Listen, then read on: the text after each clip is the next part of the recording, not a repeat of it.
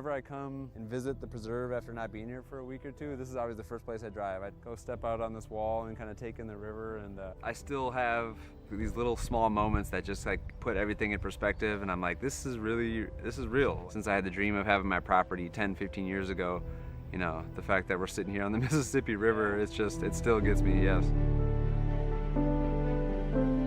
You're coming off playing a 1,100-foot par 5. I love that you come here, and if the wind's down, I'll actually rip my mid-range pretty hard on this one, but if we got the headwind like right now, I'll club up to driver, but yeah. I wanted a very defined line, but I wanted it to be super rough off the fairway because this hole is only 270. So I wanted to make it so the line is super defined. I knew that the forehanders would be able to pull it off with some kind of technical right-handed forehands, and then backhands. I really like the shot shape. You gotta just force the hyzer on a nice flippy disc and kind of just let it flip up. The play for me is kind of just to get to 20, 25, 30 left and play to get that birdie putt. But I mean, I just want to keep creating more balance on this track. I enjoy building courses. I love designing courses. I enjoy running events. It's so gratifying. It's the most rewarding thing that I could do personally. Never once did I think this could fail. If you believe in something strongly enough, it's gonna work, and if you're passionate about it and willing to put in more time than you could imagine it would take, I just had faith that we were doing the right thing, that what we were building is something that people that I could relate to could enjoy, and it just didn't seem that far-fetched to me personally.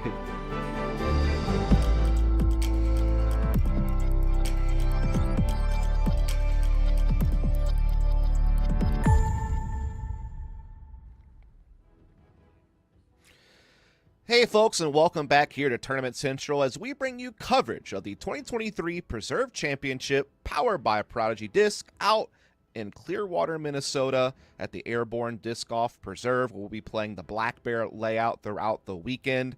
I will be your main host here at Tournament Central, but I will not be alone. We have a very special guest. It's Brian Earhart, and he's special for multiple reasons today because today is your birthday, man. So happy birthday to you, Brian, and thank you for joining us on the show. How are you doing, dude?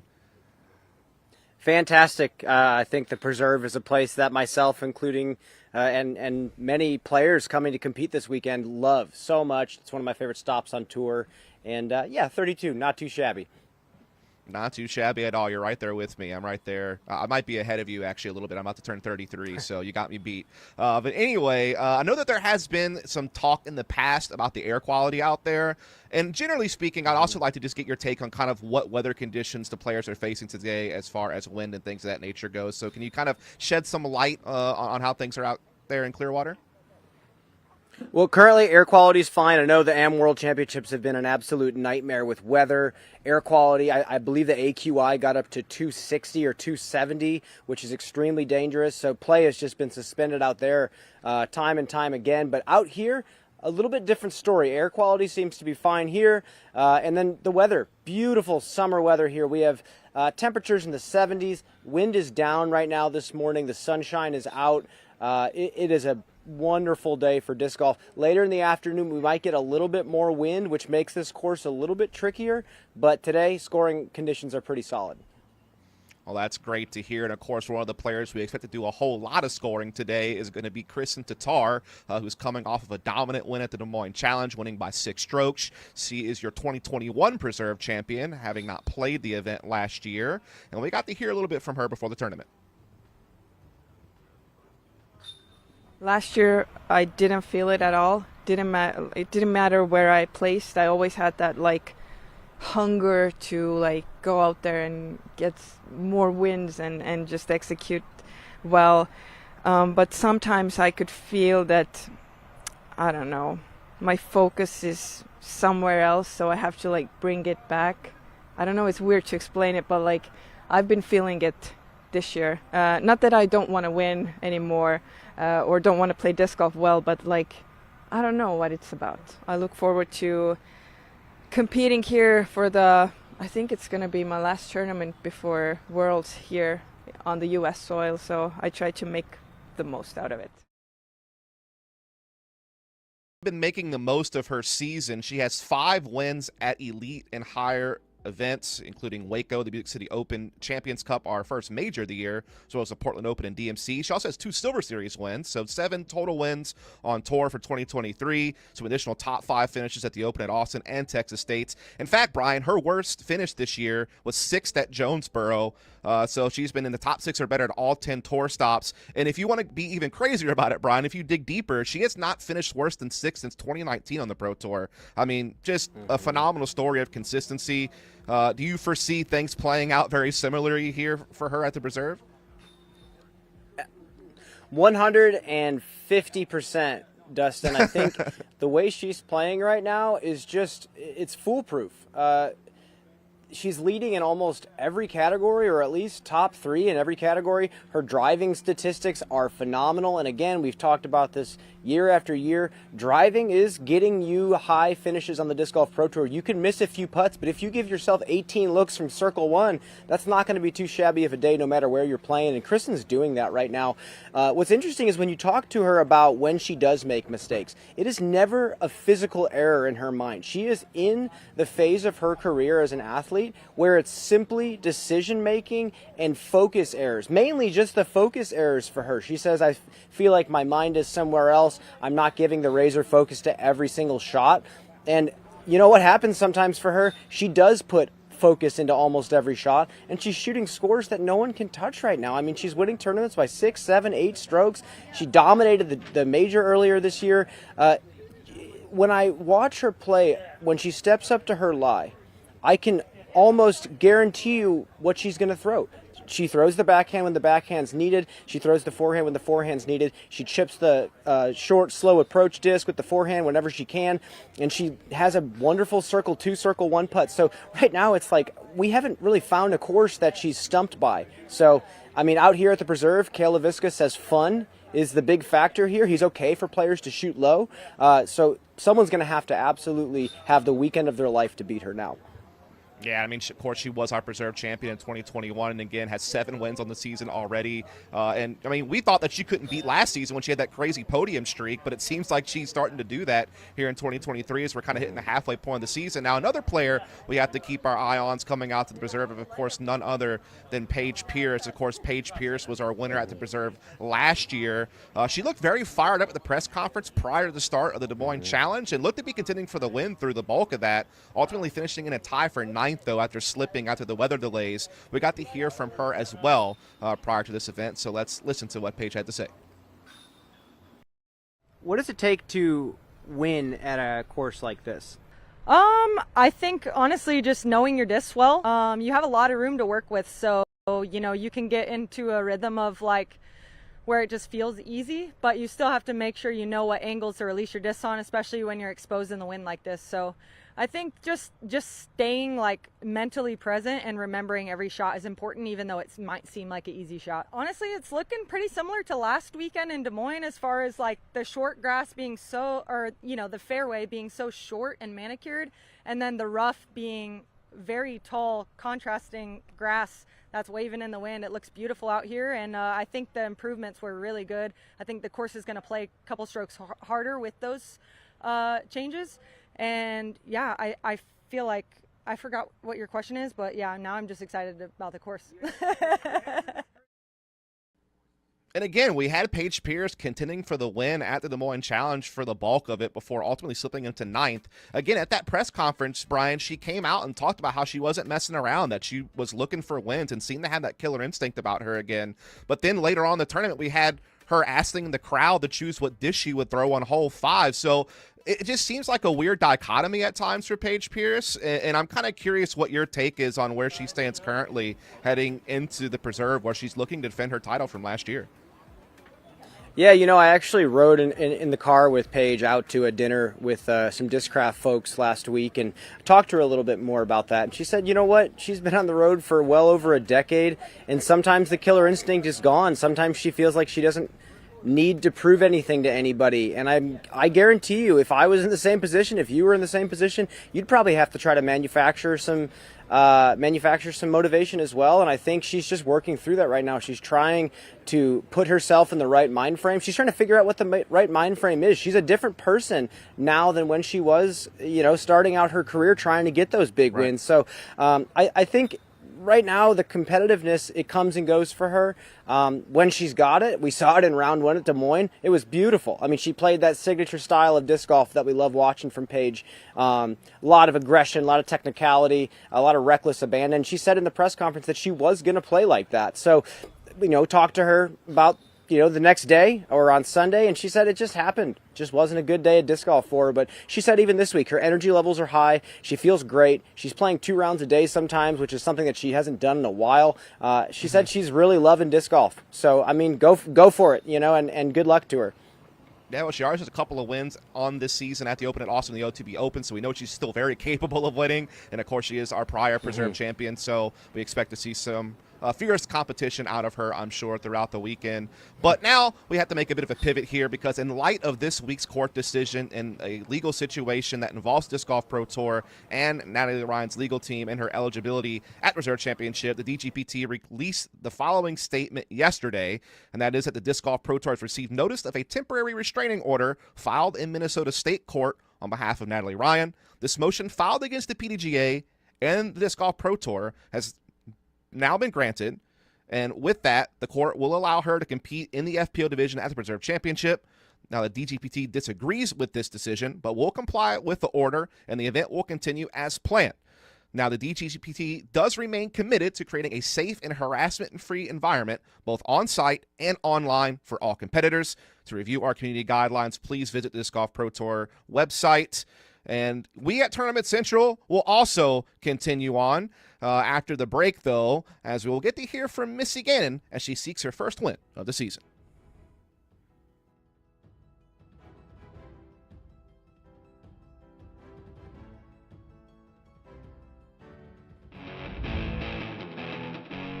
Introducing the F9, Prodigy's most understable fairway driver. The F9 is designed for beginners and lower arm speeds to get maximum distance, full flex flights, and effortless hyzer flips. A narrow rim makes it easy to grip for smaller hands.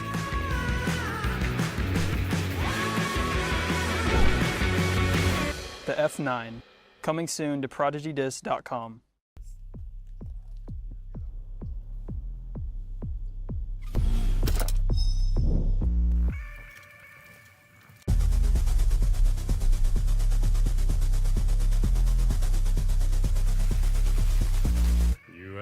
You want to play through? It's parked.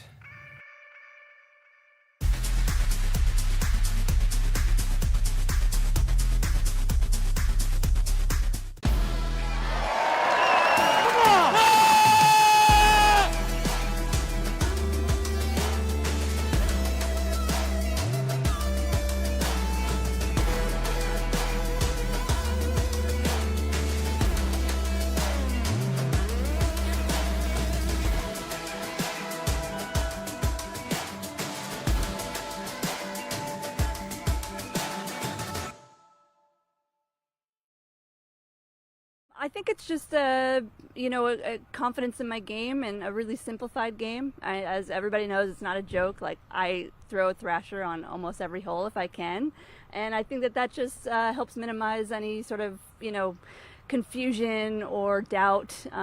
It's just really straightforward and easy. I haven't necessarily changed anything other than my angles. I was always a hyzer flip player.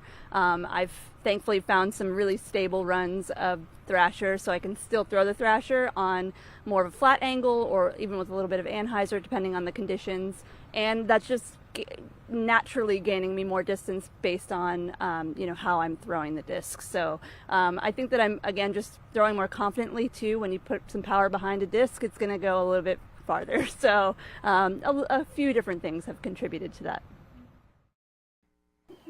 Yeah, and of course, Missy Gannon took second at the Des Moines Challenge, clear of third place by 4 strokes, so a very good performance. He also has some additional podium finishes at Las Vegas and the Open at Austin. Second place at the Silver event, Zootown Open.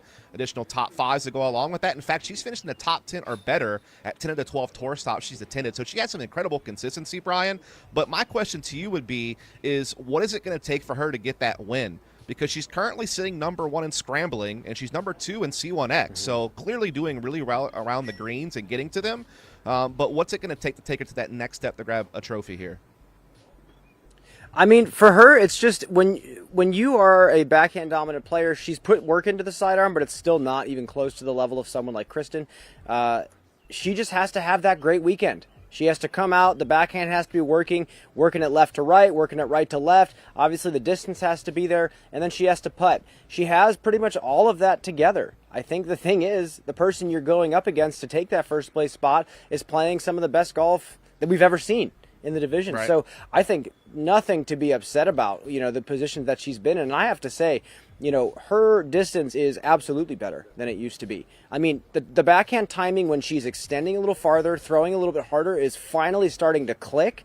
And when you're a good touch player, you have good mid-range shots, you have that kind of more shortened, condensed style. It's tough to kind of stretch out a bit and throw harder and keep the timing the same. But now, like she said, trial and error, she is absolutely throwing the distance that she needs to take down victories. So I just think everything has to come together. And like I said earlier, you're going to have a spectacular weekend to win this season.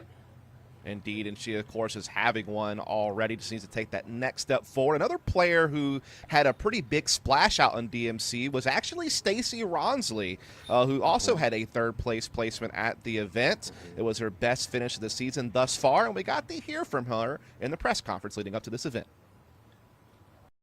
Do you feel like that momentum from last week will continue on here? Do you feel that way during your practice rounds?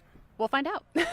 I don't know. I don't really have expectations going into this week. I feel like a lot of times I see players have their breakout weekend and then they fall the next weekend. And I think the pressure just gets to people. So I think for me, my biggest thing is just to keep being confident, keep riding this ride, and whatever happens, happens, and I have no expectations. If I fall this week, I fall this week. I don't know. It's okay. One weekend isn't enough to solidify, like, being in the top 10. In general, I have really high goals for myself in my career, so I think I still have room to grow, and I don't think I've, peaked at all. But, yeah, I've put in a lot of work to be here. Indeed, she has put in a lot of work. She was nearly our Rookie of the Year in 2021 and still very young in her pro career. And, obviously the DMC, top 3 finish was her best of the season, but she's placed in or near the top 10 several times. So she's definitely having, a little bit of consistency this season. It seems to be on a positive trajectory. What do you think it's going to look like for her here at the Preserve? As she does seem like an incredible athlete that has the throwing power to really challenge the scores.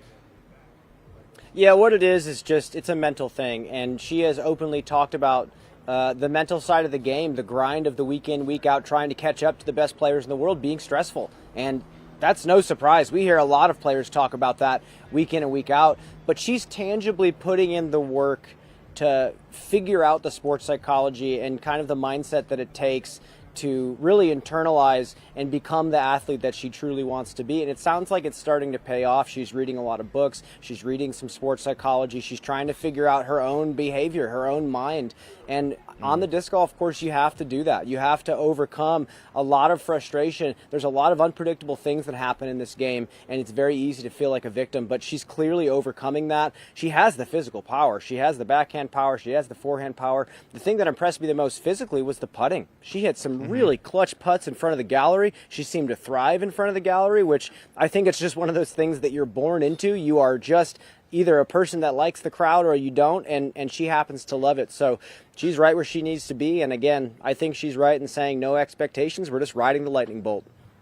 I hear you, but while we have a lot of action taking place over here stateside with the Preserve, we also got some action taking across the pond as after the break, we'll talk to you a little bit how things are going at the Swedish Open, so stay tuned.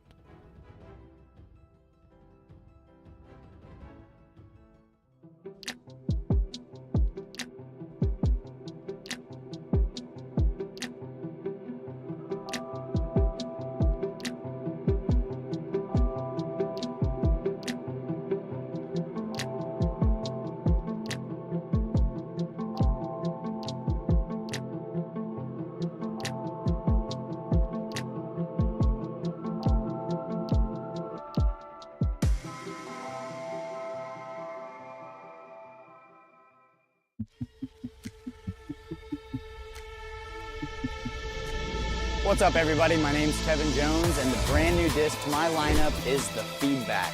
The Feedback is a stable fairway driver, so it's going to be pretty straight out of your hand and then has a nice dependent finish to the left at the end. One of the great things about the Feedback is that it's for all skill levels. I'm really excited about this new disc in my lineup. Go check it out at prodigydisc.com. What makes the Halal Guys so deliciously different? You might have heard of our famously long cart lines that NYC fans happily stand in. Today, with over 100 plus restaurants across the globe, we are your place to experience authentic American halal.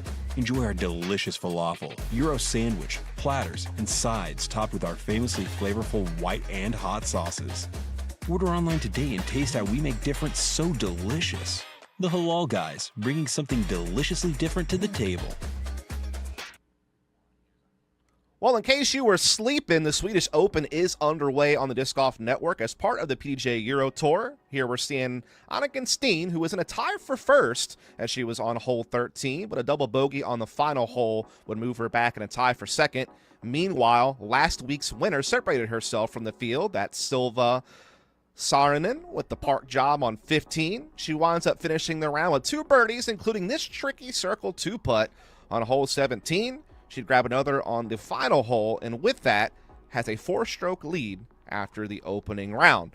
MPO action is currently underway right now at the feature card, including the likes of Paul McBeth and Niklas Antila, so definitely make sure that you check that out. But now we're back to the U.S., and last week the Pro Tour was in Des Moines, and with that, our friends at Uplay brought disc golf into the community. Let's check out their impact report.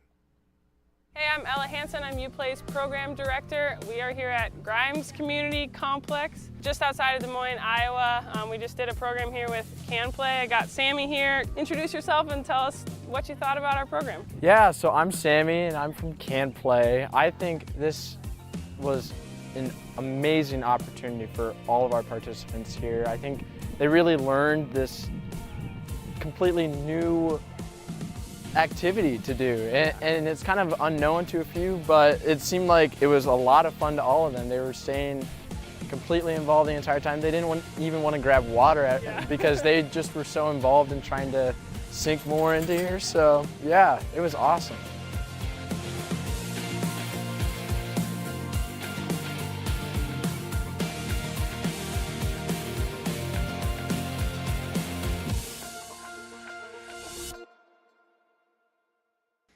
While, of course, we have a lot of FPO action to cover here at the Preserve, we also have the MPO kicking off later on this afternoon, and we'll break that down a little bit for you here after a short break.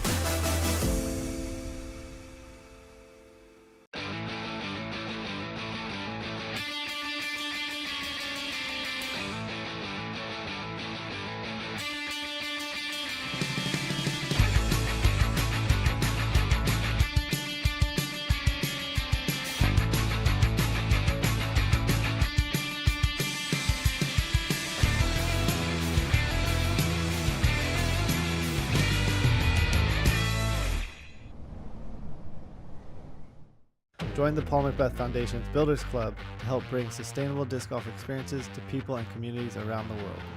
For a small monthly donation, you can help us make a real impact. Your donation will go directly to making a difference.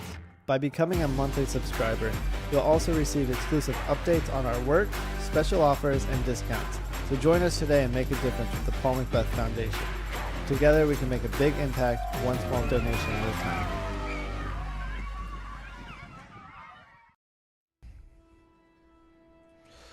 And folks, welcome back here at Tournament Central. So we need to talk a little bit about MPO before we kick things off to the live action. And of course, we have to start that off by talking about Gannon Buhr, who grabbed himself another win on the Disc Golf Pro Tour last weekend at the Des Moines Challenge. Shot the hot round of the opening day at 13 under par and followed up with 6 under par on day 3 after the round 2 being canceled due to weather.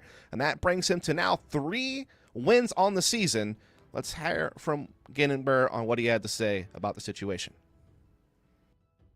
There's like a fine line of if you can be aggressive or not. And for me, that depends on the week and how I'm feeling. So if my throwing doesn't feel good, it's not worth it to go aggressive. And I feel like that's where a lot of players find issues maybe. Maybe they have everything it takes, or they have the shots, but they're not consistent enough with it.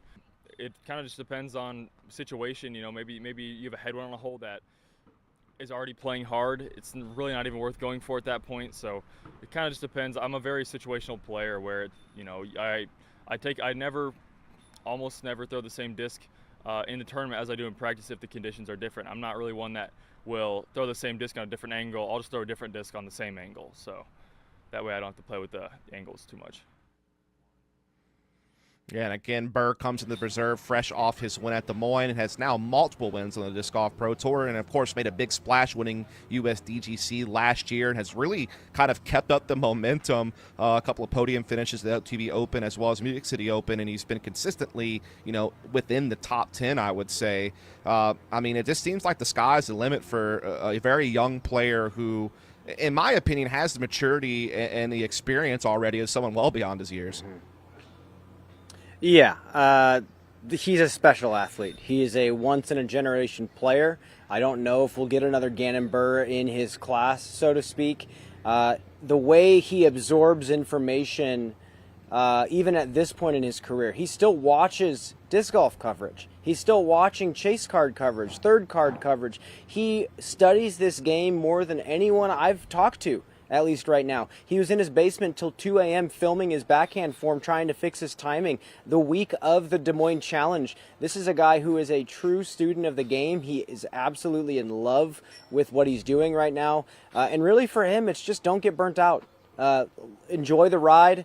Like I said for Stacie Rawnsley, ride the lightning bolt, ride this momentum, and don't lose sight of what you truly want from this game. He's only 18 years old, freshly 18 years old, so he still has such a long way to go. He's obviously got a lot of people singing his praises, but I think longevity is something that he's already thinking about, and it's really a good thing for him. I agree. Yeah, definitely deserved attention and already some big accolades under his belt in such an early amount of time. But we're going to bid you adieu, Brian Earhart. Of course, we'll be hearing you out on the course throughout the live broadcast. And, of course, all of you folks out there are only moments away from the action. After one last break, we'll pass over to the commentary booth to bring you the FPO action at the Preserve Championship. Prodigy has finally launched the Team Prodigy Player Store. It's got hand-picked discs. You're also going to find some sweet apparel. All the discs I've chosen are my favorite discs. Be sure to go check it out and keeps us on the road.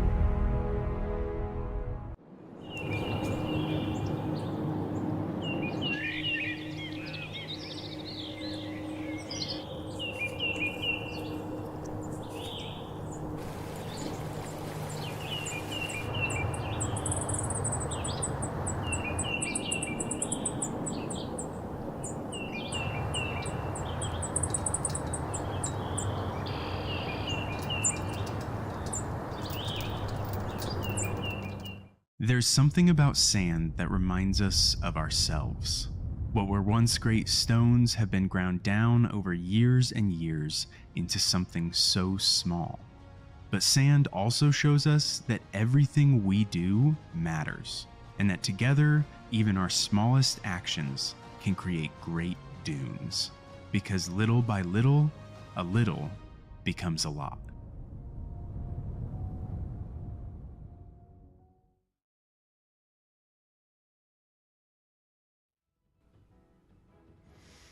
All right, folks, we just wanted to go ahead and give you some updates to some of the scores that we're seeing out there on the course already. Juliana Korver up there in a pack of players at 2 under par, and we actually had an ace already come out from Kat Mersch, so some fireworks already taking place out here in Clearwater with a lot more to come as, again, we'll have the live broadcast coming at you soon as we'll actually get a chance to take a look at what Kat Mersch was able to do here. Look at the score there, the 1 on 9, a good bounce back off of 8. And that's going to do it, folks. Just stay tight, and we'll be back with the action here soon.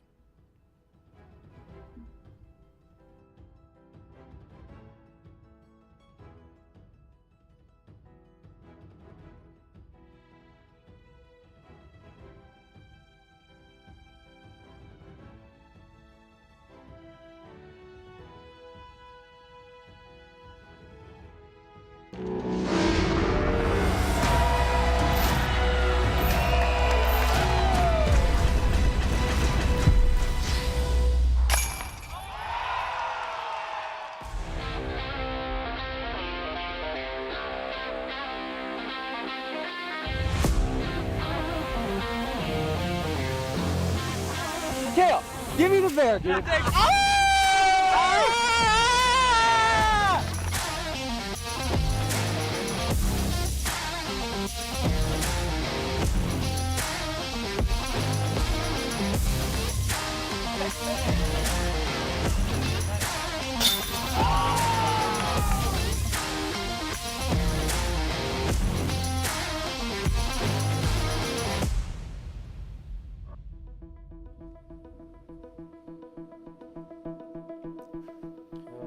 Good morning and welcome to Clearwater, Minnesota. Cal LaVisca invites all of us into his backyard for the Preserve Championship, powered by Prodigy.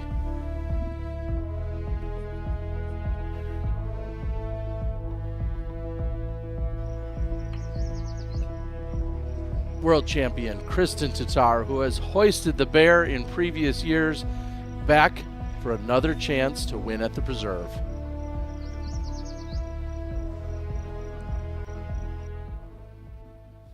Welcome in, everyone. Terry Miller, the Disc Golf Guy, joined alongside Zoe Andyke and 4-time world champ and Hall of Famer Val Jenkins. I just said it. Kristen Tatar, she's back. She's claimed this title before. She's 7 for 11 in wins this year. Zoe, is she having one of the greatest seasons we've ever seen? The answer is yes, Terry. And I just want to zoom out and take a quick look at what she's doing right. She's looking good, she's feeling good, and she's getting the job done. But how? She's got balance. She's taking care of her mental game. She's taking care of what needs to happen on the course, obviously. And what else is she doing? She's really taking care of look good, feel good, play good. Kristen's got the style lines, and she's got her brain cooled off and zenned out. That's what I'm thinking. Yeah, I love what I'm seeing. And I can remember way back when I was having one of the best seasons of my life, and it came after I won my first world championship. When you have that kind of confirmation and confidence built by winning a big title like that, then it just continues to build. And right now we are seeing how Kristen has been able to rack up all these incredible wins this year. And the way she plays, like Zoe's describing, it's unlike anybody else right now. Well, and we're seeing, as we're recapping a few of her wins, and just the work and energy and effort that she's put in every single weekend. She's getting used to hoisting that trophy, that's for sure. Comes second nature to her. In fact, I believe it was earlier in the year, she said she's learned her lesson this year. She had packed an extra suitcase just to help her get her trophies home. And you see, she certainly has needed it. This will be the last time she's here before she heads back home for a little rest and relaxation and our European swing. And if we take a look at some of the other incredible seasons, as you just mentioned, Val, we see you right there. 2008, 83% winning percentage of the events you played. Paige Pierce 2019, Kristen in 2022 and 2023.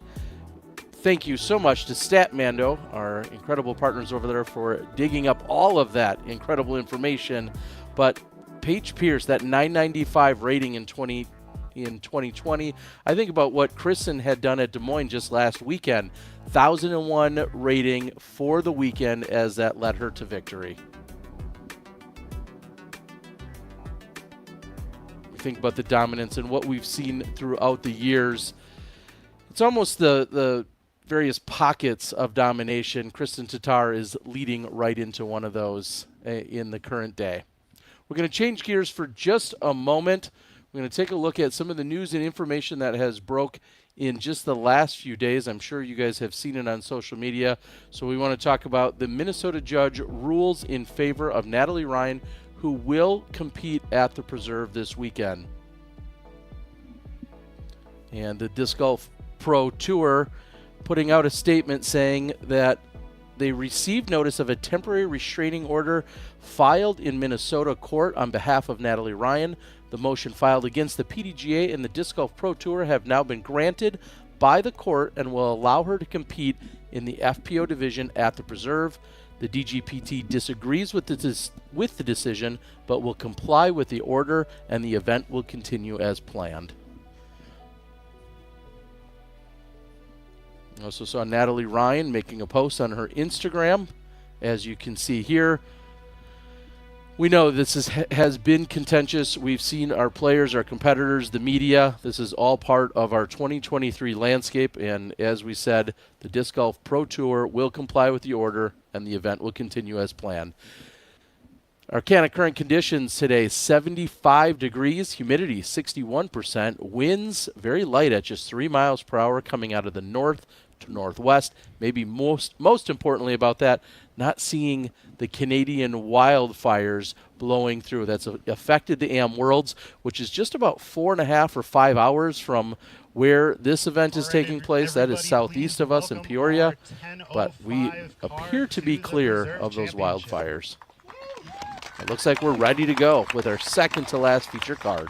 First up on the box from Charlotte, North Carolina, let's hear it for Paige Shue.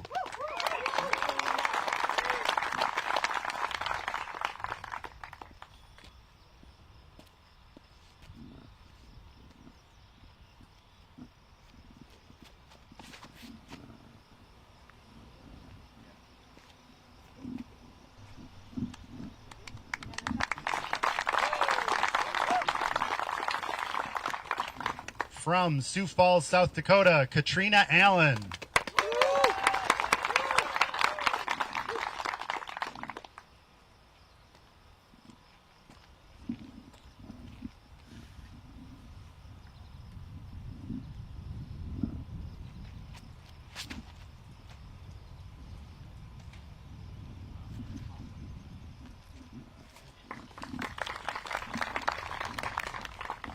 From Beacon, New York, Missy Gannon.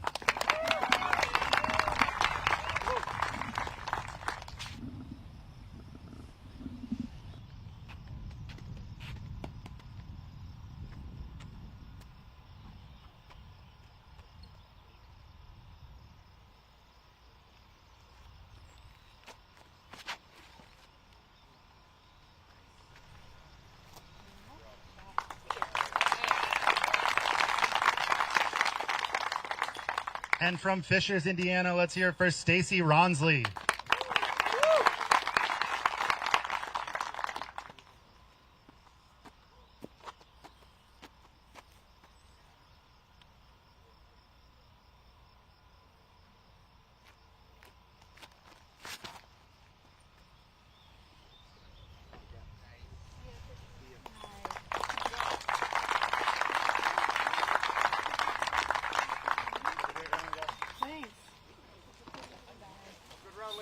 Thank you so much.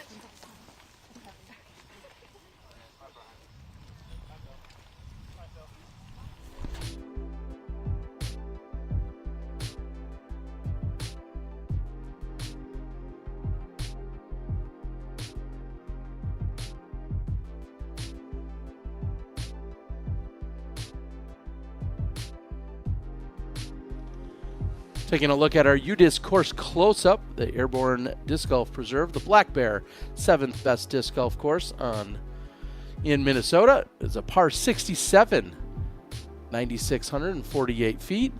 And the course relies on natural rough, scrambling, the second fewest OBs on the Elite Series.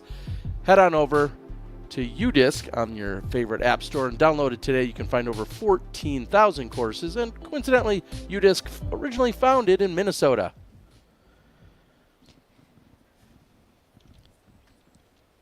And it feels right now as if our entire FPO field is tied at 2 under. Of course, you're seeing that list on your bottom right of the screen.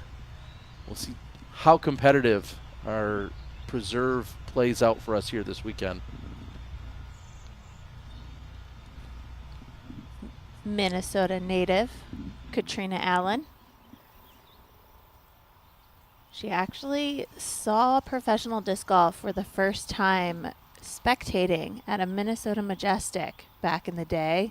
Came out with her friends, was a casual player, came out to spectate, saw the whole operation, and that inspired her to start playing more competitively. And look at her now, two-time world champ. And she absolutely parks her upshot there. Should be no work left to close out on hole 1. What a fantastic story, Val. You always wonder what it is that actually hooks the disc golfer in and makes them want to have that competitive drive on the Elite Tour. It's such a commitment. Your entire life goes into playing this tour, and it all happens from one cool memory. Yeah, and think about how many people, are still asking us, this is a professional sport, how do I watch it? How do I go and spectate? And these days it's becoming more and more accessible. And if you are anywhere near a Disc Golf Pro Tour event, highly recommend going out and watching this in person.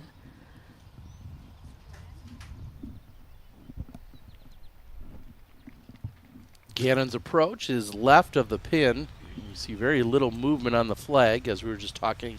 Light winds, that was very much a theme within the press conference yesterday, just talking about how this course plays differently when the winds are down, how attackable, how scoreable it really is out here. If the winds pick up, it's relatively open so that it can be brought more into play, but when the winds are down, we should expect low scores.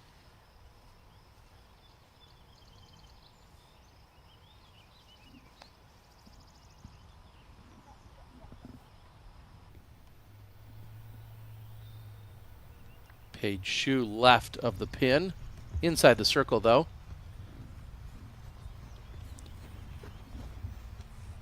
It's a tricky entry to get to the basket and to get underneath the pin, depending on where you land on the drive. See how you're lined up with the opening. It's high rough that they have to clear, and then it's a low ceiling depending on which angle they're approaching the pin.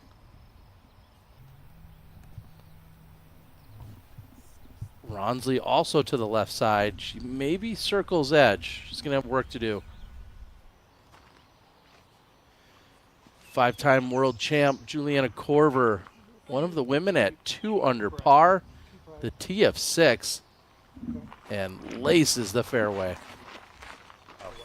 Got a disc in my hand. School's out, but disc golf season is in. We've got all the action right here on the network. We'll be right back. Lead card, FPO, first day. You guys over here?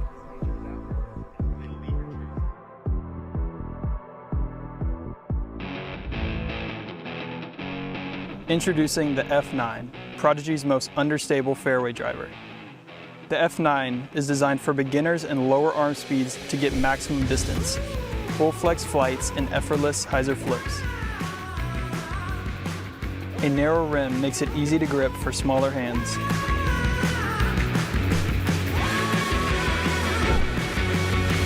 The F9, coming soon to ProdigyDisc.com.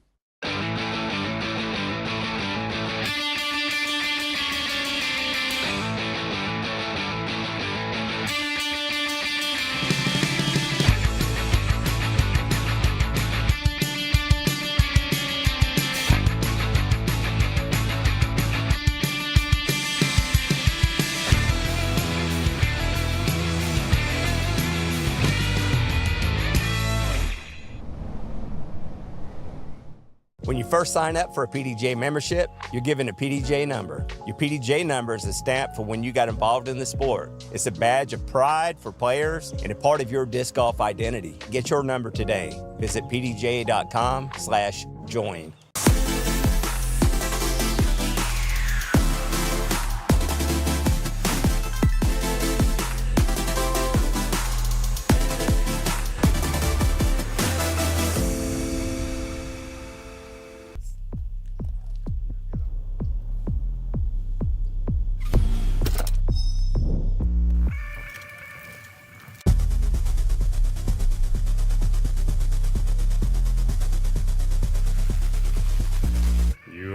You want to play through?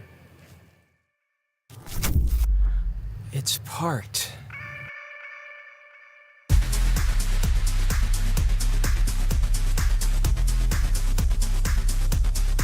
There's something about sand that reminds us of ourselves. What were once great stones have been ground down over years and years into something so small. But sand also shows us that everything we do matters, and that together, even our smallest actions can create great dunes. Because little by little, a little becomes a lot.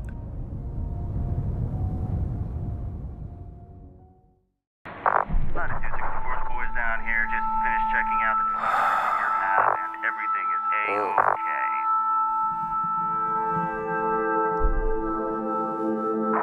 Hey, Jonathan, catch. Huh?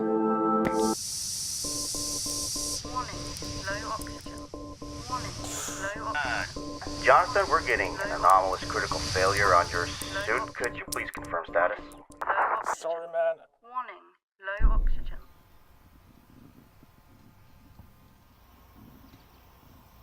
Welcome back. We saw an incredible putt by Katrina Allen. Now Paige Shue dealing with one branch.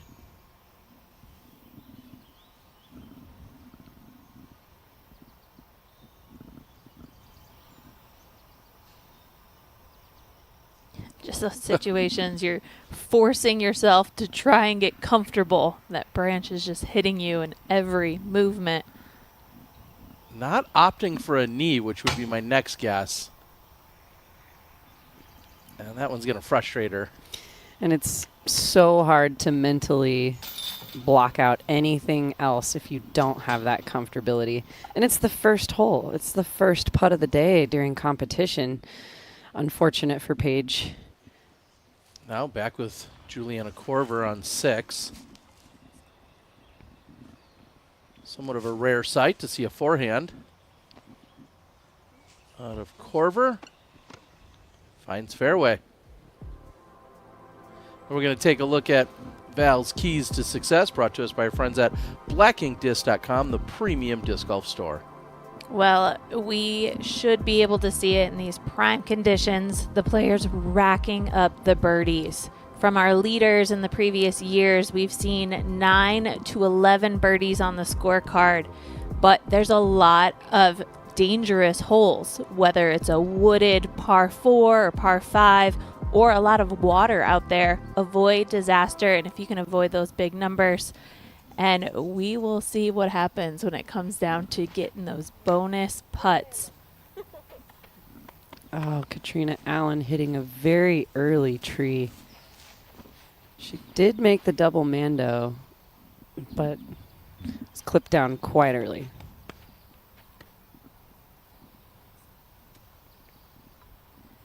So you go from hole 1, where it's a big drive, a nice placement shot, to players having to dial in their accuracy and hit a line. And that was beautiful. Missy Gannon lacing it through the woods. Korver now with her third shot.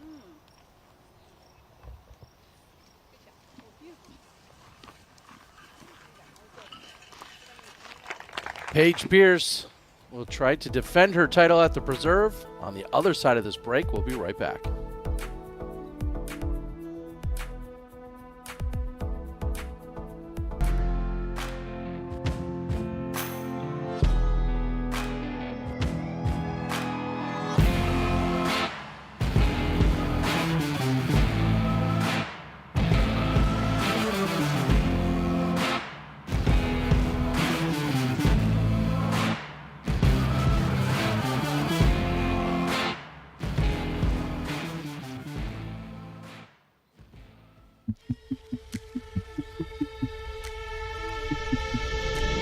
What's up, everybody? My name's Kevin Jones, and the brand new disc to my lineup is the Feedback. The Feedback is a stable fairway driver, so it's going to be pretty straight out of your hand and then has a nice dependent finish to the left at the end. One of the great things about the Feedback is that it's for all skill levels. I'm really excited about this new disc in my lineup. Go check it out at prodigydisc.com.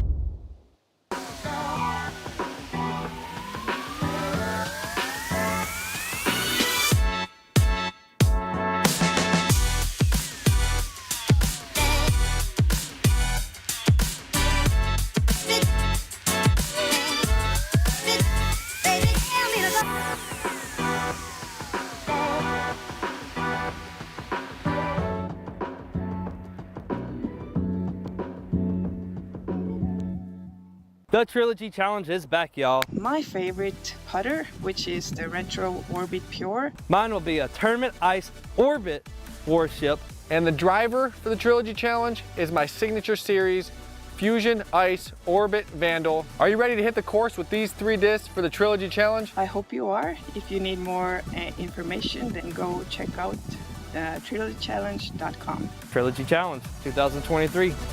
Be there.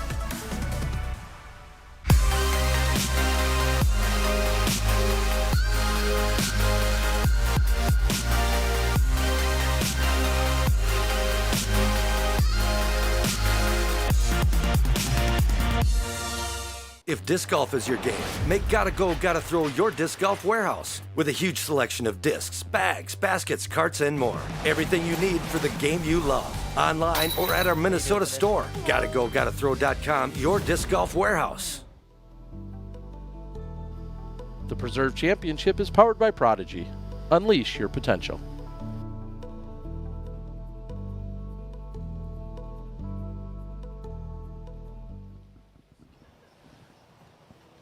Welcome back as Paige Pierce getting ready to go here. Welcome our feature card of the Preserve Championship 2023.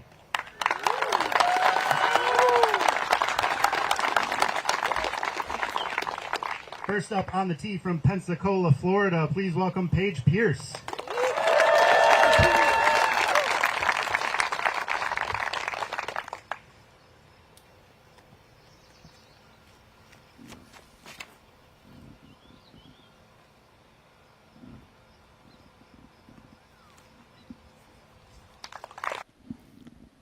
Right side of the fairway for Pierce.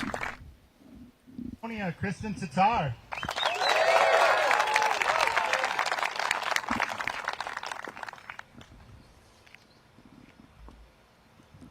You see the well-manicured fairways. There is no out of bounds. You go in the tall grass on the right.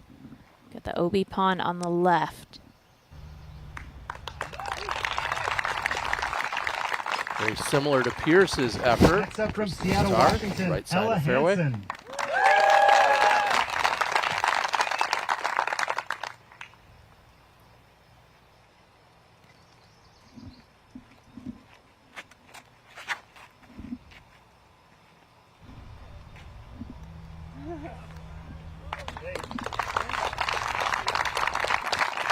Overturned for Hansen. And from Frisco, Texas, let's hear it for Caroline Henderson.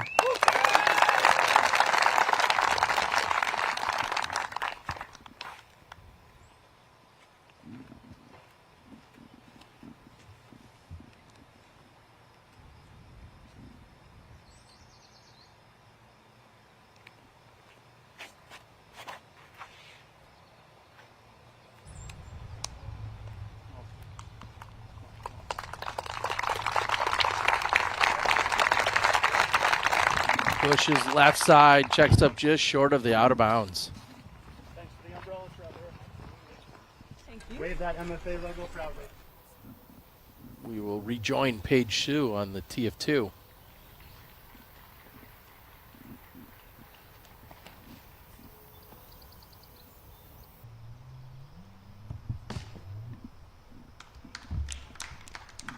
And Paige gets all the way through. She's going to have a putt for birdie. Rebecca Cox with her 3rd on the par 5. Beautifully done, right underneath the basket. She is off to a great start so far today. Here's Katrina after hitting early. And a little strong on the recovery. The second shot, but she'll at least have a chance to save the par. And Corver, that was her birdie look, so she'll be next to the pin. Should have a tap-in par on the par 5. Missy Gannon comes up just short from circle's edge. And no surprise, in the Midwest, seeing a great gallery turn out on a Friday morning as they're heading down the fairway of hole number 1. Minnesota loves disc golf. I know we talked about how Kansas loves disc golf. We also saw just last weekend Des Moines loves disc golf. Iowa loves disc golf. Minnesota loves disc golf. Great gallery ready to go here. Nice summer Friday morning.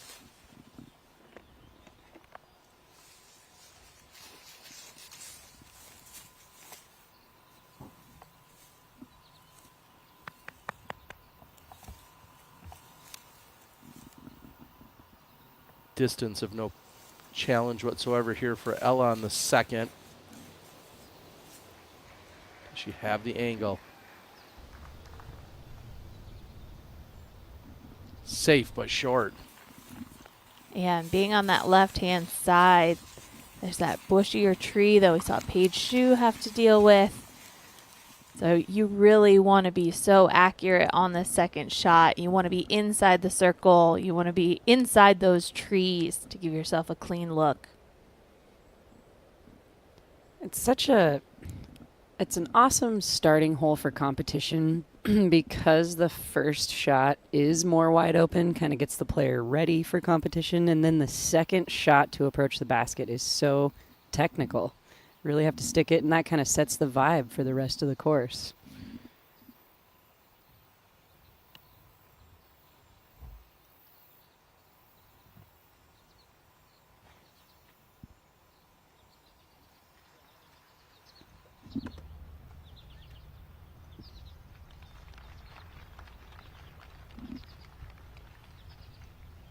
Just barely in bounds for Tatar.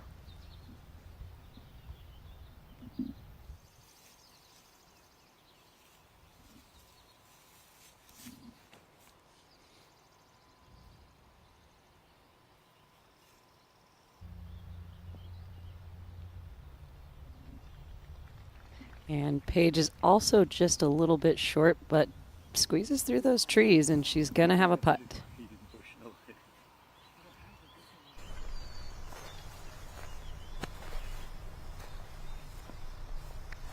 We see how vastly different the angle is here for Caroline as opposed to the previous 3 throws.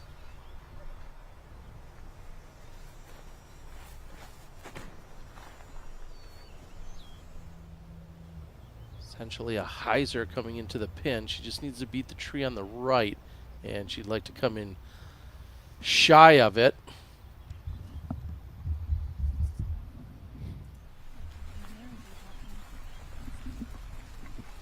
And to head on 2, we saw Katrina with her second shot. She went deep, now coming back for par. She cashes it. Wow. Even with hitting those branches, she was able to power through. That's a huge save. Oh my goodness. That was quite a technique. Yeah. It was the flippy putt in. That was a little bit curious. And right now we're seeing Kat Murch in the lead at 4 under. She's had a pretty exciting round so far here today to get to that 4 under. Even through the first 2 holes and then a bunch of pars, she takes the double bogey on the par 5 8th and then follows it up with an ace on hole number 9 and then rattles off 4 consecutive birdies after that. So she is, I think, 6 under through the last 5 holes. That's doing some work. Yeah, incredible. So I kind of feel like that those bogeys charged her up for that ace, and then she answers with more birdies. Just a little bit low for Paige Shue on the second. up ahead with Rebecca on 7. She's 3 under, so 1 off the pace that currently Kat Murch is at.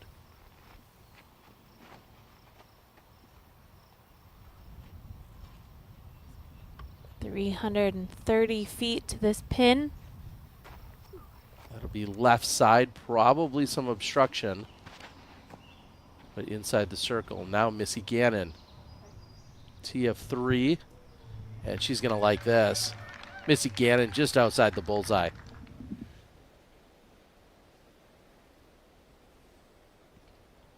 And with such wonderful conditions on this Friday morning, I got to think back to Val's Keys. You've got to get your birdies. It's such perfect conditions out here, and the course is scoreable.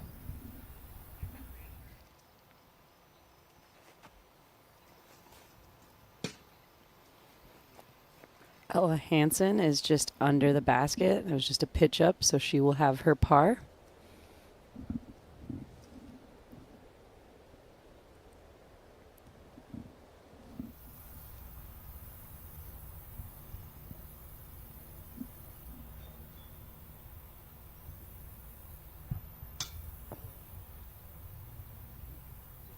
The birdie attempt by Pierce is strong off the top of the pin.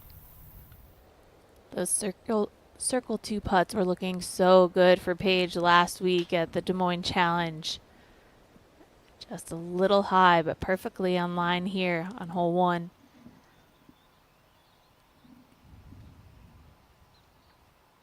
Tatar for birdie. Just a little bit short. And remember, this is the first hole. We've got to get the putter warmed up. These players are just getting started for their Preserve Championship. I'm expecting to see a lot more birdie putts out of that woman today.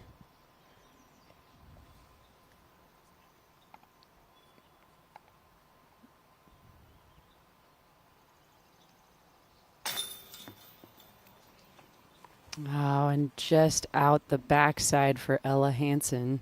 She's going to have just a tap in for her bogey.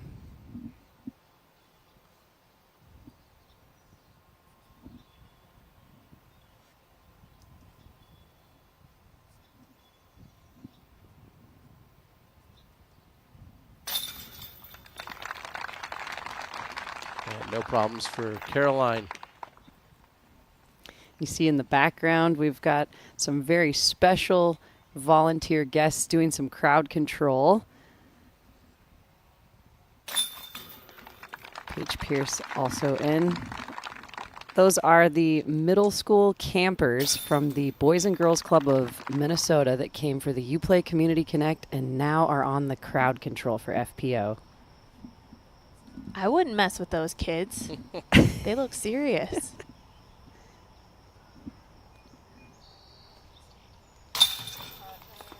Cat. Putter looks good. 2 of her first 3.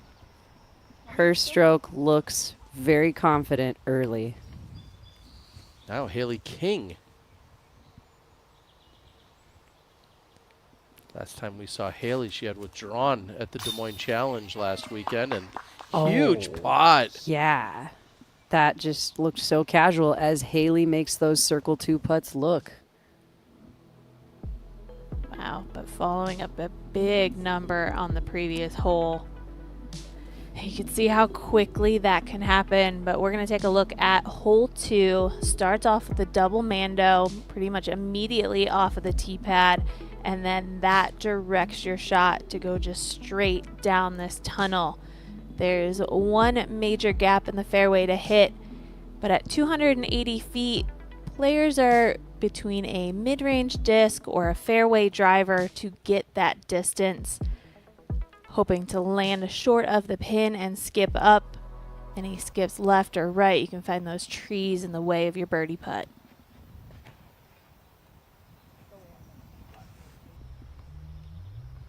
Paige keeps it at just the perfect height underneath the canopy, and she goes just deep. She's got a putt for birdie. That was not too far from ringing it up for the A's. Yeah. Rebecca Cox does not match our leader at 4 under. She's going to settle for a par. Now Kristen. Tee of 2. What a great kick. Wow. And then maybe another redirect. That's center of the fairway. She'll have an open look from long range. A lot of action on Kristen's disc.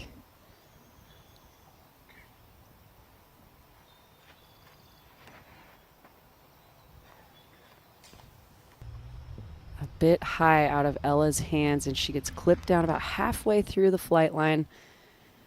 This hole, it's all there. You just have to pure it. You've got to have the height, and you've got to hit the line. Very tightly wooded gap.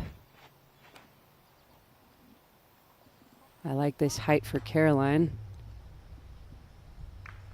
Yeah, throwing a faster speed disc on this hole seems to be more successful. They can throw that direct line rather than that lofty flight like we saw to Paige and Ella. Tee of 4 for Allen. Beautiful drive. Well placed. Katrina is looking ready to play. We haven't seen her on our top card in a few events. I've been thinking about Katrina Allen, and she's got to be getting more and more hungry to get that podium finish. She's looking focused. Hole 4, 675 feet. Big dog leg to the right.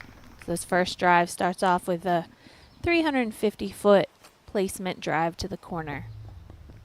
Hansen just laying up for the par on 2. And Caroline not messing with the elevation either, just simply going to pitch it next to the pin and walk away with a par. And I have to say, I'm kind of impressed by that play. Caroline newer on tour. This is her rookie year, and, you know, it takes a lot of self-control to be able to just pitch up and make the golf play.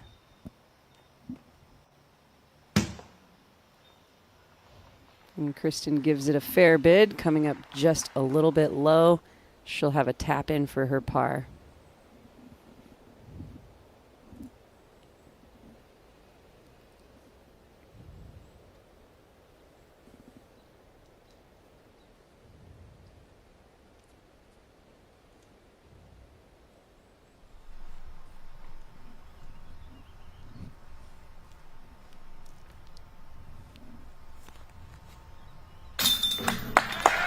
Pierce connects for the birdie on 2.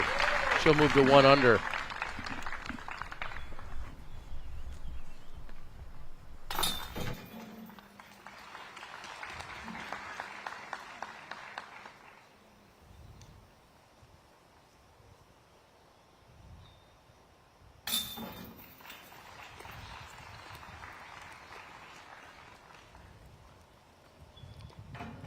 And a few tap-in pars. Paige Pierce is our only birdie for the feature card on 2.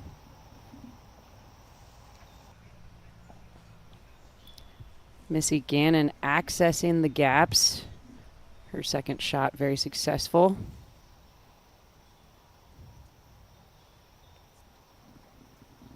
Katrina's more in line with the opening.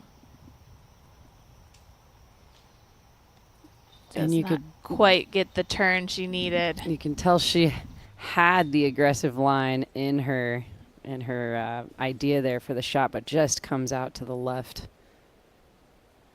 And you can see the gallery has doubled in size just since we've started. We're only on our 3rd hole. I could hear it, though, when Paige Pierce just made that last birdie putt.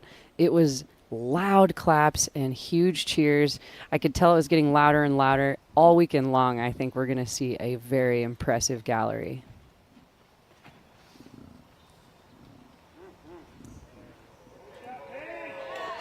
This is looking really good. Paige Pierce just outside of the bullseye. Perfect drive from Paige. This is 324 feet. OB on the left-hand side, so if you get too much angle, you could get the skip OB. And Kristen stays on that hillside. Just nestles.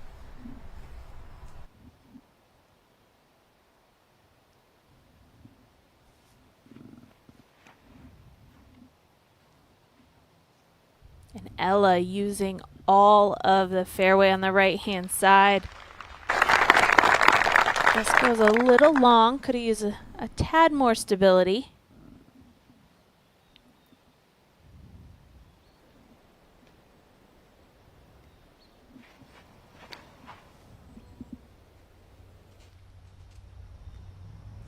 And this is wide, but she stays free of the tree branches. She will be in circle 2, and we're going to take a look. Pierce talked about how excited she was actually to attack this specific hole, to go straight at it. If you have any intellectual property, copyrights, patents, trademarks, anything of that nature, reach out to our friends at Sunstein Law. They will help you out. Paige with the flax ready to go. And I think we had a flex count last weekend at Des Moines. Paige Pierce kicking it off early here on Friday morning at the Preserve. It's always good news when we're kicking off the flex count early. That's funny. Like, how does umbrella get stuck? It weighs so much more than it weighs. Yeah. And like plastic ones, right? Yeah.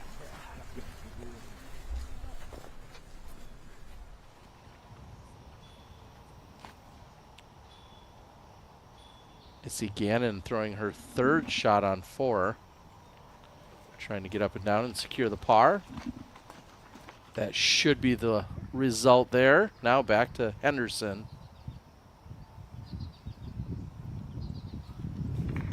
Again, not aggressive. Just going to pick and choose her spots here.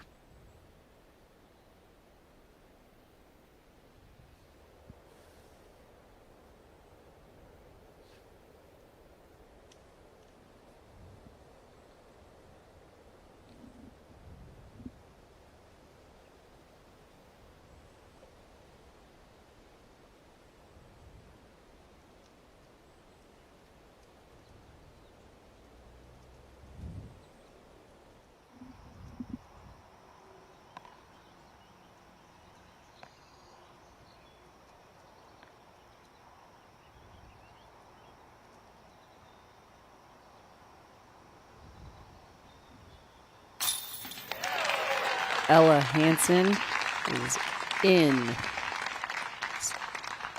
So that will be her first birdie on the board.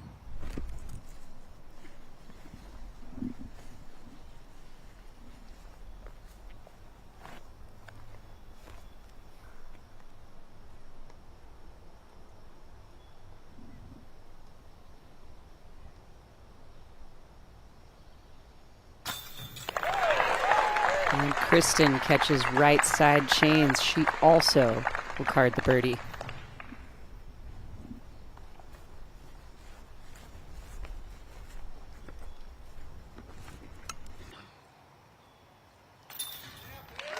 And I actually miscalled it. I said Paige was outside of the bullseye. She was right next to the basket. Easy tap in. That's back-to-back birdies on 2 and 3 for Pierce. Back with Katrina Allen. Right next to the pin on 4. Laying it up safely. Kat Mertz, still current year leader at 4 under. Raven Klein off to a pretty good start here. She's 3 under through 5. She's also putting for birdie on the 6, so she may have a share of the lead in a moment. Raven Klein coming out of Minnesota. Rebecca Cox, Jessica Weiss, Lydia Cochran, all right there at 3 under. Now we're going to take a look at how our competitors will attack our 4th hole.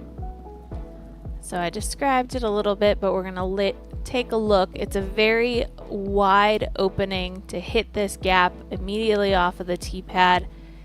And it just depends on how aggressive the players want to get. We've got some big throwers in our featured card, so they could just play a mid-range placement shot.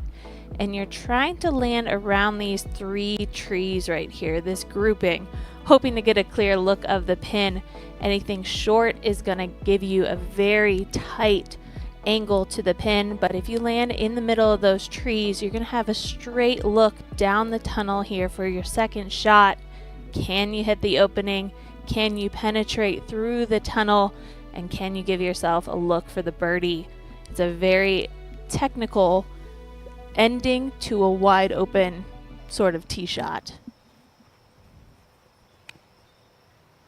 And you have to just really rely on what you did in practice and what disc you threw, the height, the angle. Ooh, and clearing out some of our spectators. Pierce is way up the fairway.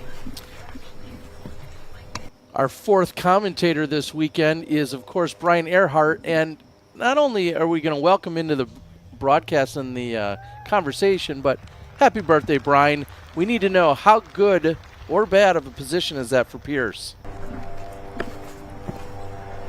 You know, funny enough, even though it's tall grass, Paige is not in a bad position. It opens up kind of a low ceiling hyzer for her, so she can take something a little bit more stable and kind of move it right to left through the gap rather than having to throw straight. So not as bad as it looks. Appreciate it, Brian. And again, happy birthday. Hansen caught up by the tree.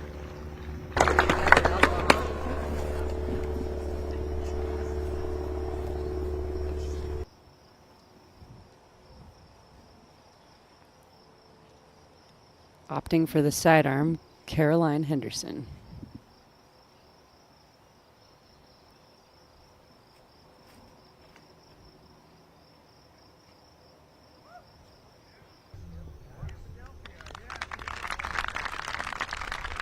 And she's out in the middle of the fairway.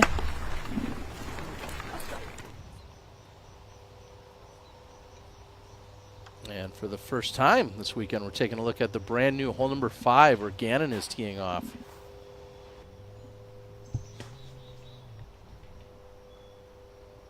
That will be a long birdie look.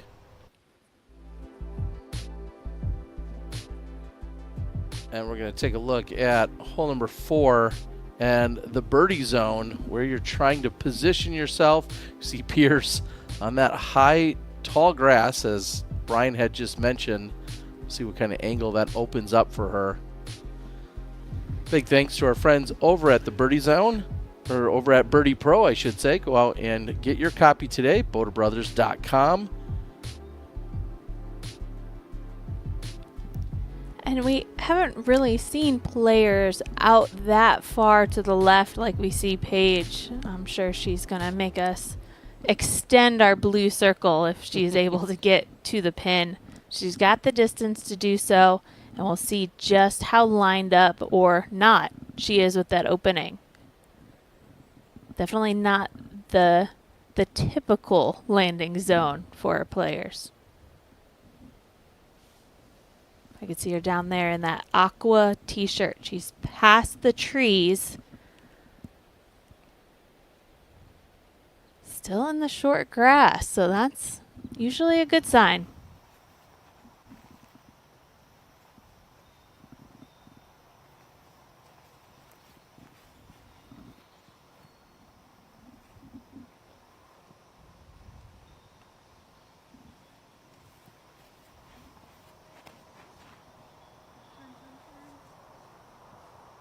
I like the height that Caroline released it. It was a little bit on the left-hand side of the opening, and she could have just a little bit of obstruction there, but she has advanced up the fairway just outside of circle 2.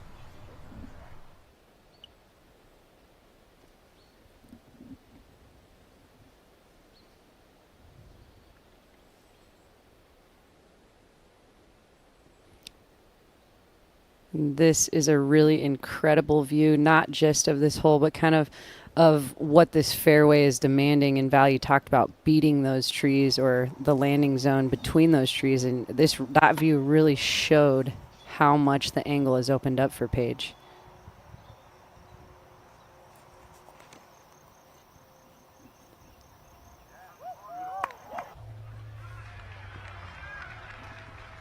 And I heard it from the gallery first. They like it, Paige likes it, and that's a putt.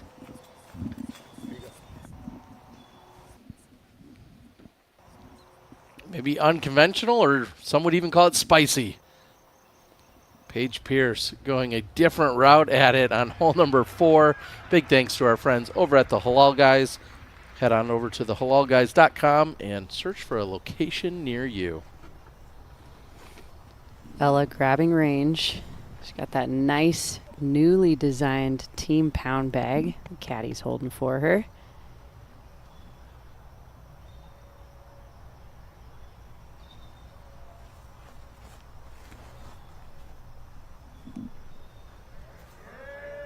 Man, and with that tree on her left side right in front of her, I was worried about that shot, but Ella just released that perfectly. She is in the bullseye. Wow. I'm going to agree with you, Zoe. Just that release. It is so easy to get scared and to overthrow your shot when you know that there's a tree that close and almost immediately out of your release. And she was so confident with the line that she executed. And that's exactly what you need. And it really couldn't be any more lined up here for Kristen. Yeah, it was textbook placement and a very nice upshot. She's set herself up nicely for the birdie.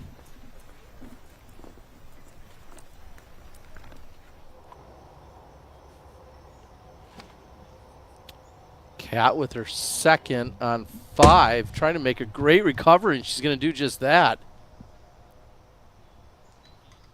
That looked like a spicy approach as well. Kat Murch with her third on 15.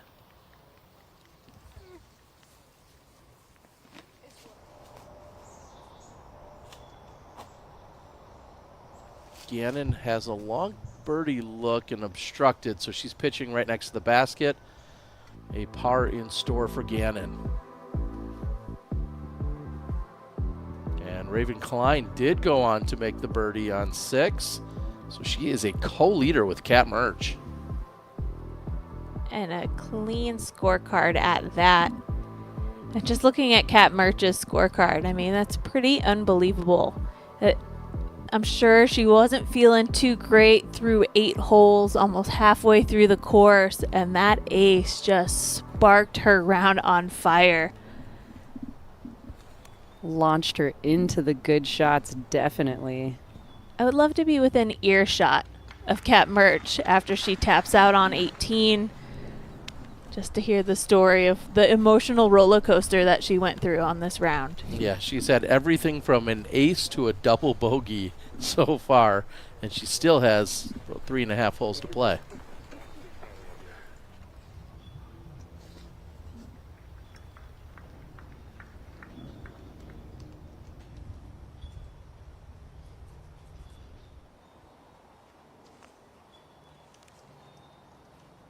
How does that look for my 4 inches? Paige confirming that her right foot is placed appropriately. The card agrees.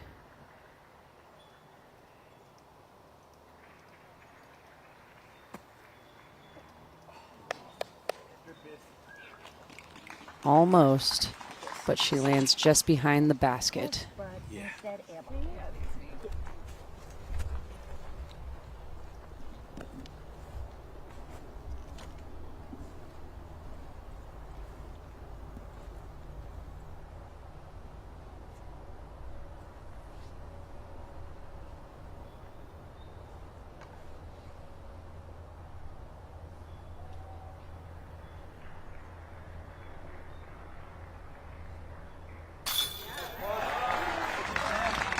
That was a very well-made putt. You have to think, Caroline, this is her sponsor's event. She's so new out on the tour.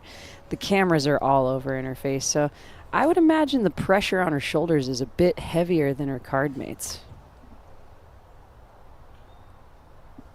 Hansen for birdie.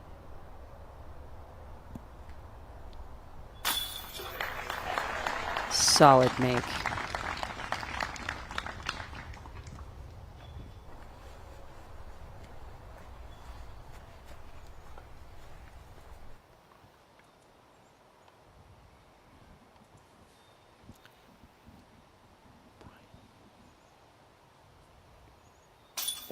Tatar's birdie bid is off the mark to the left side.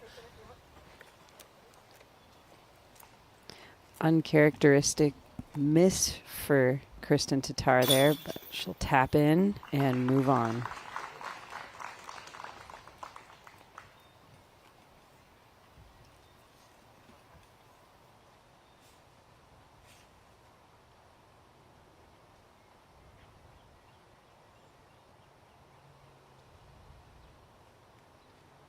Pierce to clean up, and not a problem.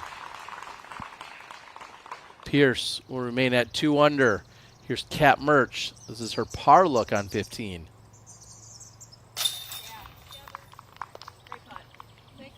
Solid.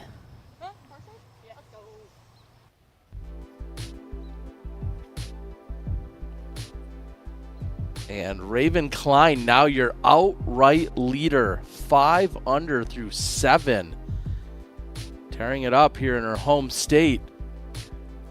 I'm thinking Raven might have taken some cues from Val, and she is actually really taking it seriously. She's collecting these birdies early. She isn't even through 9 holes yet. Well, we're going to throw it out to Brian Earhart so he can describe the brand new hole 5 we're seeing. Brian, take it away. Well, it's a short par 3 at 275.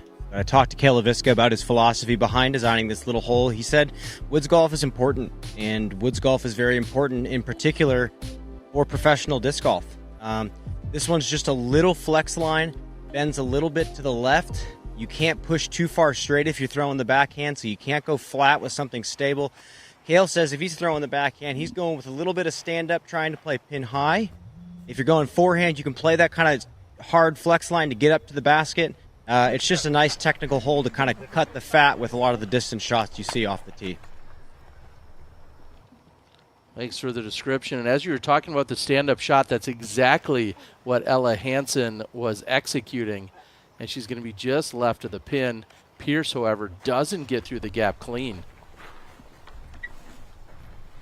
You have to really throw a smooth shot.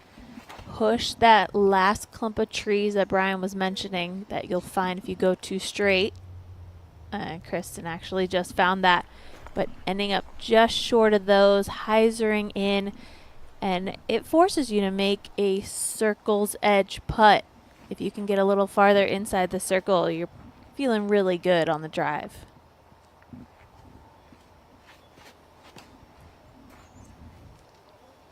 Henderson, low release. I'll keep her in the center of the fairway. I'll be close. Yeah, I heard a little bit about it.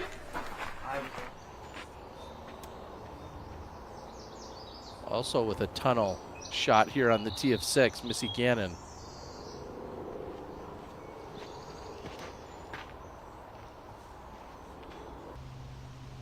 Beautiful release for Missy. It just didn't even leave that beautiful straight line she put it on. She's in the center of the fairway. Now Kat Murch on 16. 3 holes to close out her round.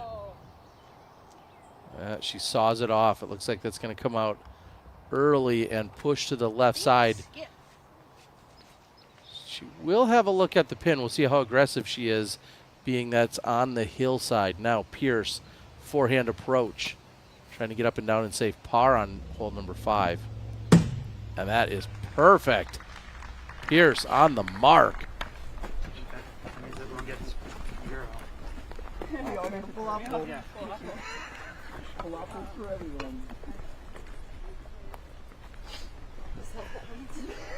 It's a giveaway. And I want to throw it out to Brian Earhart again. Brian, I know you've talked to Kale LaVisca, and there's been some additional land and expansion out there at the preserve. What did he tell you about it?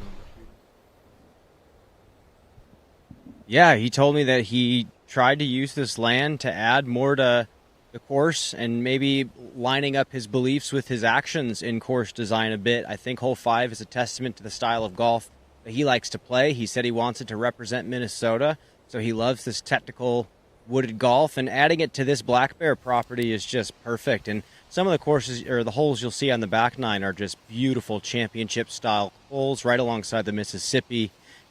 He takes a lot of pride in course design. I think it's one of the most interesting people in disc golf to talk to about competition and course design theory alike. So yeah, it was a really wonderful conversation to have with him. It was actually too much content we filmed. It was a good problem to have for our editor, that's for sure. Kale and LaVisca Design out here doing work as we've been welcomed onto the preserve property for the last 4 years. Cat Merch does have a long look on 16. The slopes directly behind the basket. What you see in front is a mirror image on the backside.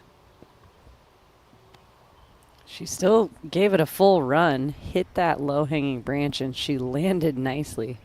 It could have gone a lot of different ways. Tatar looks to be stretched out to her left from a knee, elevated pin. Still makeable. It's on line and it's in. What a putt.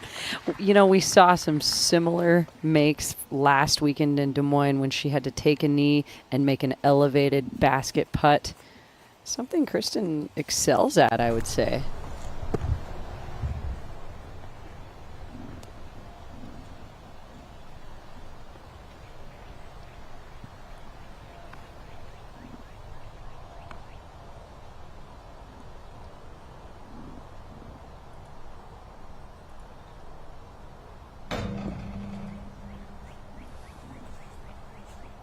And although she had a great drive, she's not going to capitalize. Ella Hansen looking at a par on 5. 5 is playing as the 6th most difficult, averaging over par at 3.22.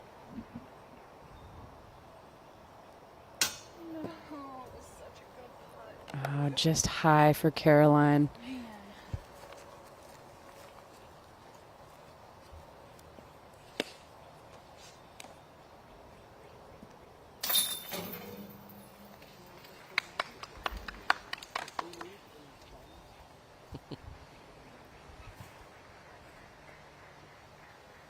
And Pierce will be the happiest of the card with her par, considering the impressive up and down to save it. Caroline will tap in.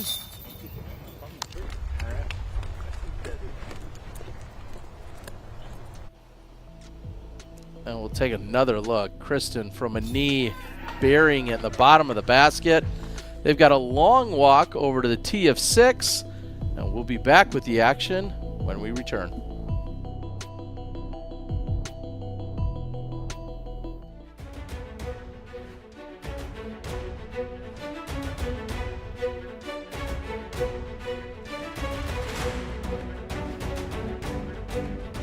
Come on! Unbelievable. You missed that, you're going out of bounds easily. He's going for the eagle in these conditions. He parked that. And there it is. Look at the big beast.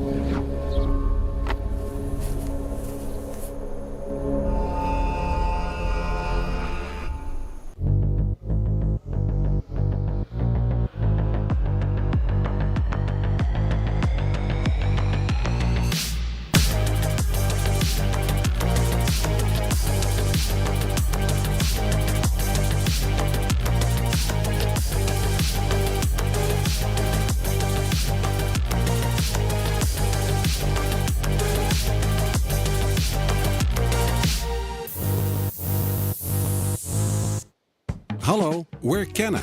We're a Dutch growing company. We love plants and we want to tell you some cool things about them. Just like humans, plants can communicate. They can sense when another plant is close. Plants look out for each other too. They warn neighbors about nearby threats by secreting substances. And studies have shown that plants love a good tune. We love and understand plants. Let our passion excite you too. What makes the Halal Guys so deliciously different? You might have heard of our famously long cart lines that NYC fans happily stand in. Today, with over 100 plus restaurants across the globe, we are your place to experience authentic American halal. Enjoy our delicious falafel, Euro sandwich, platters, and sides topped with our famously flavorful white and hot sauces. Order online today and taste how we make different so delicious. The Halal Guys, bringing something deliciously different to the table. Yeah, baby, yeah. That's what I'm talking about. Your dynamic disc open champion, Parker Wells.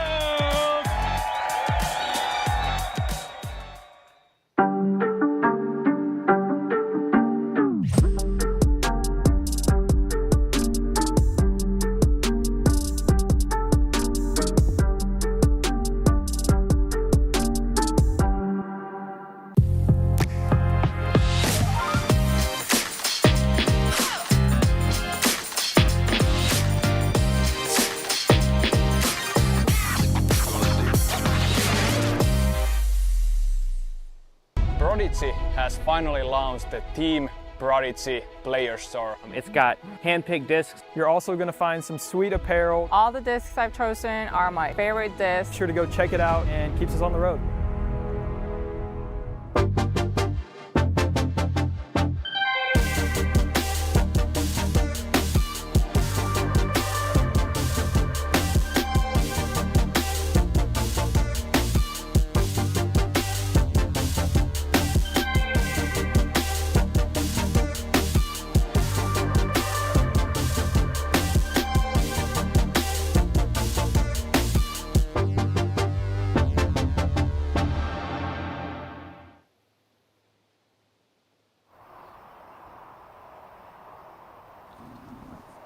Welcome back. Cap Merch has a birdie look on 17. This is from deep in circle 2.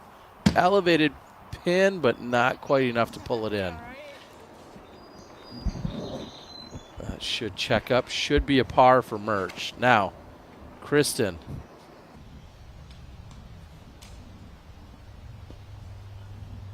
Oh, and fights through. Somehow it filters. Not perfect position, but much better than where it was headed. I would agree with that. Some of that world champ luck coming through the woods. Not surprised to see hole 6 playing as the second most difficult hole on the course, averaging more than a half stroke over par. And Ella's drive comes out early with a lot of hyzer angle. She's going to have a difficult approach.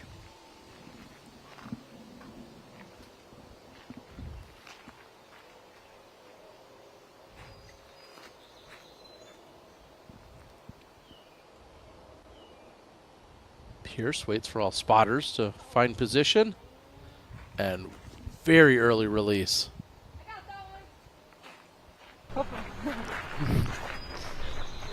She lets the spotter know she's got that one. It was closer to her than to the spotter, unfortunately.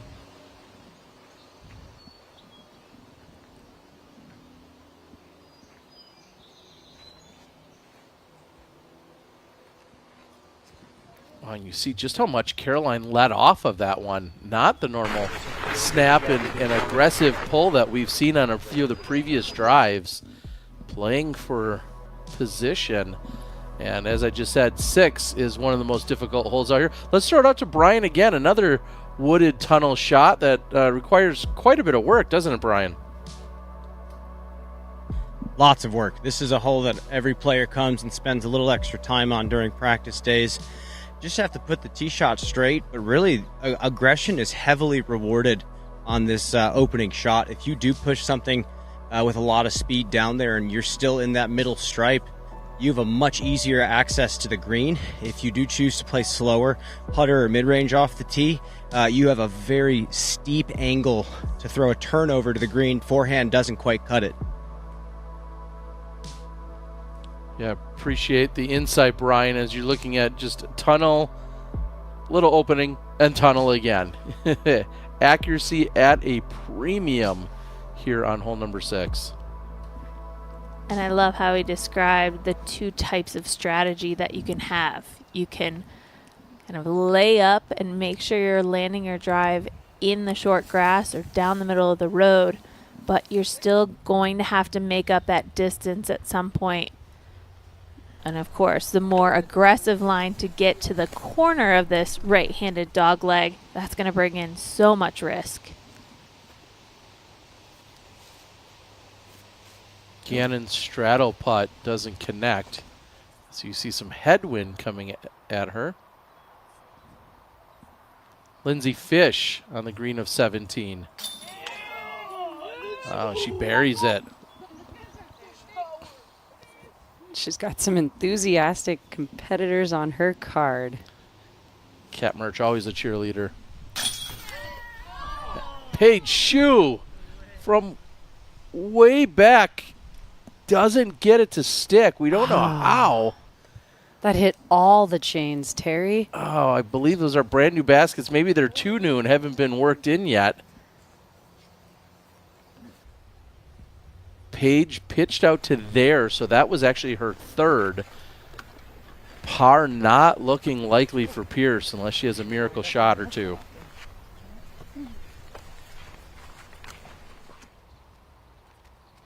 Now we head over to the tee of 18 with Cat Merch trying to close out her round.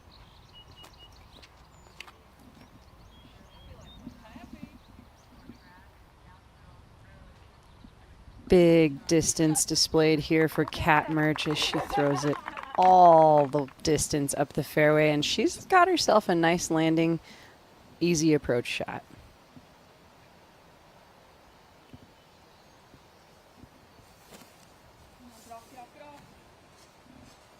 Caroline hugging the left side.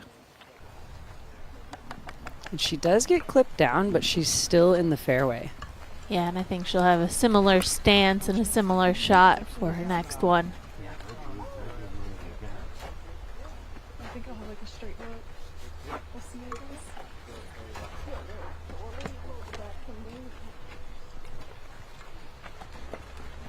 goes. As we said, Caroline Henderson, your front runner for Rookie of the Year. Out on tour with her husband, Stacie Rawnsley, who came and had an incredible weekend in Des Moines last weekend, finishing third, one of the best performances we've seen from her. And now inside the circle for a birdie look, back with Tatar on 6.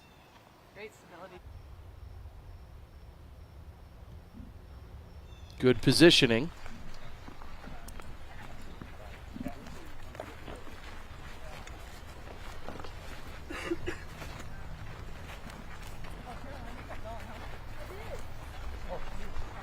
I'm super curious to see where Ella Hansen was able to get her stretch out sidearm. It was standstill and it was a really awkward position, but it looked like she was able to advance really far up the fairway. We'll check in with Brian in a moment, but first, Katrina Allen on the tee of 7.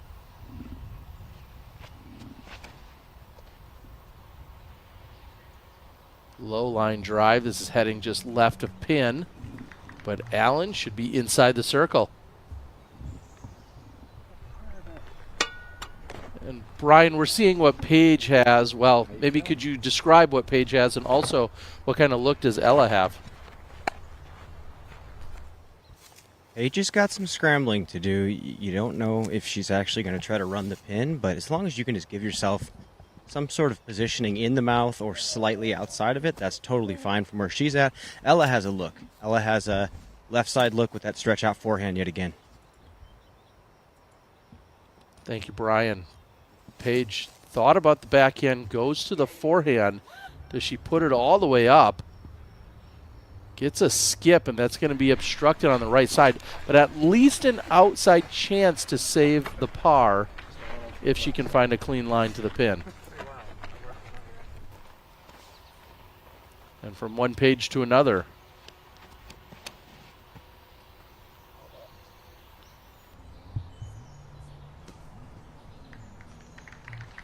Very similar to Katrina's drive, and that's going to be a birdie look for Paige Shue.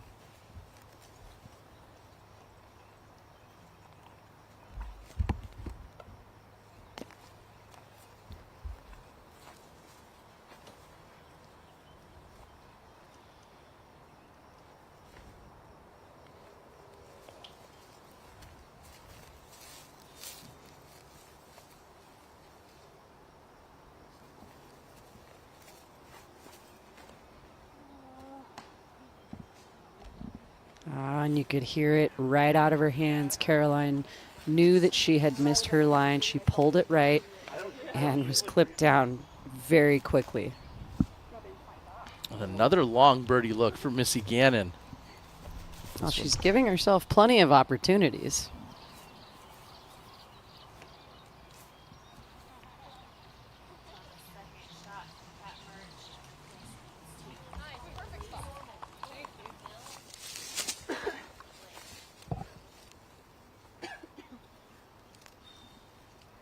We just saw Murch throw to the top of the hill, exactly where she needs to be. I can't say enough about that upshot by Ella Hansen, and I hope she can get herself next to the basket because it was one of the most difficult shots I've ever seen executed so well. The power, the way she was able to shift her body momentum and get the power to get that far up the fairway. Now I know that next shot that she just threw wasn't exactly where she wanted it placed, but she's still going to have an opportunity to scramble and save that par.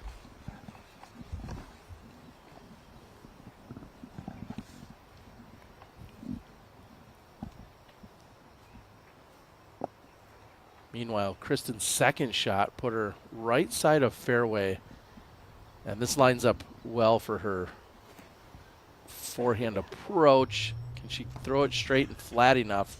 And that's going to push to the right side. She's going to be in the neighborhood of where Pierce is.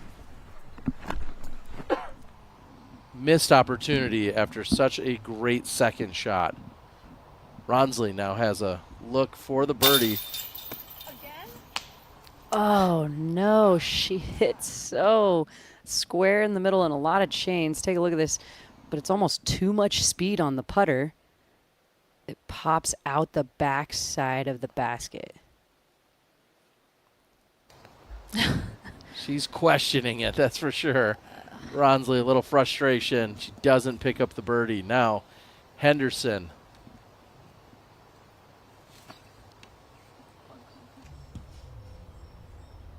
And we're seeing all these upshots coming into the basket, and they're on the left or the right hand side of the fairway, and they're forced to use so much angle to hit the opening, but it's tough to change that angle, allow the disc to come flat because there's just not a lot of space as we approach the pin.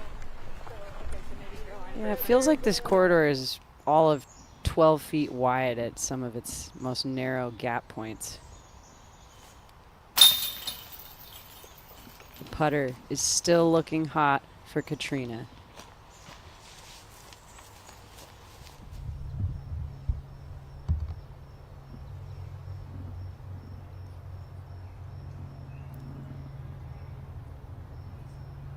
Paige Shue would also go on to make her birdie putt. Now we're going to be back with Ella Hansen.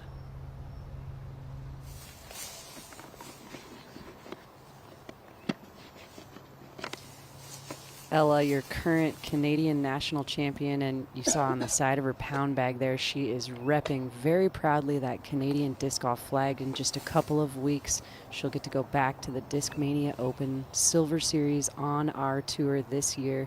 Everyone's excited to be on one of the happiest places on the planet.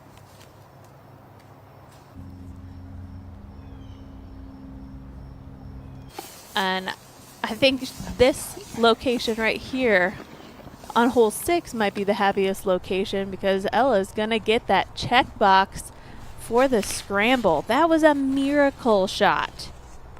That's what I'm talking about. She had 2 of those on this fairway. I was just going to say, can you have multiple scrambles on a single hole? We're about to find out. And that was a difficult touch shot. Really well done by Caroline. Yes, no surprise to find hole 6, the second most difficult hole on the course today, averaging about a half a stroke over par. It is very difficult to have every one of your shots be clean down this fairway. You're going to be forced to scramble at some point. And Paige has an open look. This is for birdie. Oh, that was a little bit of a heartbreaker. It looked like it was going in. Let's take another look. The reverse angle. She hits good chain, not quite as center. And it definitely did come in high. So it could have possibly fallen in. Not a shock that it didn't, though. Pierce, a good bid. She'll have to settle for the par, which isn't looking too bad relative to the field right now. Here's Tatar for birdie. And she does not draw medal. So Kristen, likely a par in store for her.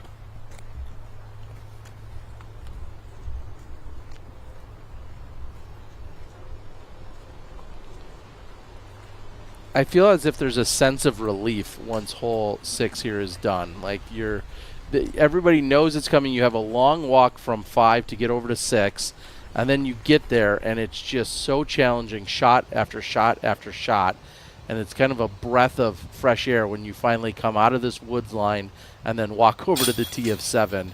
Regardless of what you carded on it, you're happy to be done with it. Yeah, I can't help but feel that same relief for our players. This is one of the most difficult holes on tour. It takes a lot of thinking, and it takes more execution.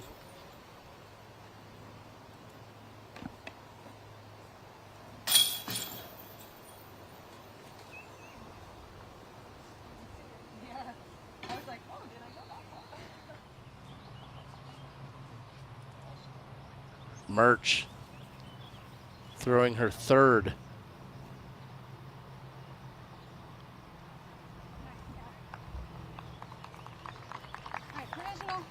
And that will give her a putt from circle 2 for birdie.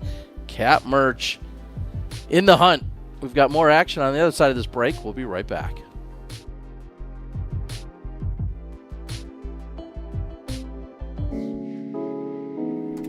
Are you sick and tired of browsing through countless online stores for your disc golf equipment only to come up empty-handed? Look no farther. At Tintin Discs, we have a vast selection with pictures of each disc so you can find the exact one you need. We offer a wide variety of top-quality brands at affordable prices, including discs, bags, accessories, and much more.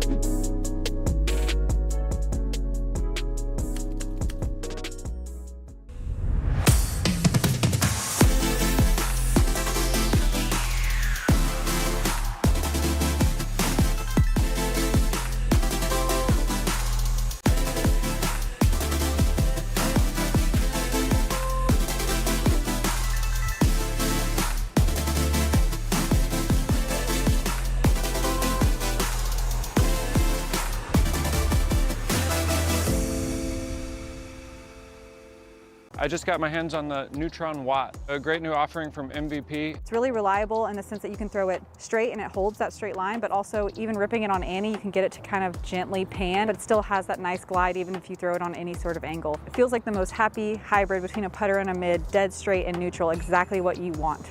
Look at it for shots in the woods, ones that need to go dead straight through a gap and then never move and just finish right to the basket. Great approach disc for all types of players. I can't see anybody not loving the Watt.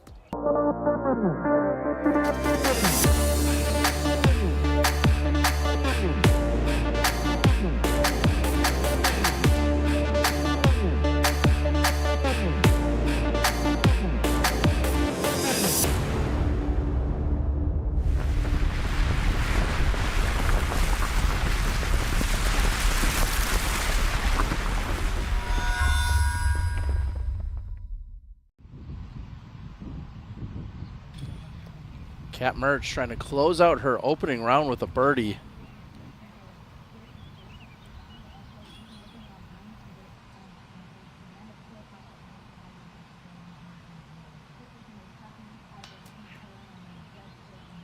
She draws medal, but it left it a little bit low. She's going to have to settle for the par.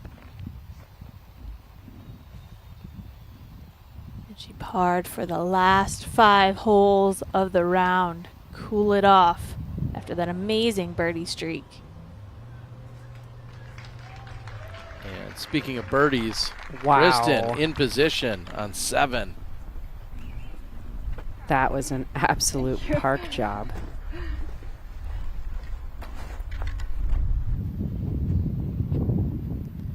The par 3s out on this course require such accurate shots, but they are all within the distance range of the entire field of competitors. Just hit the line, get the birdie. Some players need that little help after difficult holes like we just saw of hole 6. Ella's gonna have to get the putter working. She's inside the circle, but somewhat obstructed. Now Pierce.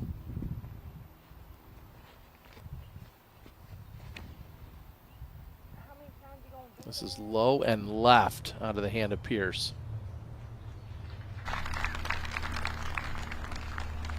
And although she's up there for a putt, it's going to be very obstructed.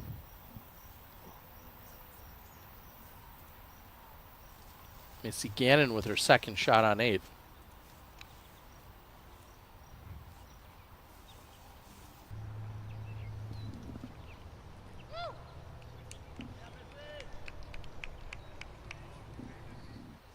And that was a really big distance up the fairway.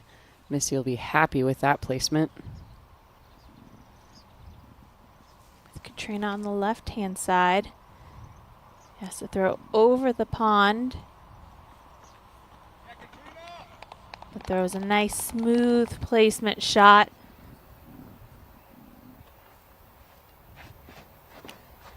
Caroline Henderson on the tee of 7. She feels like she pulled it to the right, and it gets a redirection from the tree back to the center of the fairway. It's going to be short, but she'll have an open look.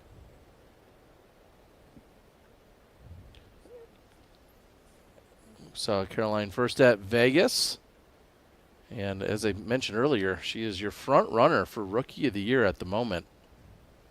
Also, big shout out to our friends over at FlightFactoryDisc.com for helping provide our drone coverage throughout this 2023 campaign. Now back with Missy Gannon.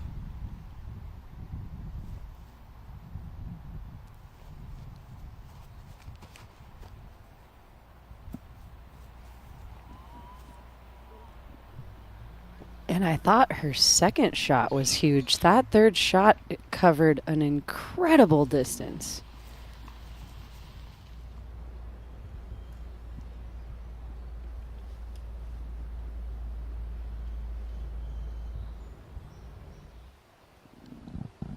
So Caroline has been left with several putts at this distance already in today's round. You can see a little bit more focus as she lines up for this putt. No layup here.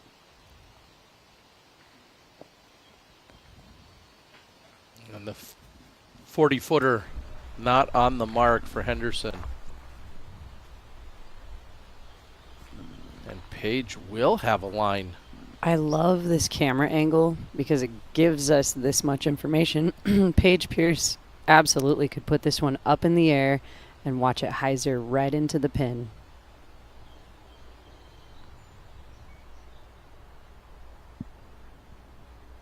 Pierce for birdie.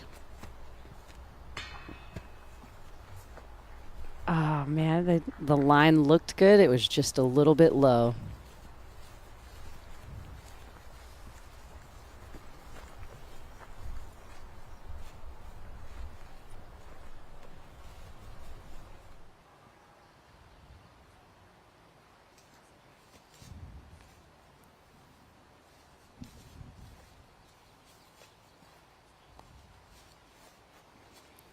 And here's what Ella is looking at for her birdie look. Much farther stretched out to the right to get around those guardian trees.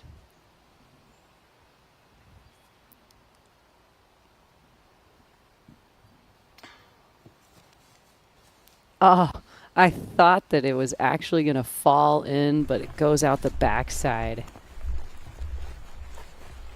Those are the type of putts that you practice in your backyard. I mean, that required kind of a sawed-off little chicken wing type of hyzer putt.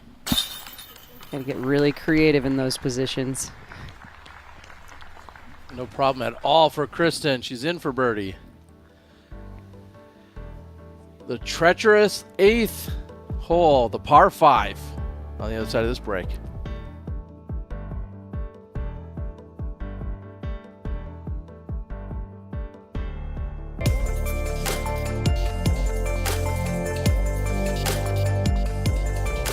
Play smart. That means getting reliable results from reliable discs. Keep it simple. Founded in 1995 as Innova's original molding partner, Millennium Golf Discs are designed for control and not overcomplicating your game. Throw Millennium. Premium discs that help you compete at your best. Play smart, keep it simple, throw Millennium. Pulsade Disc Golf Academy is the world's biggest online platform for learning the curves and angles of the world's fastest growing sport. Register today and get access to clear and well-structured lessons and exercises from the very best ever to throw the disc. New content uploaded every week. Start learning today.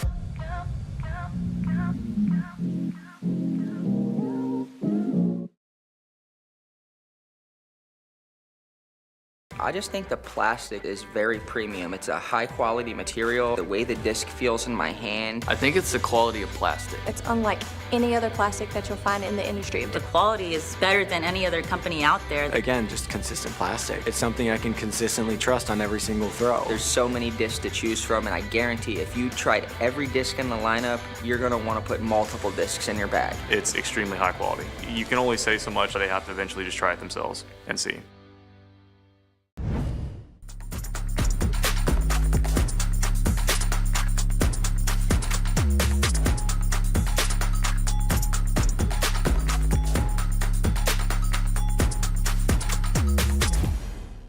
Introducing the F9, Prodigy's most understable fairway driver.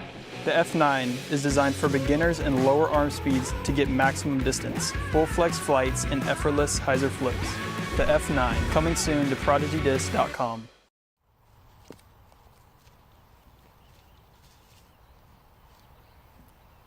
Welcome back. Katrina Allen on 8.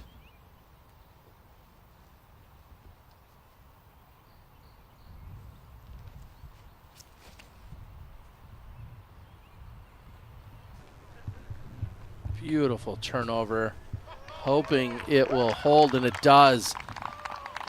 Great angle for Kat to attack the basket.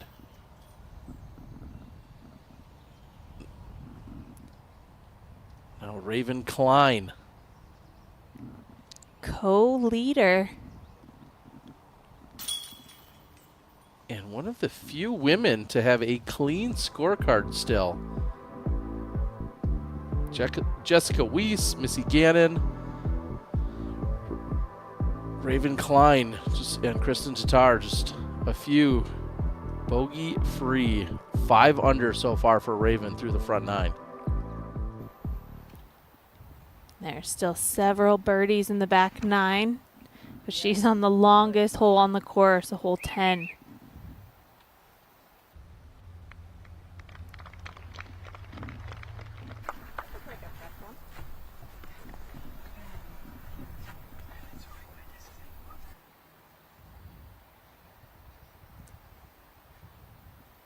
Now Ella Hansen, a chance to show off her distance.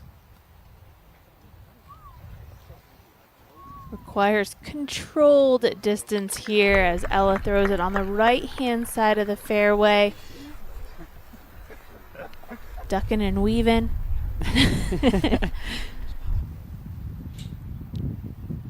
I thought it was a new celebratory dance, but we'll go with that. I think it was. So Paige getting a little more height underneath her drive. Landing it nicely in the middle of the fairway. They're a little concerned. There is the pond on the left-hand side. So if you throw it too high with too much angle, you can easily find the OB.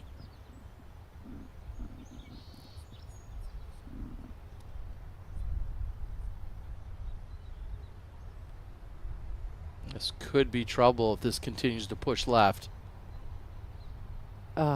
You called it, Terry. An out-of-bounds stroke for Caroline.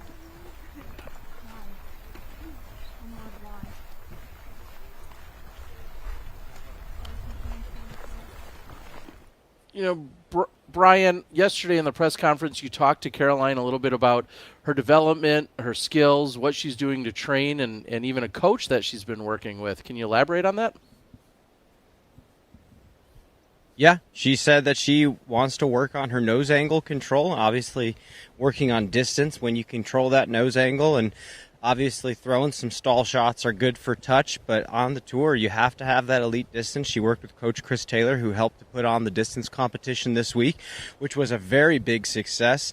And yeah, just worked with her swing plane a little bit, helping to get her a better forearm extension at the end of the throw, and catch the backhand timing up to that swing plane change. So just something you're working on. It's tough to work on form mid-season. It is not easy to kind of put those mechanical swing thoughts away and try to execute in the moment. Yeah, appreciate it, Brian. And I thought it was interesting how she said as she goes to these different courses, she's still learning the courses, and her bag and her game continues to change. As we see Missy Gannon with a less than ideal approach there, especially from the positioning that she had. So Caroline will at least get all the distance that she had gained before going out of bounds on this left-hand side.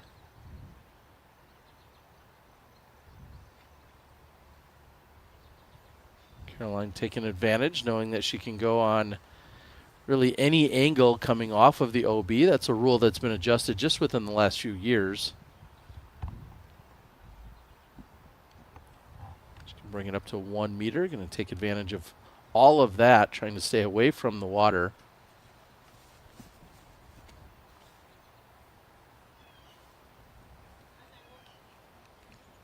And this is some big distance. Does it have enough? It clears. That was a great recovery shot for Caroline.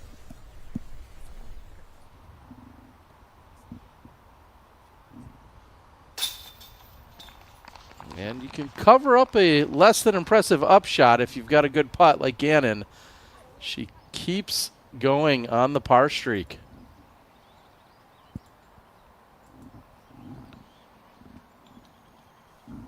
We mentioned that Raven is on the longest hole on the course. 1,000 feet exactly, par 5. This is her third throw. Start to bring out of bounds into play as she throws over the ditch. She makes it over clean. Yeah, that perfect finish to that shot. Got some good ground play, and she's in circle 1.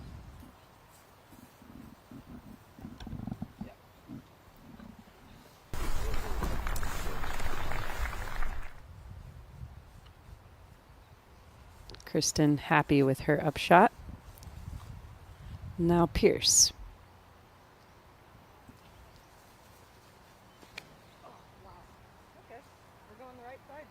You said you want to go to the right side. And she was worried about it going too far right, but it comes back just in time. Pierce is in the center of the fairway.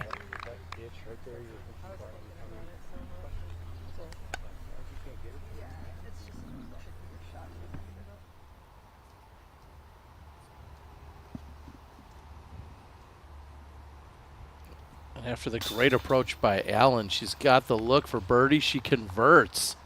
So Allen will move to 3 under.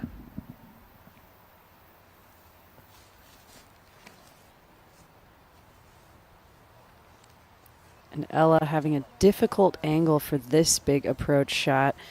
Really not super accessible to get into the basket. She's well up the fairway, but still might have a tough angle.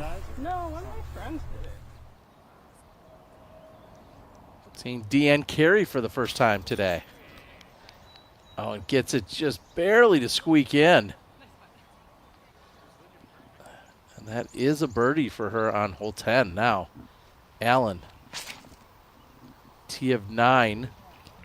This is the one that Kat Murch had aced earlier today. Yep, we know you can get it there in 1, but Katrina is happy to be safe on her drive.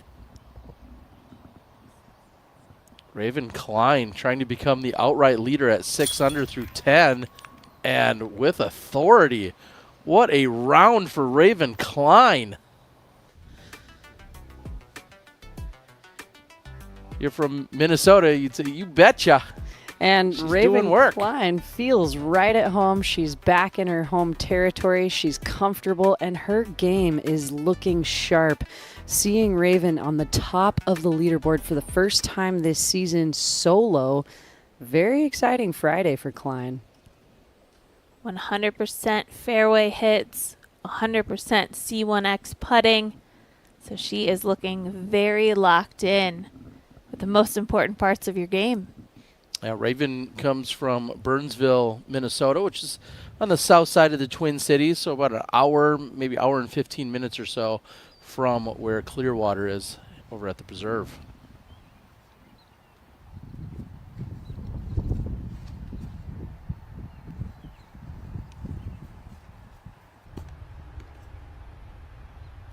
And a very good sidearm approach. We were just talking about the work that Caroline has been putting in on the sidearm and backhand, and we see that displayed. What a great shot.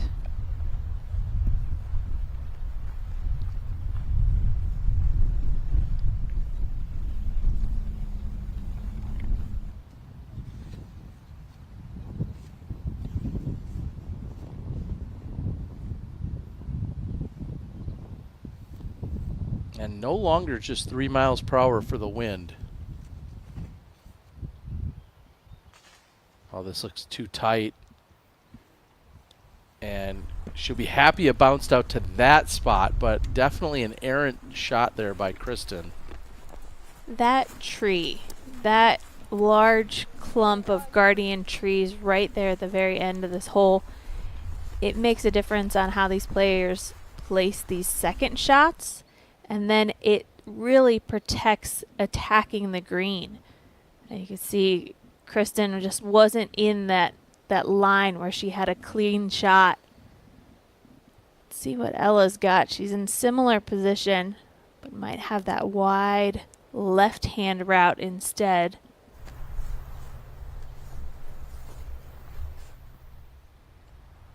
It was fading a little early. Ella's going to have an uphill putt from the edge of circle 1.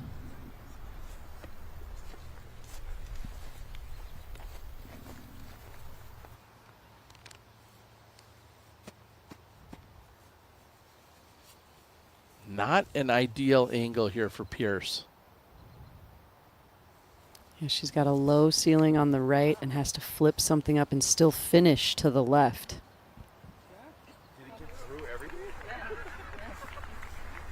And we hear her caddy say, I think that got through everything.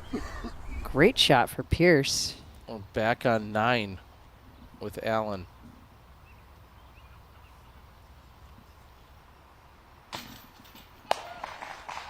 Oh, and she gets that to fall. Katrina Allen Run from it way in. out.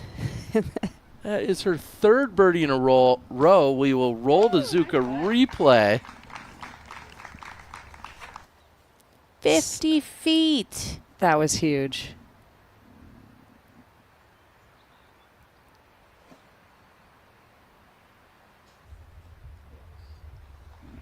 Right up to the pin.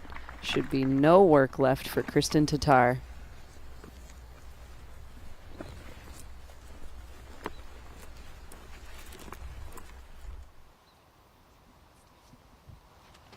Now with Raven on 11. This could be trouble. It's very low. Oh, and she gets a green flag, which I wouldn't have bet on after seeing that release. Big smile for Raven Klein. I'm already starting to sense and feel maybe a little of those Cap Merge Arkansas vibes that we had at Jonesboro. Raven Klein playing here in Minnesota, having by far the best, most clean round of all competitors, 6 under through 10. Man, let's see if she can keep it rolling. Yeah, those comforting home vibes. We know her significant other and Alex Meyer is on the bag. She's got all the things in the world going her way for the Preserve Open. Just low for Caroline, and that's a difficult putt to get high enough. The elevation of that basket, it's hard to tell from the camera angle, but it is way up higher than the players.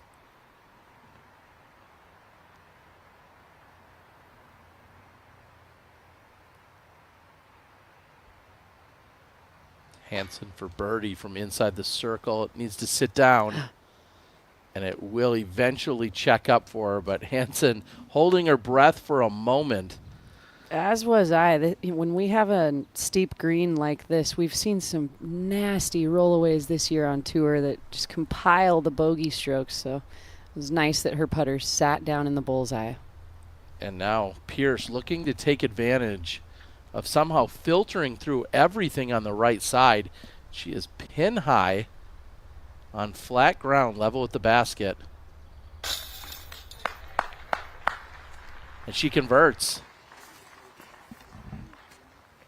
Big break for Pierce. And a big momentum swing.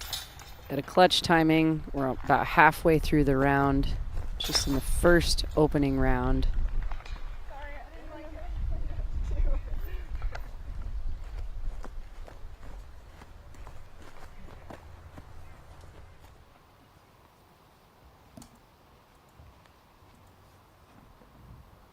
Deanne Carey now on the tee of 11.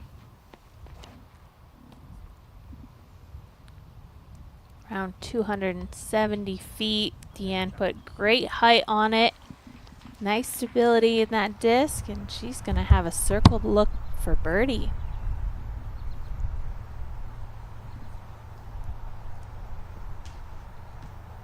And the birdie bid by Gannon is short on 9.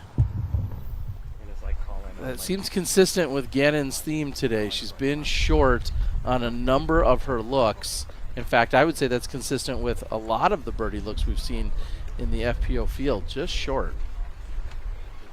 Opportunities are there, and plenty of players are giving themselves the opportunity, placing their drives and approaches there. But you got to make those putts. And I'm looking at Missy's scorecard. She's had 5 circle 2 putts today. And you can see if your upshots aren't on point, you do have opportunities for those extra birdies or those bonus birdie jump putts. But Missy just not able to capitalize on those yet. So now we'll play just over the corner of the pond here. Tee of 9.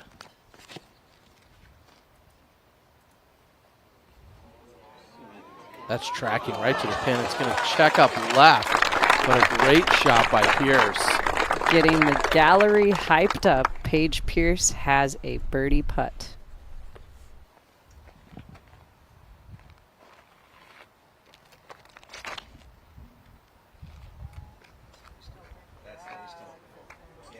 This is going to finish right at the pin. And bullseye hit for Tatar.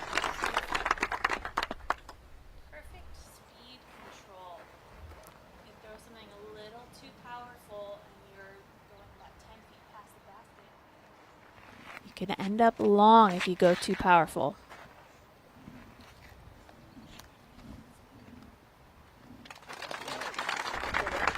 Left side. The mistake, if you're going to make any mistake, you want to come up short. We saw Katrina Allen with the 50-footer. I'm not suggesting, of course, you come up that short, but you don't want to be long because of all of those trees. Because of that backstop, that obstruction, you're going to be left with a much more challenging putt. Short is the mistake to make if you're not going to be on point here. And if this will just hyzer back and hook up, she should have a look, and that should be inside the circle for Caroline Henderson.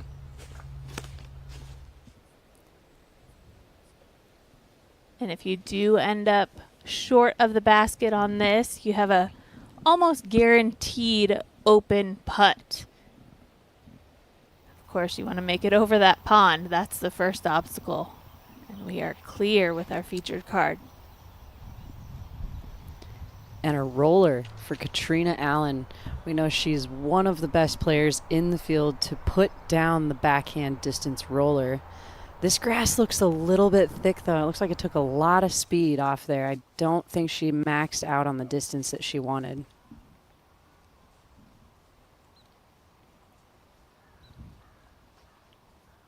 Raven Klein outside of circle. Draws medal on the pedestal there.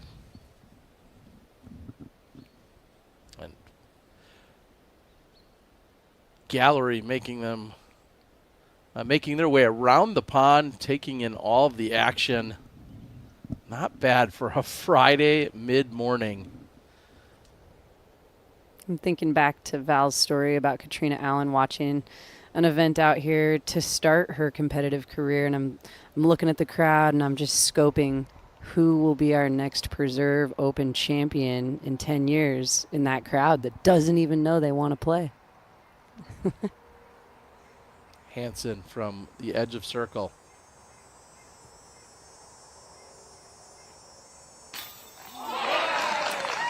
Oh, and casually just puts it in the basket from circle 2 for the birdie. Man, what a friendly front cage that we've seen. That one, along with Katrina Allen earlier. And Henderson obstructed. She pushed too long, so it gives her no look at the pin. She's going to pitch up and walk away with par. Hole 9 playing as the easiest hole on the course. So if you're not getting the birdie on this one, you are losing strokes to the field.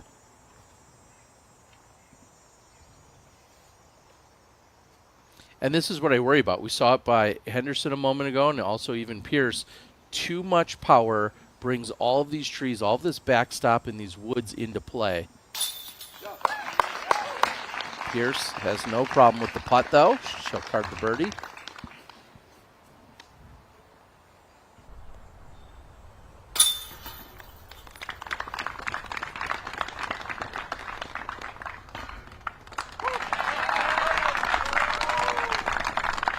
And the park job by Tatar. Now, Deanne Carey, just about circle's edge. We saw the drive. Over the top of the basket, but I believe she lands safely. Should have some comeback for par now. Allen goes with a forehand on her second shot. Placing it short of the OB area. Katie Tati. And the Estonian converts. A little rough start here to get going this morning, but now looks to be on the right path. 3 birdies in the last 5 holes. She wants her scorecard to look more like the Estonian flag than the American flag at this point. Good call. Deanne Carey now has work to do. This is to save par. Oh, and just not quite able to make the comeback or land. Deanne will card the bogey. Allen with her third. This is very wide over the OB. Whew. Landing safely. I was a little worried about that one too, Val. So interesting to see Katrina play out hole 10. Roller to a sidearm layup to a backhand scary drive. We'll see if she can hit the putt for birdie and bring herself to 5 under and tie it up in second place. Got a little bit of a stack up at 4 down.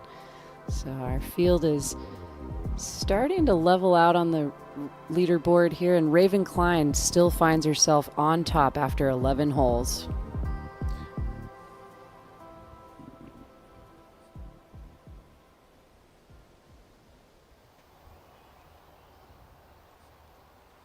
Our leader, Raven Klein, tee of 12.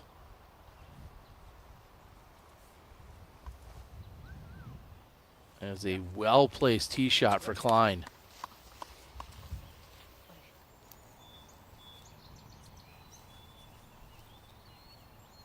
Now Missy Gannon with her third. Par 5. This is short and left. Show up an uphill putt. Now the longest hole on the course, hole number 10, Val. What are they trying to do? Well, we're going to be flying this fairway for a minute. Over 1,000 feet for hole 10. Wide open. There is no OB to speak of. They've got so much room to work with on these first 2 shots, I would say. Some of our big distance throwers might have to ease up for their second. As we get closer to that taller grass, there's this kind of ditch that is marked out of bounds, and if you play more to the right, you'll bring OB more into play. But on the 3rd shot, everyone has to clear that out of bounds as the fairway makes its way over to the right-hand side. The basket is perched on what looks to be an old golf green, so it's more like a plateau. In that circle 1 area, it's nice and flat, but if you're short, right, left, or long, you're going to have an uphill putt back to the pin. Dragonfly is maybe trying to find some of the birthday cake or birthday treats with our man out there on the ground, Brian Earhart, celebrating his 32nd birthday. Brian, thanks for hustling around throughout the weekend for us. Now Pierce on the tee.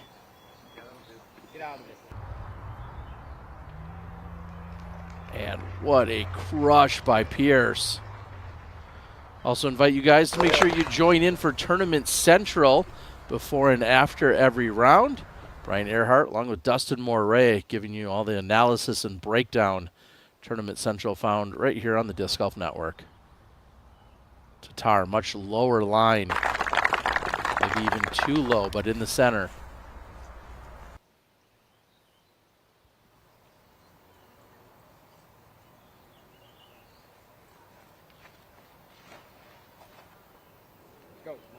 Ella getting aggressive with the roller play. And Brian, we're at about the halfway point here for the round. We're seeing the score of 6 under by Raven Klein. Do you feel like the conditions are right there for the taking in terms of the scoring today? Is it playing as you would expect? I mean, the course is about as perfect as it could be for scoring right now. I mean, the wind is pretty much completely down. On any of the holes where the wind would affect greatly, it's actually been kind of a helping wind. So, yeah, I mean, easily that score can be reached by anyone in the field right now. And we'll just have to see how the back 9 shapes up. But it's not a walk in the park, that's for sure. It's still a course you have to earn your birdies on. Appreciate it, Brian. Raven will have work to do as she has mixed feelings on that, trying to save par ultimately. And now Gannon doesn't connect. No medal for her.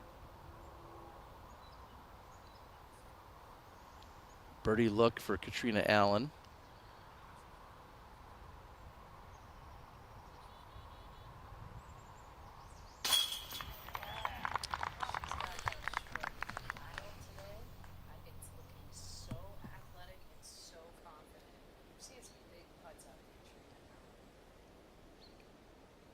That was her 4th birdie in a row. Katrina Allen, putting stroke, looking good.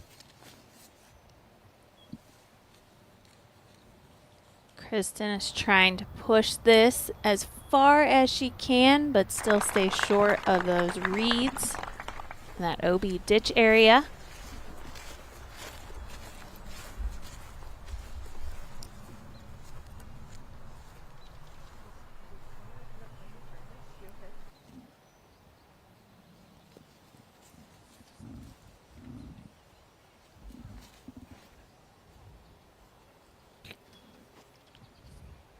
Caroline's 2nd shot coming up on 10.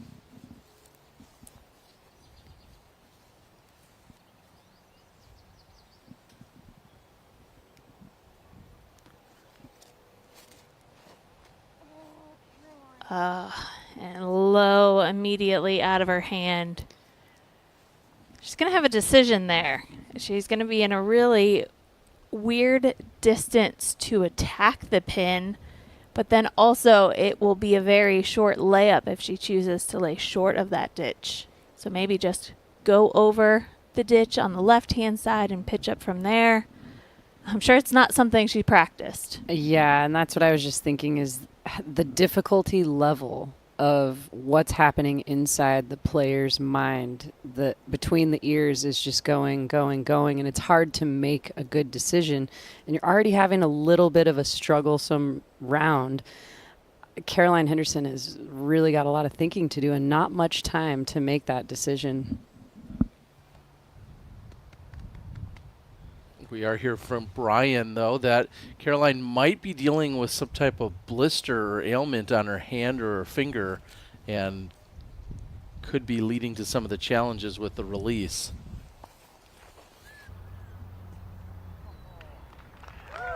And no problems for Ella Hansen. That looked too smooth. I actually wasn't sure if that was a layup or if she was going for it because she just made that look pretty effortless. It had tons of height underneath it, but she is over the ditch and safe in 2. Pierce getting aggressive.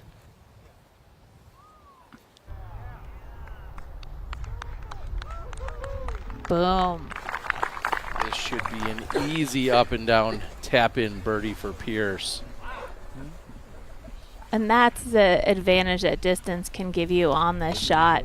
The third shot short of the ditch is just so challenging to get dialed up perfect, not just with the distance, but making sure you're on that flat area. And to be over the ditch in 2, you're going to have a very short layup.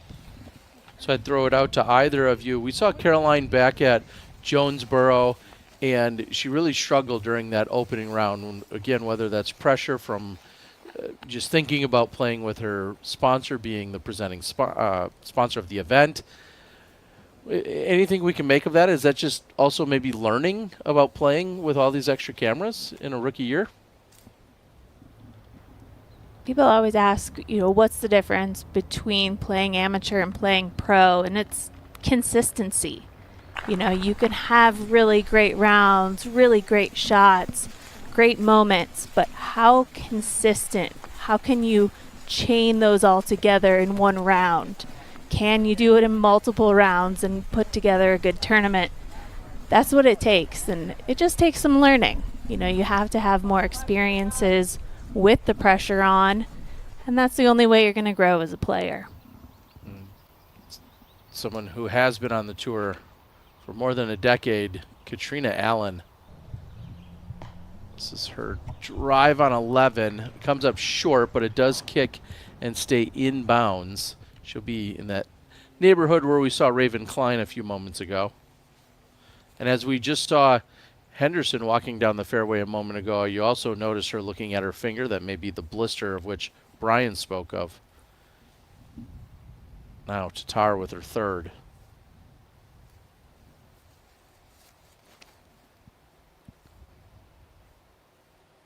This is looking really good. And Kristen is just outside of the bullseye. That was a fantastic shot.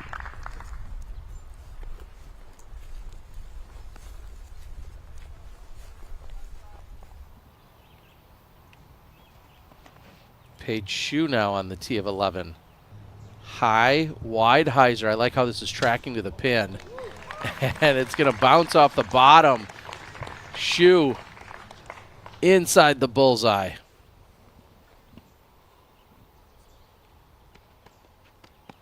Gannon also to tee on 11.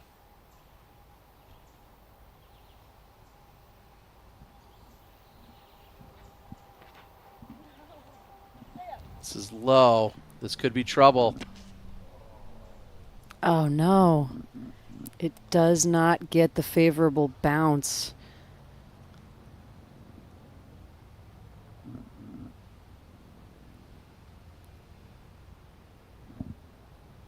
If you've been around disc golf for a while, you may, when you hear Clearwater, you may think Florida, but not when we're here for the Preserve. Located on the northwest suburbs, just outside of the Twin Cities, on your way to St. Cloud. Kale has really put Clearwater, Minnesota on the map. As we're seeing Caroline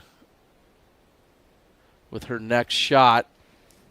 And Terry, let's give him a little history lesson. What is it about Clearwater, Florida? And I can't help but think of those two initials, KC. What do those stand for? Yeah, our World champ, 12-time world champ, Ken Klima, one of the greatest to ever play the game, hails out of Clearwater, Florida, and has, in my opinion, it's synonymous. Clearwater has always been talking about the champ and about Florida, and then when Cale found this amazing piece of property to put Clearwater, Minnesota on the map, just made things different. It hits different, especially if you're old school. Ella Hansen with her approach comes up just a little short, but she doesn't have too much work to do for her putt.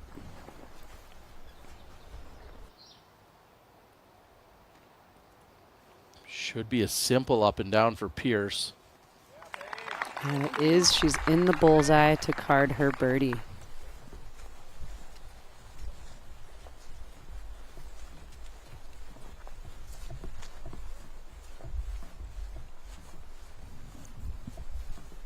I feel like this Clearwater, however, doesn't probably have any gators out there in the water like you'd find if you're down playing in Cliff Stevens Park or Coachman Park in Clearwater, Florida. And I'm willing to bet you're 100% accurate on that. I'm going to go out on a limb here. No gators. Here's Henderson.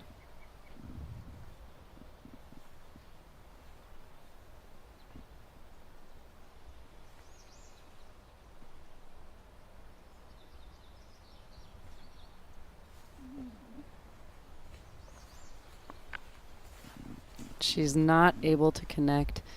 She will have a little bit of a comeback putt.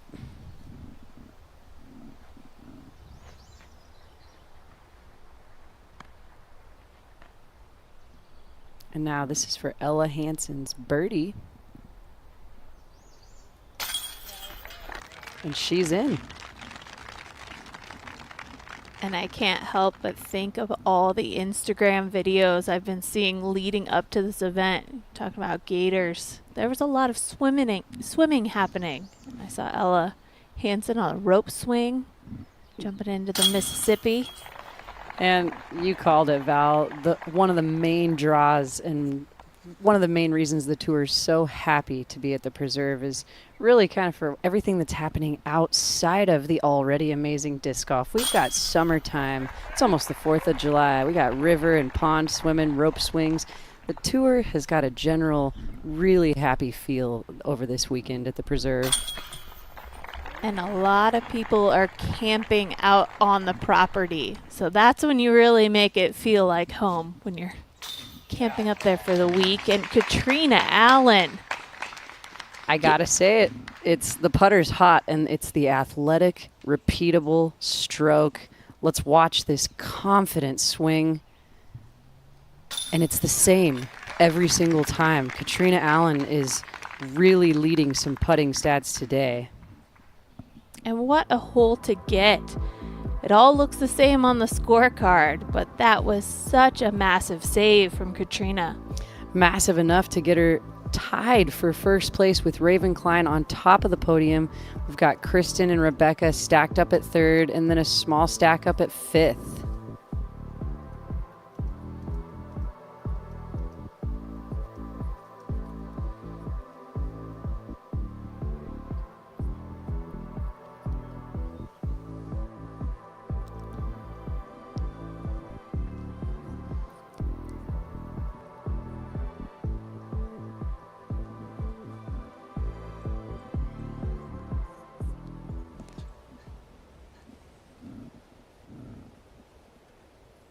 Overview shot, as you guys were just talking about, Mississippi, some of the ponds, and just the overall nature. I mean, there's a reason Cale has deemed this the Preserve, just trying to bring in all that wildlife, nature, relaxing, the scenery, everything about being out here. In the press conference, there was certainly a theme of everyone saying how much they enjoy being here. This is one of their favorite stops on the tour. Most of our players are camping right there on site, able to go jump in a river or a pond, doing some fishing, four-wheeling. This is Midwest summer action at its finest as Klein has her 3rd shot. Trying to save her par. Here's Pierce also pulling to this right side on 11. Not over the cup. No. Is it drop zone? And she finds herself out of bounds. Big misfire by Pierce. You would rather miss to the right as opposed to coming up short. And that'll be up on the platform easily for Tatar, inside the circle with a birdie look. This is such a crucial shot to really focus in on. It looks relatively flat, but there is elevation gain to the pin. Oh, I like the shape of this one for Ella Hansen, just behind the basket.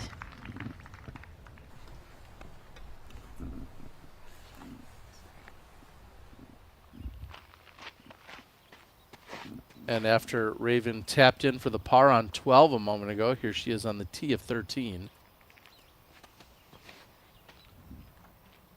And she keeps it nice and low with that low hanging ceiling line drive towards the basket and gets the slide up. That should be a birdie putt for Raven. That is a very difficult tee shot, and to see her execute that so well, it's great to see late in the round. Oh, and just barely missing the ace. Caroline Henderson, she goes deep, but that was less than a foot away from grabbing chain.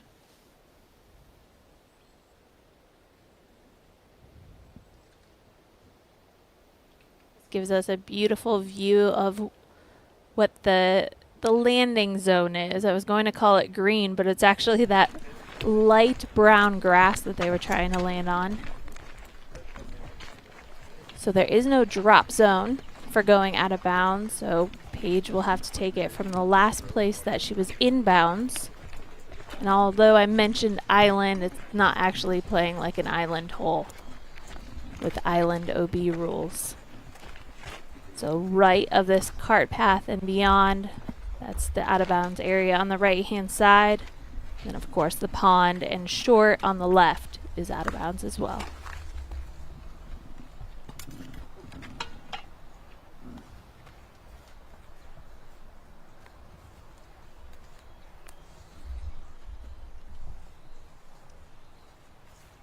And Paige doing a quick wind test.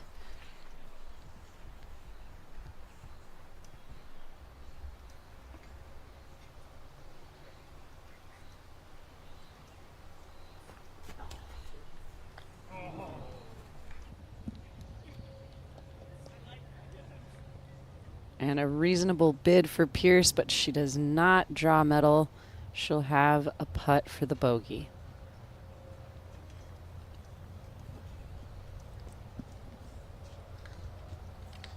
And she was at a decent angle where there's a lot of safe area behind the pin.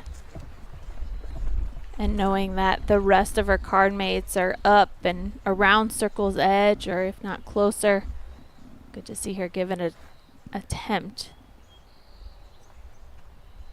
Ella up first with her birdie bid.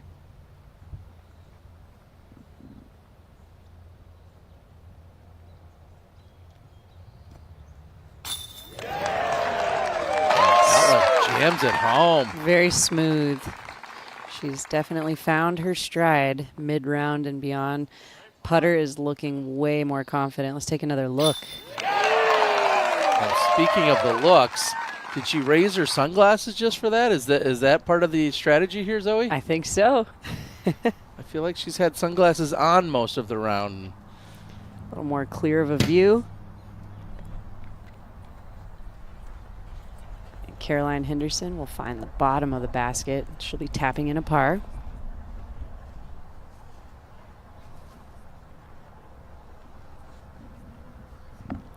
Tatar has 5 birdies. She's going for her 6th. That would keep her on pace with Raven Klein to go 6 through 11. Tatar for birdie.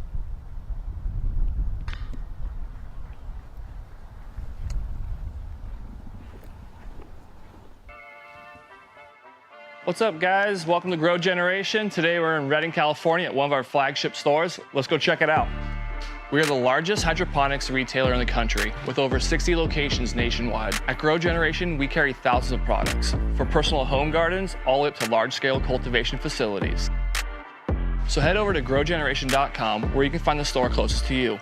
Or order online. Use the code DGPT for 10% off your next order.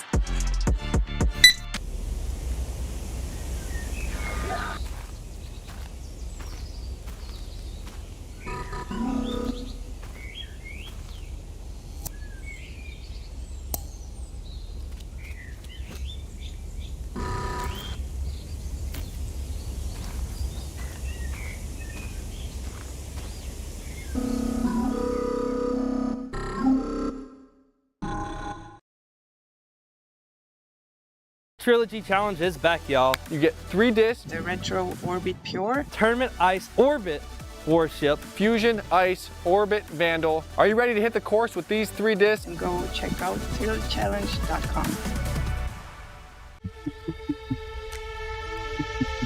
One of the great things about the feedback is that it's for all skill levels. I'm really excited about this new disc in my lineup. Go check it out at prodigydisc.com.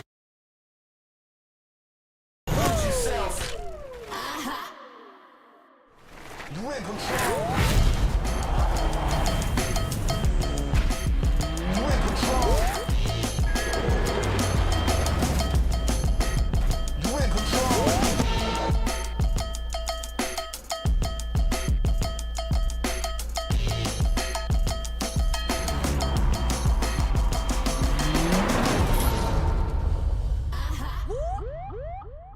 You're in control.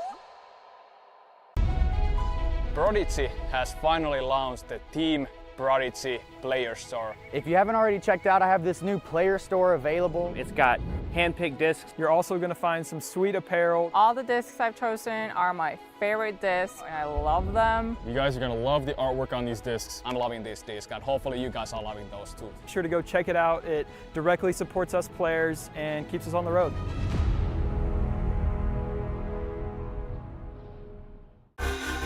At Discraft, we don't wait to see what the future holds. We build it.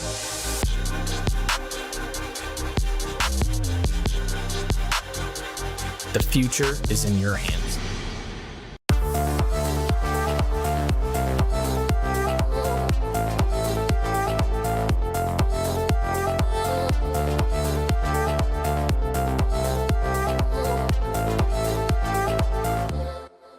A round of disc golf can be long, and if you're playing in a tournament, it can feel like a marathon. This can leave you physically and mentally fatigued by the end when your shots matter most. With space for your discs, water, and even a place to sit, a cart enables you to bring what you need, helping you feel more prepared and energized without carrying the extra weight. This can help you maintain your edge and save you strokes through every round.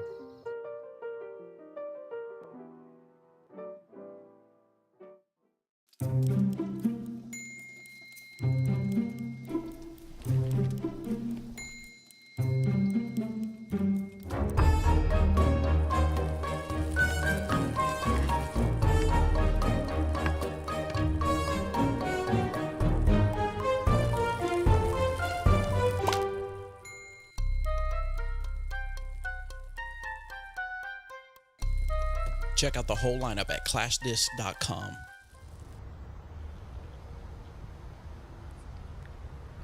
Welcome back. Katrina Allen, 5 birdies in a row so far in the last 5 holes. She also had 2 birdies in the first 3 holes.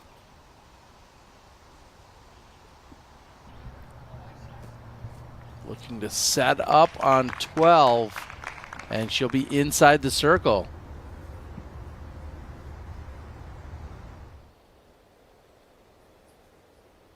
We're going to take a look at our blackinkdisc.com, the premium disc golf store, the keys for closing, brought to us by, well, Valerie Jenkins as well. Let's hear it, Val. Well, as we end up, we've got some par 4s and par 3s, so tee shot execution is going to be crucial. Hit your line. We want to see these players getting as close as possible, getting around circle 1 on their drives, and that will give them the opportunity to continue to get birdies. They're still available, even though this course gets a little bit more challenging and a little more tricky as we finish up.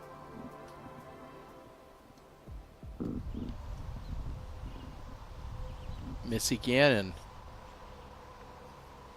This is her second on 12.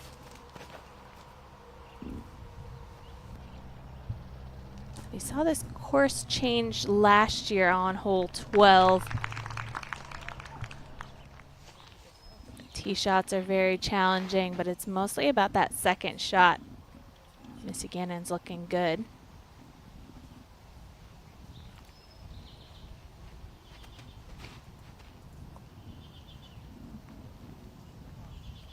This is pulled right and looks like trouble for Klein. She's safe, but not in a good position.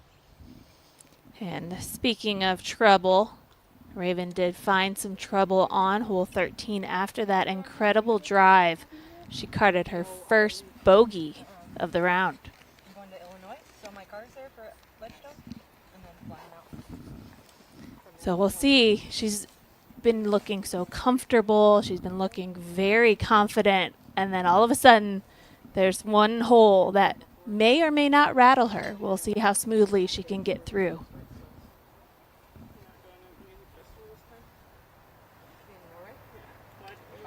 If you could find some shows in Norway, take it down. And that's a crucial point to kind of lock into, Val. You talked about how we've seen Raven play so smooth. And when the disc golf feels easy, obviously it's more fun, but all of a sudden something goes not as planned, and it's how we recover from it. Are you going to keep thinking and focusing on, you know, what bad break or mistake had just occurred, or are you completely focused on the next shot, which is really crucial to be able to find yourself back at a solid state? I think it's once you start thinking. That's when you can start to get into trouble. Missy just short there on a great bid. We just haven't seen Missy card the C2 or the C1 putts on opening round 1.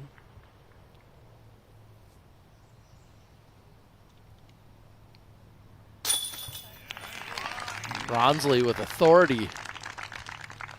Birdie connection.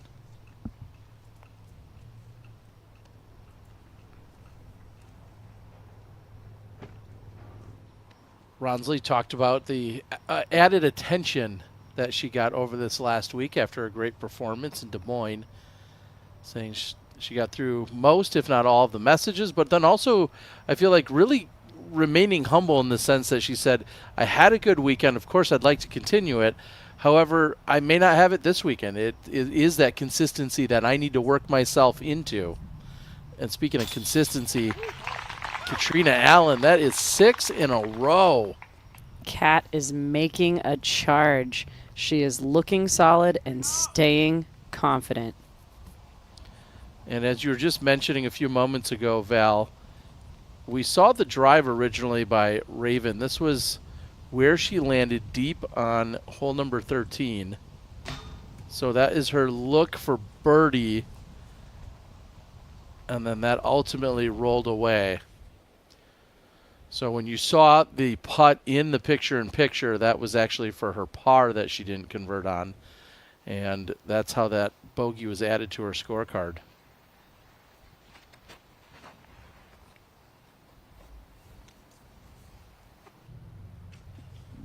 Hansen pushing left side, not ideal. Yeah, she didn't throw that quite far enough. You need about 300 feet forward progress before the disc should start to make its way to the left.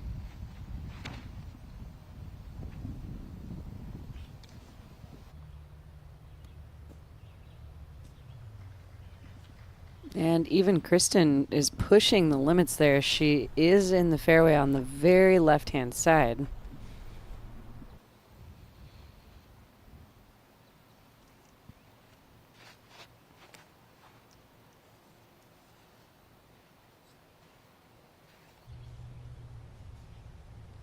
And a lower line drive from Caroline. Comes up a little bit shorter, and she is still in the fairway, but she's nestled right up against that tree.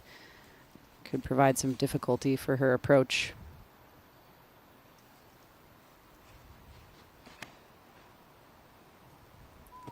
And Pierce with a powerful attacking tee shot. best of the bunch by far and gets up around the corner, or to be able to see around the corner. Different one. You said it. I haven't seen it. Is that the one you practiced with today? Is that the one you're filming? Pretty much. Yeah. Just don't miss. Wow, that's some caddy advice if I've ever heard it. Just don't miss. Yeah, I'd say that's top notch. What else? He ain't wrong.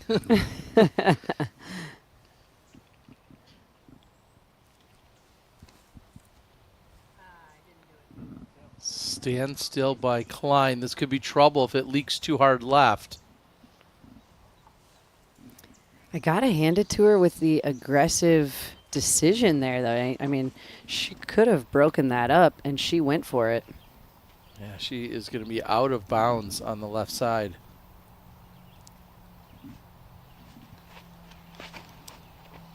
Katrina Allen would like to keep things rolling. That was just a little too low out of her hands, and it doesn't even have time to advance far enough up the fairway.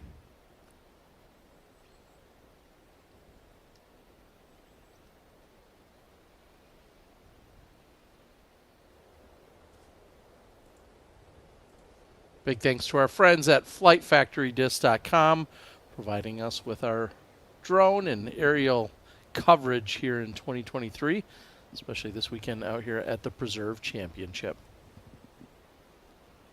So the ideal landing zone, as we look at this overview shot, is just past that second sand trap, or anything to the left of that second sand trap.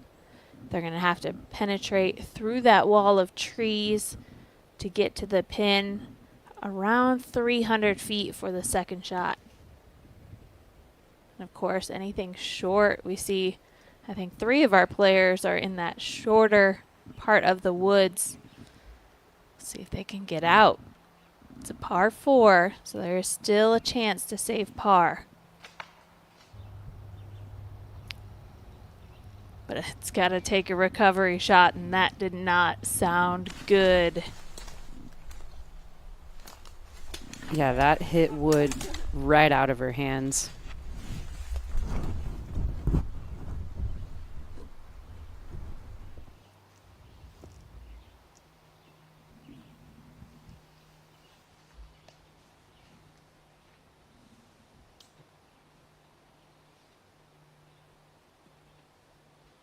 And a difficult stretch out with an even more difficult angle to put on this sidearm approach. Caroline did not give it enough height. It was a little too inside, so she doesn't advance too far up the fairway.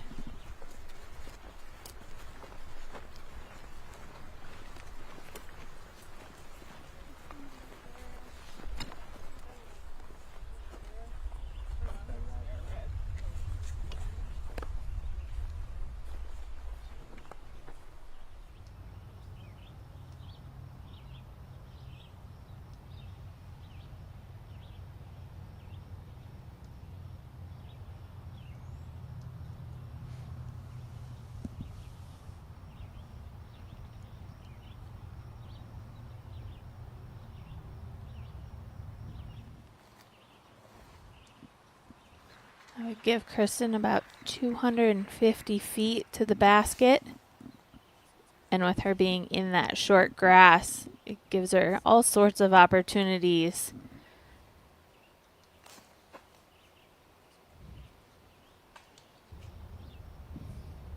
She gets hung up with the tree. Likely a layup underneath the basket and a tap in or a dunk overhead for par.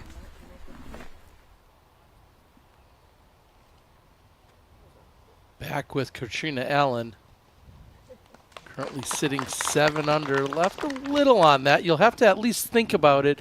Considering the slope directly behind the basket, that's one that's going to test her. And this is where Ella's disc got to. She was in the woods previously, and she still is in the woods for this shot. She's got to get out, and still no easy feat, as you can see, struggling to find even good footing.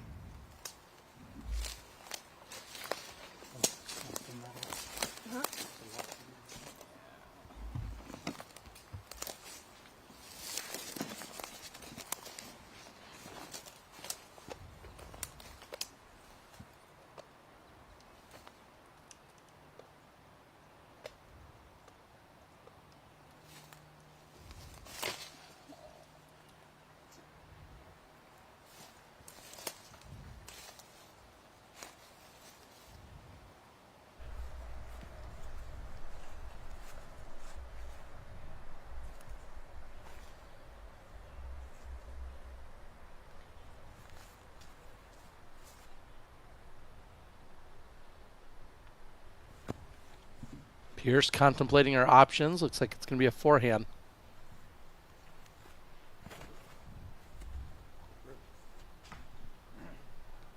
Oh, and hits a late tree. So does not navigate all the way to the pin. And we'll have to see how aggressive she wants to be, because if you get aggressive to that elevated basket and you go past it, you could have a long comeback putt. We've seen Paige back to her aggressive and very on point, previous putting self. I would imagine we're going to see her run that. Caroline goes deep of the basket, and she'll have a circle one putt.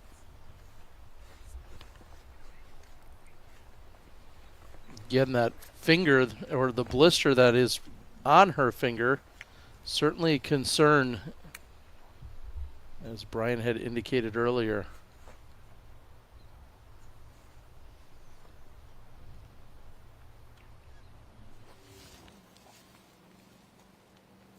Just stay off the scooters. That's all I can recommend. Turn one injury into something much worse. Here's Hansen.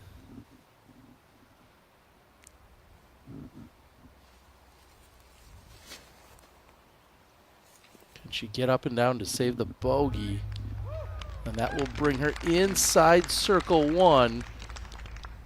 She's got good chances from there. I was not calling for anyone. I was trying to give a preventative measure out there. So everybody, make sure you take all the correct safety precautions when you're out there. Last weekend, a little bit of a rough go for me as I was traveling. We had to stand down during the break that was happening, thanks to all of the weather conditions happening in Des Moines. So I thought I would, catch up with the rest of the team and crew over at Bevel, and so I was on my way there. I had not enjoyed anything yet, but I enjoyed some pavement on my face. Well, thankfully not your face. Yeah. We kept saying that's the money maker. If you care, yes, I'm healing up. I do appreciate everyone and their concerns. I did have an outpouring of love and support via the Instagrams. I appreciate you guys. I'm on the mend. I've seen Paige ripping around on scooters before. Zoe, you as well? You and Dustin and others? Absolutely. There's a really large population of touring disc golfers that own a scooter. It's nicer to save gas, a way to see town, a way to navigate getting around the course, watching your friends, spectating. But the number one rule, 2 hands on the scooter at all times, folks. Keep the 2 wheels on the ground as well.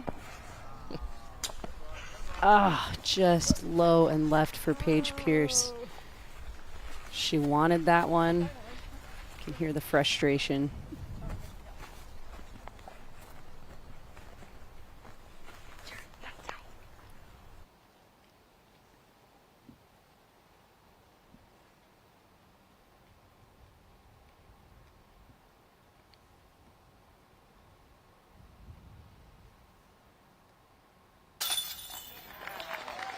A good putt for Hansen, who's going to walk away with the bogey.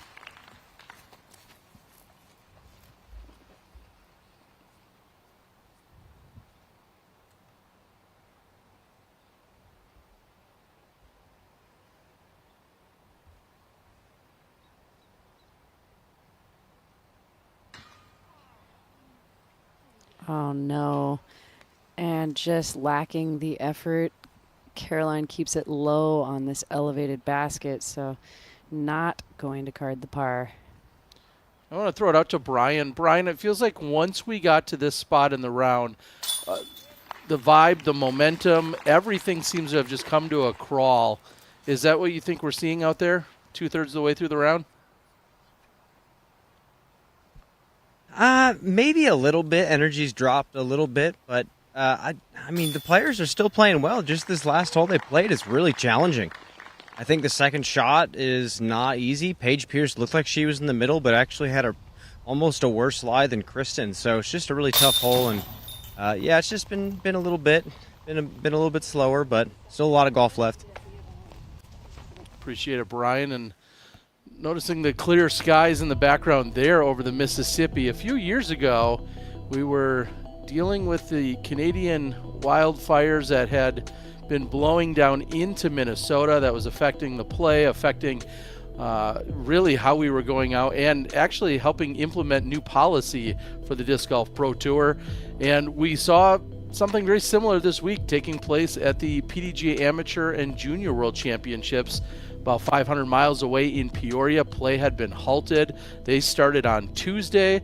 They couldn't get through all of Tuesday's play. They really didn't play much, if at all, on Wednesday. They finally got started back up yesterday. Some of them still trying to complete their first and second rounds.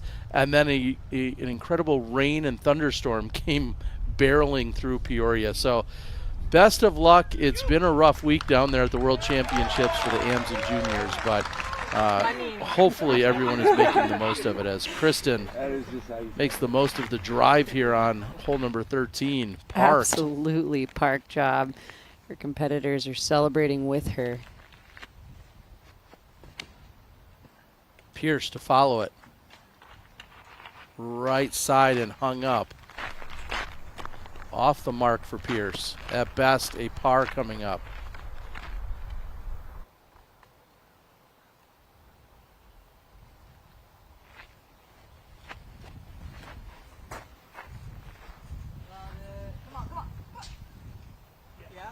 Hansen needs this to slow down, but not that much.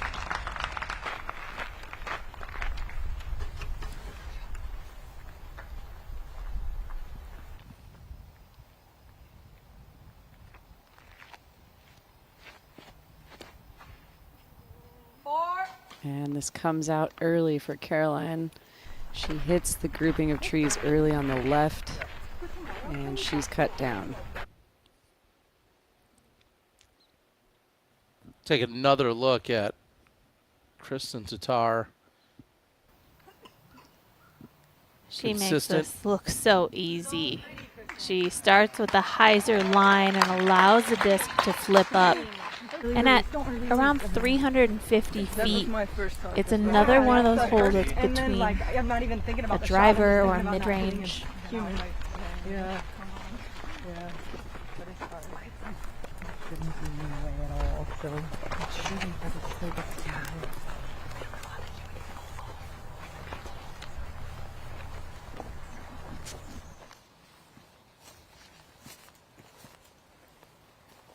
Very difficult foot placement for Caroline. She's going to have to go to the sidearm approach. And this could be trouble. There's the river directly behind this pin. Her foot is in the V of that tree.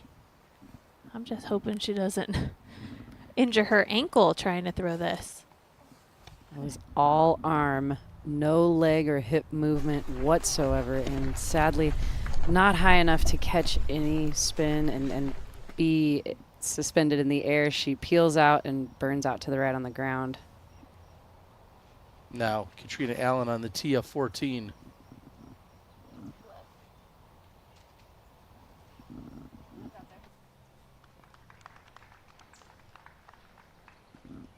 Short grass is good.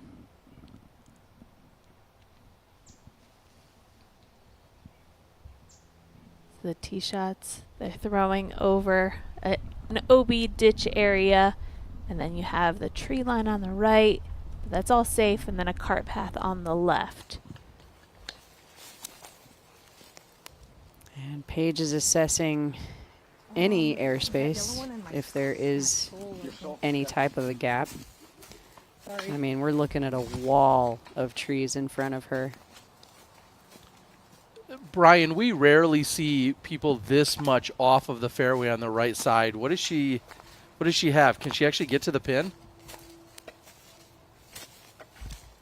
I mean, she does have an opening, but that's definitely a rough kick. She's like 30, 35 feet off the tree line. Oh, so close.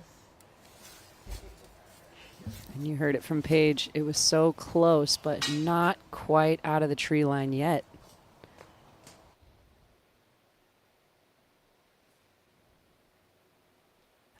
So close. I am not sure which opening she's trying to aim for. It just looks like a wall of trees to me. Oh. And that's exactly what I was talking about earlier, is if you come in hot on this, you could skip up and carry all the way down to the river. That looks as if it's checked up, but that's still going to be a difficult uphill putt with some bush or shrub obstruction between her and the pin. And then it's on, the pin rests somewhat on a hillside or a little bit of a mound. So if you catch some part of the basket, it could roll away, as we saw with Raven Klein. So this green is not easy. It might be the most beautiful green on the property, but it is not an easy one. And exactly what I'm just seeing there, the roll away by Pierce. Oh. Oh, and even more punishment. It sounds like Paige found herself some nettles over in the woods. Oh, no. And after all of that, Hansen says, I'm just going to pitch up and not mess with it. A very, very smart play by Hansen. Haley King, tee of 18. She's currently sitting 6 under. Haley has 9 birdies on her scorecard. She's got 1 hole, hole 6, 2 over par, and another bogey, and gets a red flag on 18. This is trying to get up and over. It's going to do so. Green flag for Rebecca Cox, who's sitting at 6 under.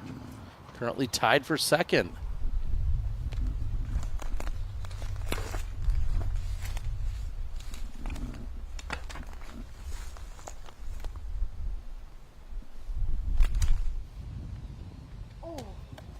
Oh, I thought that one was actually going to be kind of a Hail Mary in the basket.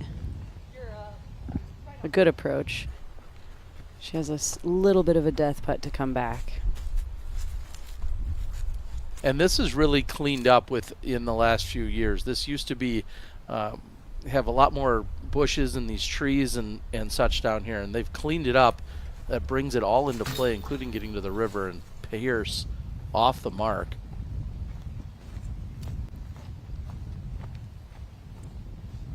Really turned so disastrous for Paige. Just being off the fairway a bit brings all the trouble into play.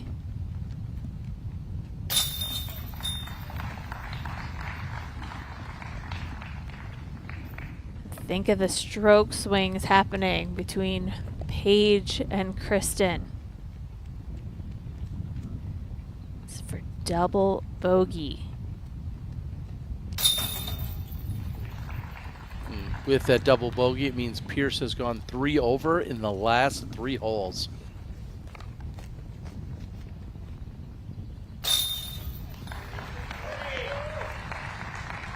Kristen picks up 3 strokes on Pierce alone here on 13. She moves to 6 under, currently now in a tie for second. Going to be remembering that hole 13 and how important a drive down the middle can be.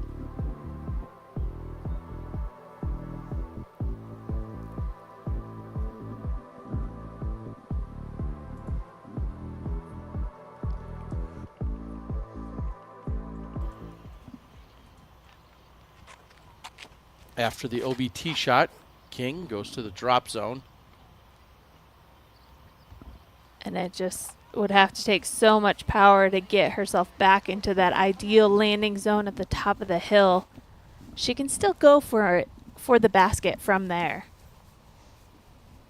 Speaking of going for the basket, we'll see if Katrina can get the first birdie of the day on hole 14. She needs to stay clear of these trees. Just a little catch of those branches, and she's got an opportunity. There's a putt.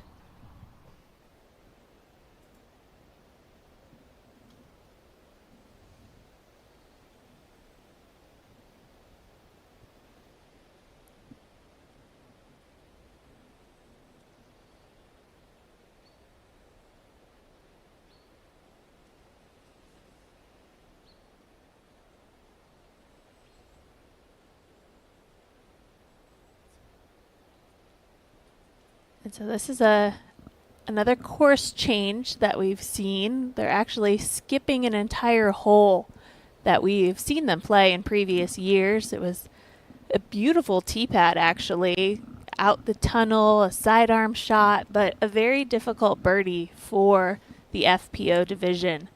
And so we're seeing them walk along the way and go straight to hole 14.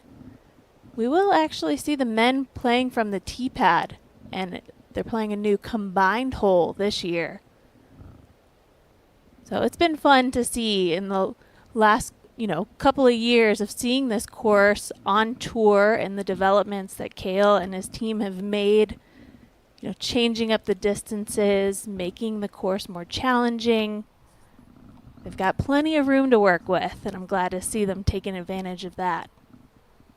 Now with Missy Gannon throwing her fourth after an OB penalty.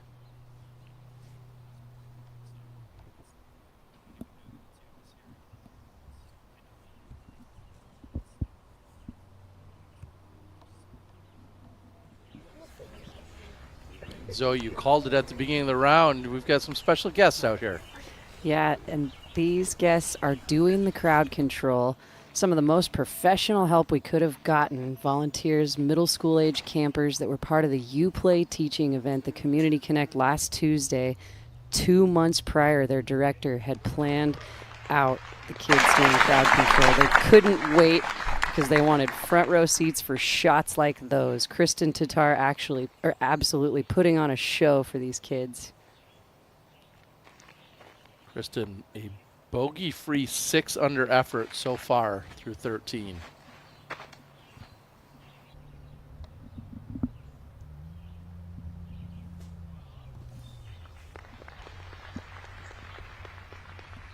Pushes to the right side of the fairway. Looks like she'll stay just on the edge. I want to give a shout out because Ella Hansen was one of the pro ambassadors out there teaching that UPlay clinic. You can catch all the action on UPlay's social media. And Paige makes the mistake you can't hear, which is leaking hard left and out of bounds. Pierce in trouble. Just the worst feeling when the disc just kind of falls out of your hand. She didn't get the full extension on that drive. Rebecca Cox sits in a tie for second right now at 6 under. Trying to find herself a spot on the lead card for moving day tomorrow.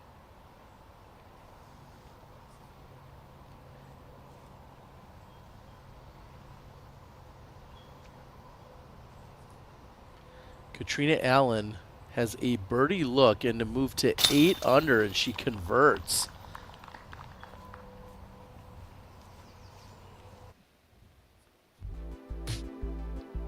That is 7 under in the last 8 holes. So really just the one mistake that we saw on what was playing as the second most difficult hole on the entire course, hole number 6. That was averaging 5.52 when they had come through. So a 6, not exactly a crazy score. And she has been doing work today, especially in these last 8 holes. And of course, you'll be able to watch Katrina Allen along with all of our sport's top athletes as part of your Disc Golf Network subscription, all included for you to be able to watch the European Open presented by Discmania. Make sure you're geared up. You have already dialed in, ready to go on the Disc Golf Network. Head over to the discgolfnetwork.com. Also, any of our PDGA members always receive a 50% discount if you're a current PDGA member. If you're watching along today for free on YouTube, thanks for joining us. Hope you enjoy the action today. But we'd love to have you come on for the Disc Golf Network subscription. You do get the first month at 50% off if you sign up in the next few days. Wow, that's a deal because of what we have coming up over this next month. You don't want to miss these European events, these Elite Series. Katrina Allen, middle of the fairway. I don't think you could throw it much better than that off this tee. Great shot by Allen. I think it's fair to say that Katrina Allen has found flow state here in round one at the Preserve.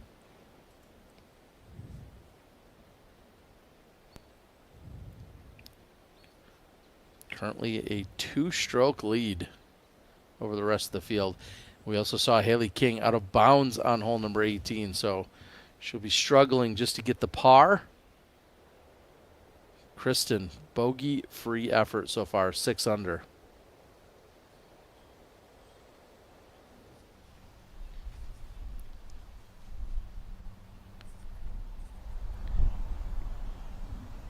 Caroline with her 3rd shot. A really uncomfortable stance that took a lot of power away from what she could have put behind that shot.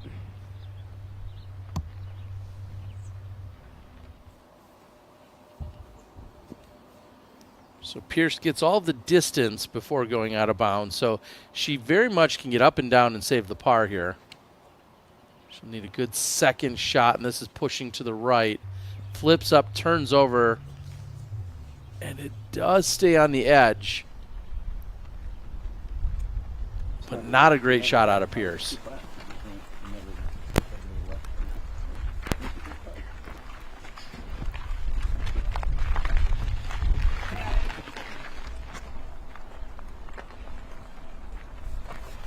And Paige is super happy to get that disc back. You could see, had the prayer hands up. Happy to put that one back in the cart. Big shout out to all the volunteers and supporters of the event. You just said, Zoe, that we had the children out here doing the crowd control, but the rest of the staff and the crew that Kale and the Preserve have provided for our weekend here. The Preserve Championship. Now Tatar. Great position to set up for birdie.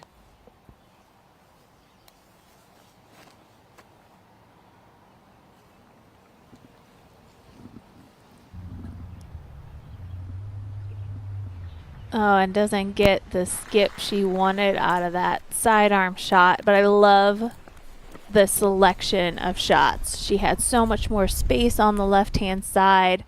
Didn't force herself to throw that straight shot, which is so much more demanding on the speed and power as you approach the basket.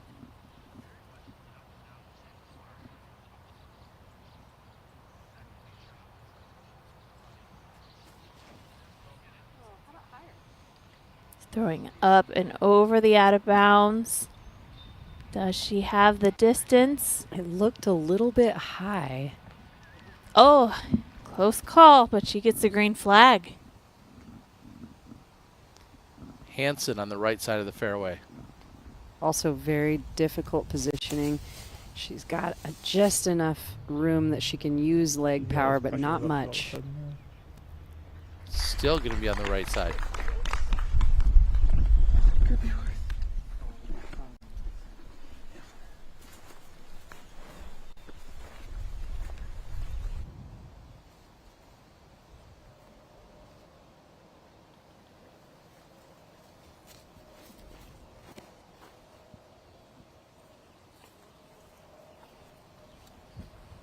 this could be trouble. There's left side OB on that bottom section of the hole.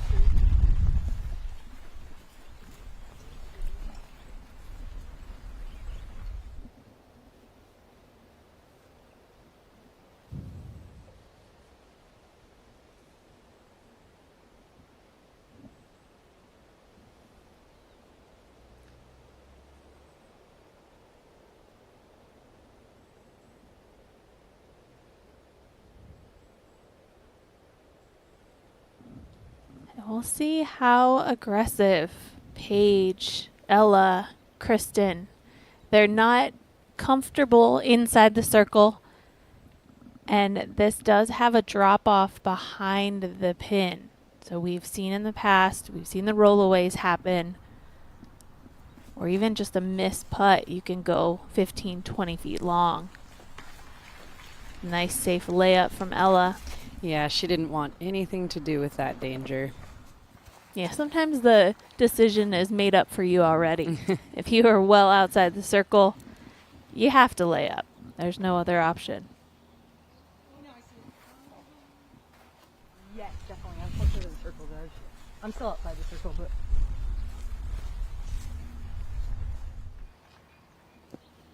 Kristen also opting just for the layup. I don't know. 4 steps outside the circle? And we heard Paige Mike, 4 say it steps for us. outside the She's circle? just outside of the circle. You don't know where you are. Okay. We're trying to find Caroline's disc at the moment. Yeah, I'm worried that she had leaked out over the sidewalk there and out of bounds. So hole 14, not doing her scorecard any favors, already playing as the 3rd most difficult on the course. Val, it doesn't look like we've seen many birdies on 14. Who's collected them so far today? It was just the one out of Katrina that we saw on film, and Paige Shue actually got the birdie as well. 16-foot putts. I just stopped steam. I literally just stopped steam. Step lightly. So she's in stinging nettles again. Doesn't want to feel the sting. I mean, nobody wants that feeling, but she has to get back in there and still has to pull off a good shot.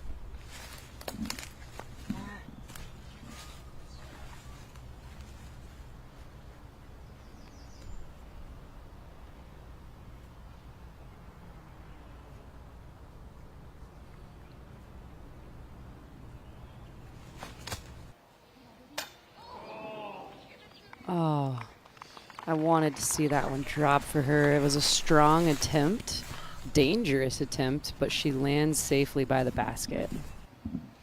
I'm thinking if you go into the nettles, make it worth it. Yeah, she gave it a good run. Those bogey's going to sting for sure.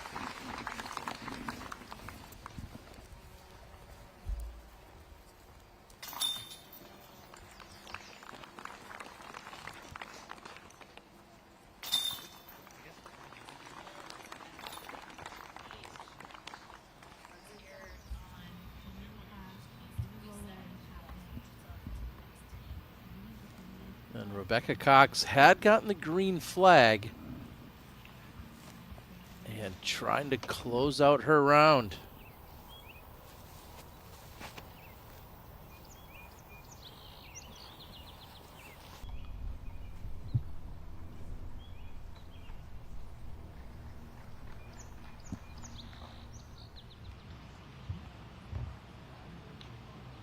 Now Haley King has a bogey opportunity here. She's at circle's edge.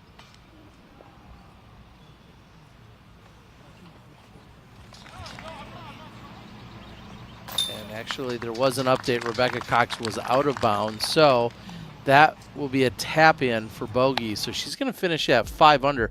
Currently, that still has her in 3rd place. And we're seeing how the rest of the scores are continuing to come in, but Rebecca Cox 5 under, Haley King 4 under, and that was with a double bogey on the last hole. Kristen Tatar, only player in the top 5, bogey free. Beautiful shot, cresting the top of the hill, making it over into the fairway. This is a new tee pad. This is some of the first times we're seeing this tee pad be played. Yeah, and with that, I'd like to throw it out to Brian. Brian, we're seeing the new tee pad. How does it change in which the way the hole plays itself? I mean, I think it changes the hole completely. I think it makes it a much harder hole. I think with this tee pad now, you have to push one out straight and get yourself into some position in the fairway to throw a long second shot, whereas the original tee pad, not only was it just along a cart path, you were able to get pretty good amount of distance up there, making the second shot a little bit too easy. So this is a sweet change, and now we're looking right back at the Mississippi River. It's just a great aesthetic and challenge. Thanks for the insight, Brian.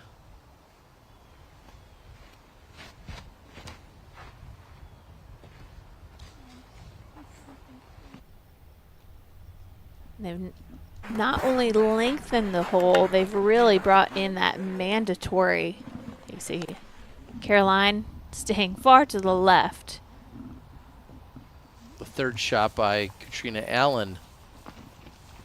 It's going to leave her right next to the pin, and we've seen just one birdie on this hole today by Holland, Hanley, and Val. Can you break it down any more than what we just saw from Brian? Well, this is around where the tee pad was last year and the previous years, and they had to throw up and over this hill immediately. Now having the tee pad pushed way back about 100 feet, they're flying over the hillside on their drives to land in this zone, but it does make it more challenging, and the players with big distance have the advantage here to get the second shot as far as they can, get past this guardian tree here on the left-hand side of our screen, and make your way to the hillside and hopefully get inside the circle. But I remember it was already a difficult hole to birdie in the previous years, and now they added a little bit more distance, so we'll see how many birdies we'll get this year. So far, it's playing very, very difficult.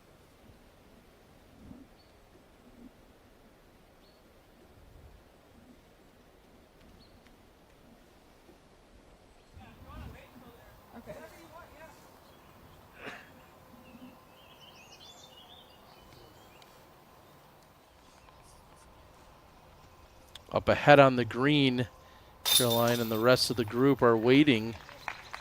And Missy in for birdie, or excuse me, in for par. Missy has had a very par-like day, so to speak.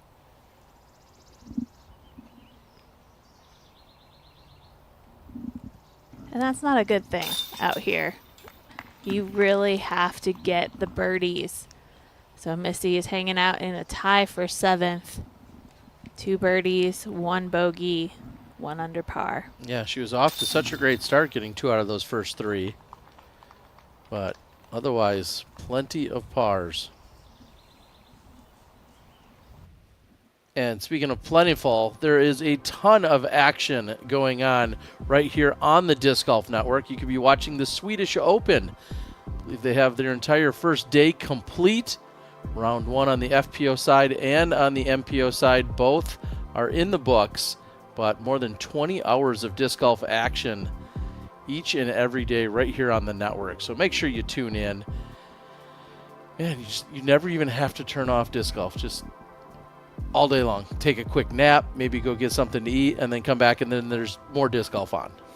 It really is the glory days for our entire sport. Being able to watch live action across the world on the same weekend.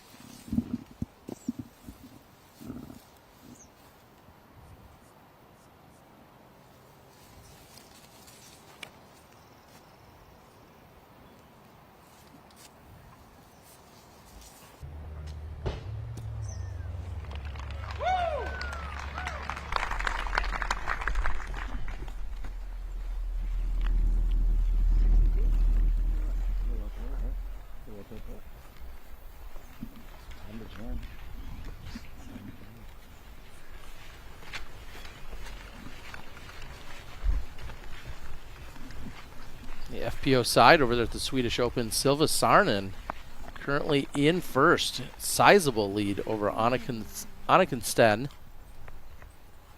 Silva opened with a 5 under. Anniken and Amanda are both at 1 under par, along with Marianne Must, all 1 under par. So Silva starting off with a 4-stroke lead.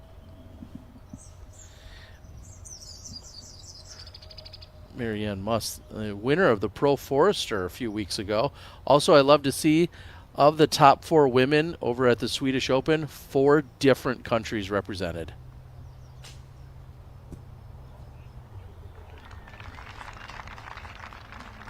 Kristen punches through that guardian tree. She'll have a long run if she wants to go for it. And it's a forgiving hillside that this basket is on. Creates a nice backdrop for even the most powerful drives. Big hyzer shot from Ella Hansen. Incredible. Did I mention that distance gives you an advantage on this one? I think so. Ella's trying to become just the second woman of the day to card a birdie on hole 15.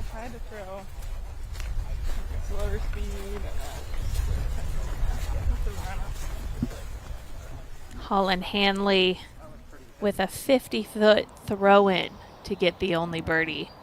So Ella has a great chance right now. TF16 for Katrina Allen. Playing to the hillside. That's going to check up. Incredible. Inside the bullseye. Kat trying to add another birdie to her scorecard. That would be her 10th birdie.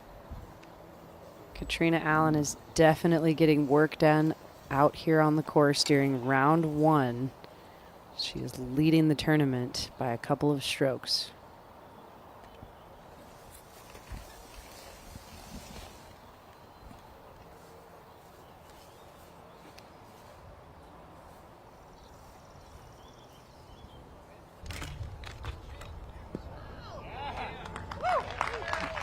Not the worst reaction off the tree there.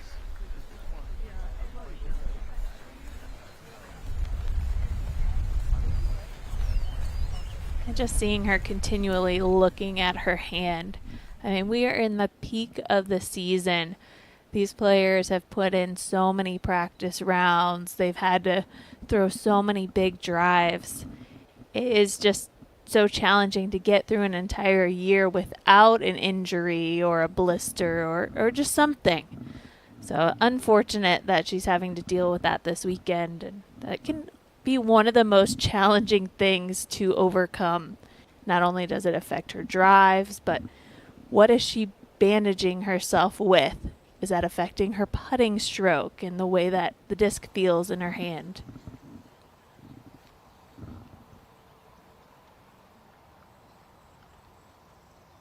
Tatar with a birdie look from circle 2, uphill jumper.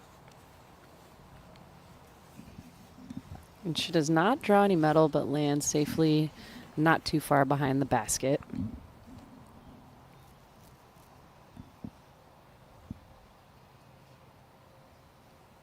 Pierce also with the birdie look from circle 2. Can she convert? Very frustrated Paige Pierce at this point in the round.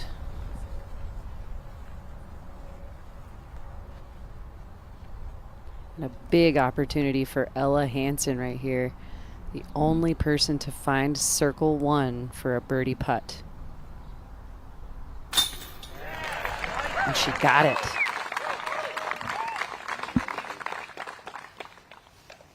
A huge feat for Ella to take that only birdie from circle 1 in regulation on round 1.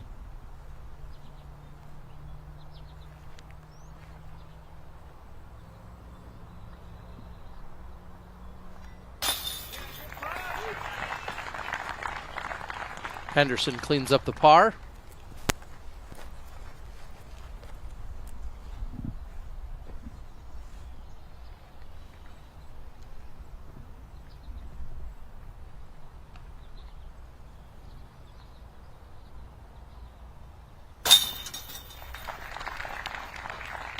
And no problem for Tatar.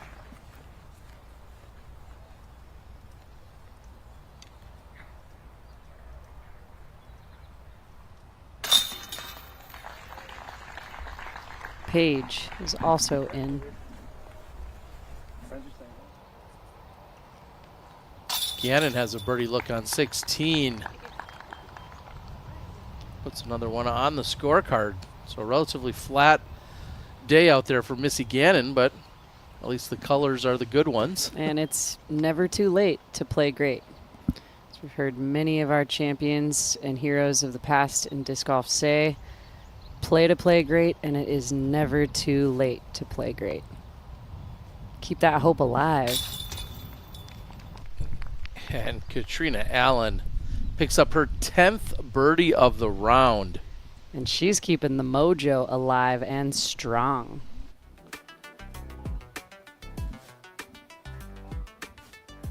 Katrina now has a 3-stroke lead for the time being above the tie. Kristen Tatar and Rebecca Cox 6 down. Small stack up at 4 down in 4th place. And still a lot of action. We don't have the easiest finishing holes here, but it's about keeping the focus and making the putts.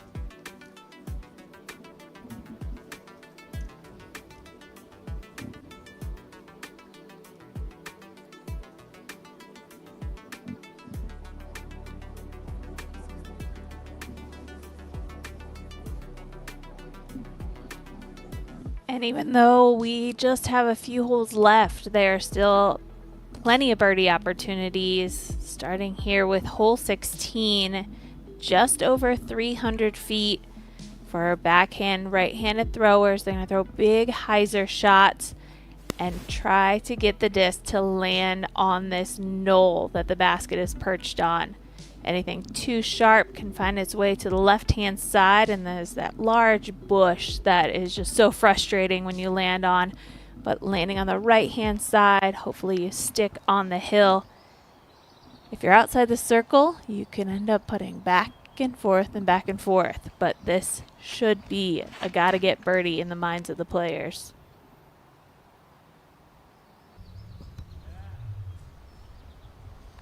And long and left, Ella Hansen might be outside of circle 2 there.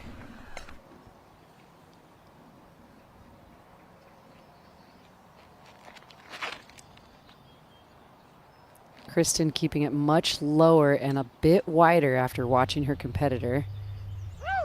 Oh, and a kind of a crazy checkup. A little bit of action, but she's got a circle 1 putt.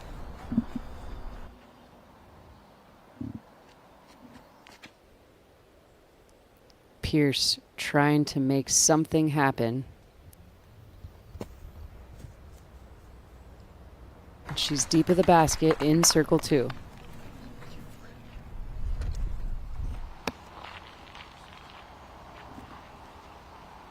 Another birdie opportunity here on 17. Relatively short hole at 243 feet.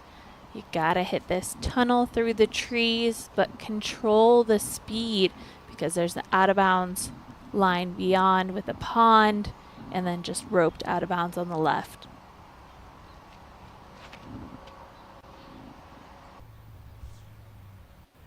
Beautiful. Low out of her hands, but very controlled and very straight shot.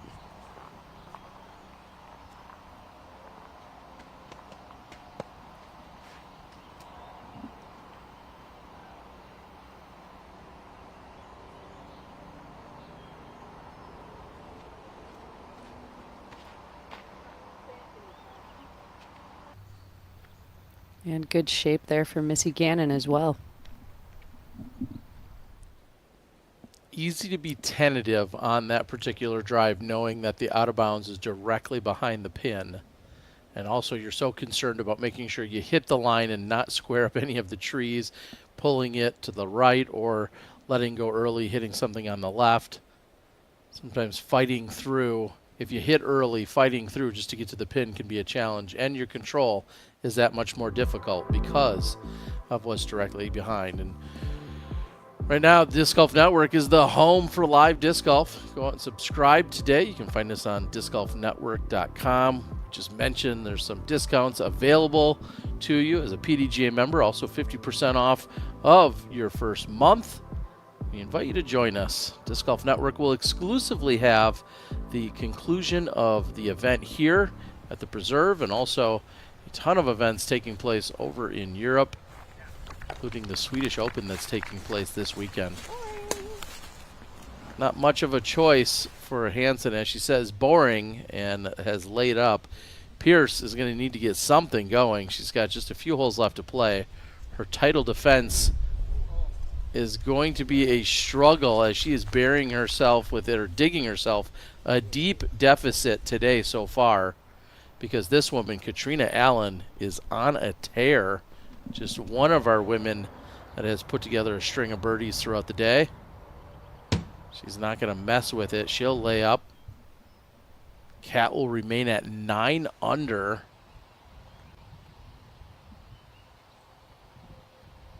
Kristen Tatar sits at 6 under, trying to add on.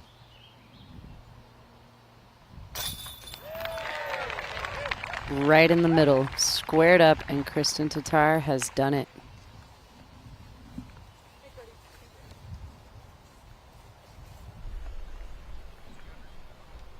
Kristen, the only player remaining in the field that is bogey-free.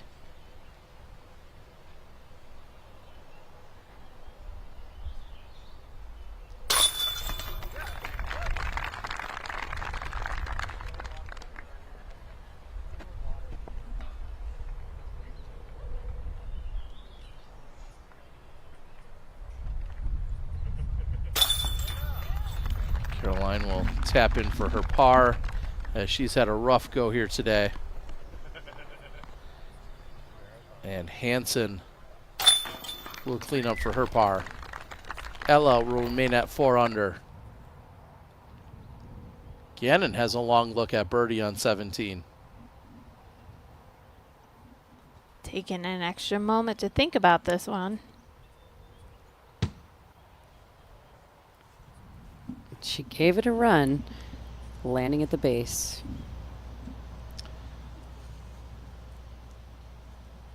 Why am I not on course this weekend? I should be out there by the ice cream truck. Hopefully Brian is treated. Brian, I'd like to treat you to a birthday ice cream cone. So when you go over there, just tell him to put it on my tab. There's all the action out there. It's been quite an atmosphere throughout the last few years. Maybe that's why you're here. Your tab got a little too big. Something like that. Looks like that might have been Jumpin' Joe Fight there grabbing some ice cream as we were just pulling away from that shot. Hall of Famer and incredible contributor to the history of all of disc golf. And speaking of ice cream, we know that was the celebratory thing of choice for Kristen Tatar. And she's had so many wins this year. She's celebrated many times with an ice cream cone at the end of the tournament. And right now, 2 behind our leader, Katrina Allen. It's not often that you see Kristen trailing. So this is lining up to be a very exciting event. And that's a great start for Kristen. Line drive up the fairway on 17. And a standstill tee shot. Very interesting approach. Yeah, not something you often see from Kristen either. And this was pulled wide right immediately off the tee for Ella. And a small celebration. She actually fist pumped at the fact that she rolled out of the tree line. She's going to have an open second shot. And Paige getting pretty far up the fairway. Line drive, and potentially one of the farthest drives we've seen.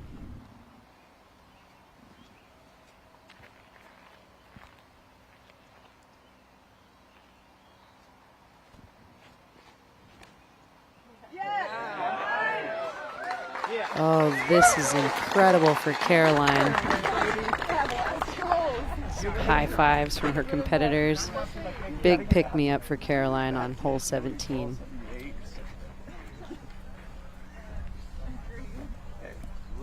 Never too late for a birdie. Caroline trying to set herself up. Catch up with Katrina Allen, who's throwing her tee shot on 18. Kat already captured 10 birdies on the round. See how she can finish out. And this looks like a safe drive for Allen, so off to a good start.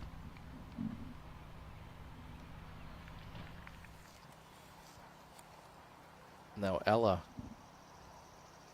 Very fortunate to get out into this opening. That's what I was worried about, is when you get caught up early, you're kind of fighting through trying to find a fairway. And Ella, in this case, kicking all the way out into the opening, has a much easier approach. I want to throw it out to Brian. I know we just saw the ice cream truck, but Brian, there's usually quite the festivities, some partying, some picnicking, some tailgating. Did you see any of that out there today? There is a little bit of everything out here, Terry. There are probably more people camping out here than I've ever seen the entire facility.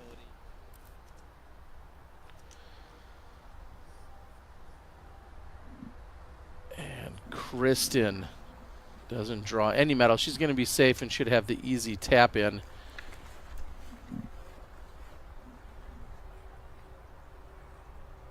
Sounds like some of the spectator suds were already flowing out there, enjoying their time.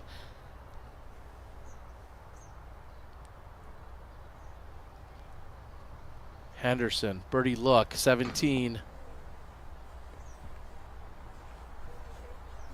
A smooth and confident stroke for her, almost carding the birdie. She's just at the base of the basket for a no-stress par. And now Paige for the birdie. She converts. And although late, we said it earlier, you heard me say it, it is never too late to play great. Keep the spirit alive. Keep your focus on the positive. It's the only helpful option you have.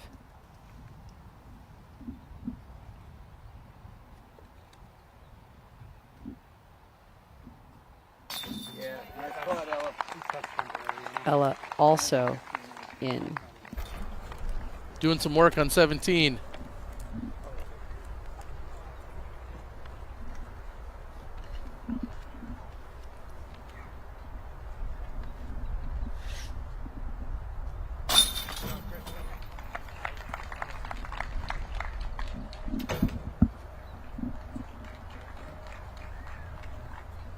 Couple of pars on 17, and welcome in, everyone. What we've been seeing is Katrina Allen has just been on a charge. She hit that little bit of a roadblock on hole 6, as we said, one of the most difficult holes on the course, and then just stringing them together afterwards. And it looks like she's doing it front with the driver and the putter. Yep, couldn't agree more. Katrina is dialed. She's comfortable here. She knows this property, and that, yeah, there's a couple of changes, but Kat is hungry. We mentioned it earlier. She hasn't been on the top of the podium for a couple of events, and this is a place that she absolutely wants to put it all together. And we didn't see Katrina last weekend. She took last weekend off, so it's been a minute since we've seen her, and clearly she's been practicing her putting because it has been on fire today, hitting 100% inside the circle, and she's at 50% C2. A lot of these bonus putts from outside the circle have made all the difference. Yeah, she hit 3 in a row from hole, it was 9, 10, 11 C2 putts. 50% in C2. Those are the kinds of percentages that are going to really boost you up to the top. And I mean, not very many people in our field weekend after weekend are getting too high of a percentage in Circle 2. So it's definitely where the level of play has progressed to and what is required. Yeah, and thanks to our Paragon notable statistics, we're seeing that Kat leading in a couple of those categories, including the strokes gained on putting and then the 100% C1X.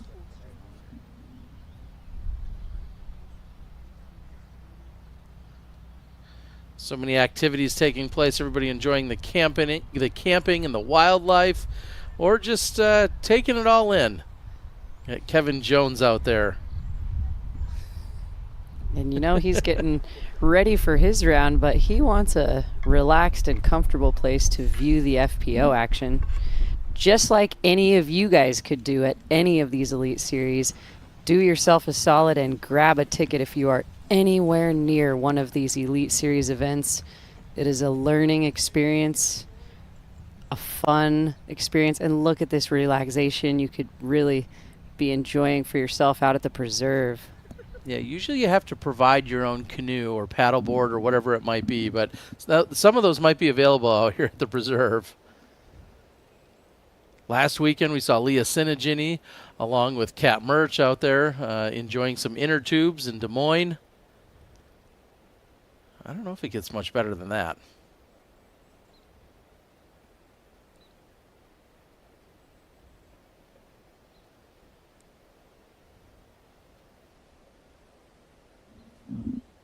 If any disc retrievals are required, I know who we're going to call on first. Got a couple of top-notch players out there for that.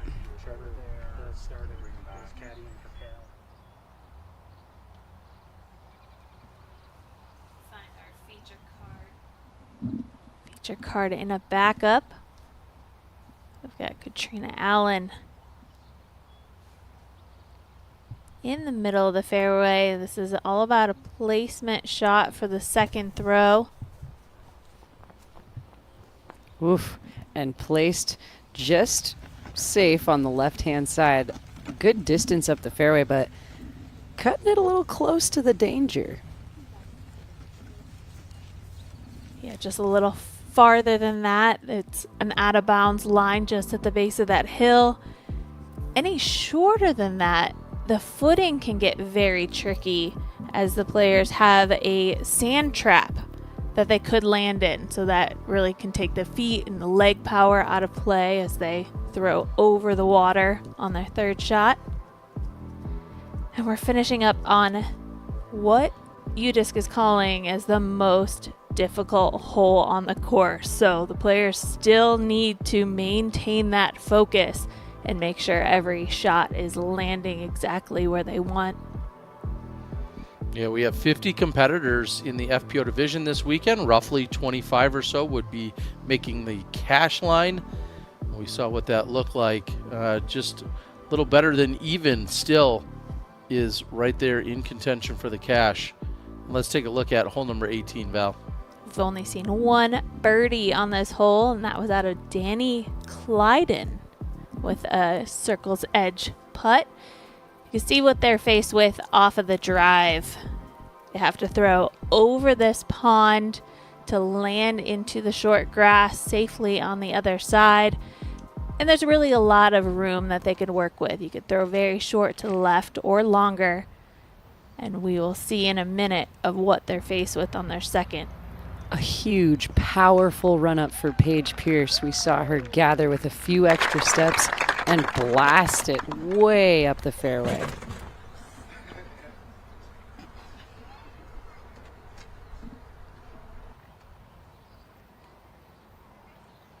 Got to appreciate this beautifully landscaped 18's tee pad. It has the most vicious teeth on the course today, but the most beautiful appeal when you walk up to it.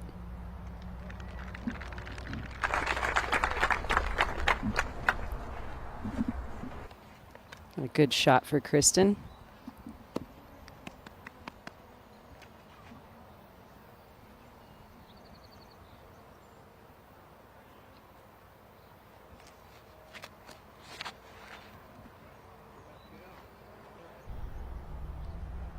And kept much lower out of the air, but wow, what an incredible distance Ella covers up the fairway.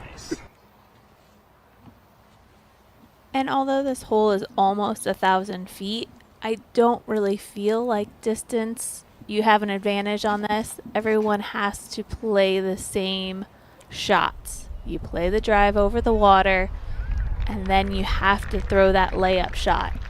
It is just too far to reach the basket for even the best drives that we've seen.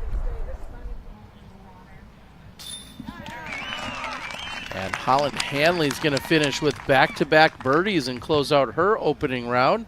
That's 3 birdies in the last 4 holes to get to 2 under. And she's the only other competitor in the field to join Danny with that birdie on 18 up to this point.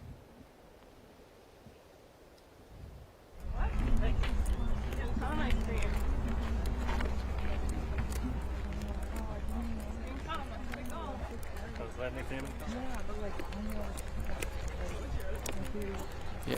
And a moment ago, as they were starting to move down the fairway of 18, Kristen had caught up with Caroline. I believe Caroline was showing her finger and exactly what she's been dealing with today.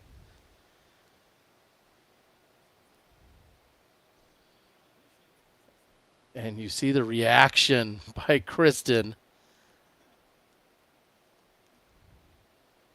I think that says it all as to probably the pain and maybe a little frustration that Caroline's been dealing with as Kristen reacted to it. Yeah, I feel Kristen got uncomfortable just looking at it. Can't imagine the pain Caroline's suffering. And unfortunately, speaking of suffering pain, Raven Klein was off to that great start. We saw her run into the challenge on 13, where she had the birdie look that turned into a bogey. She then had a bogey on 14, a double on 15, and a triple on 17. So Raven Klein, who we were excited and cheering for, looking for this home state love, everything kind of turned south for her, unfortunately, once she got to the last third of the course. She's going to finish with a 1 over on today's round. So the Preserve not letting up when you're trying to close out the day or the round. Katrina, though, making it look easy. We're going to roll the Zuka replay, take another look at it. Katrina just had such a great vantage point on what she needed to do to get to the basket. And it does drop at the very end, but it's able to just climb over the hill and trickle on the other side. So she's inside the circle, looking good for her birdie. And as I just mentioned, the other woman from Minnesota, Raven Klein, struggled to close out. We were so excited. She had one of the few bogey-free rounds going all the way through hole 12. And then once she got to 13, all slipped away.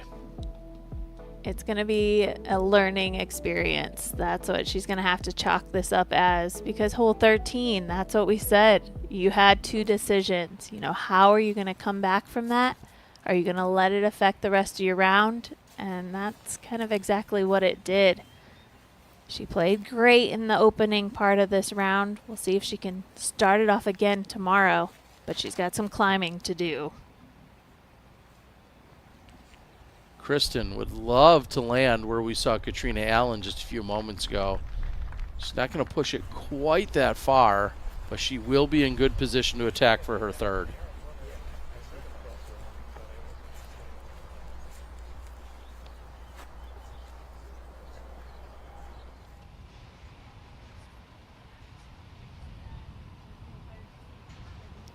And this is a bogey look for Gannon. Circle 2.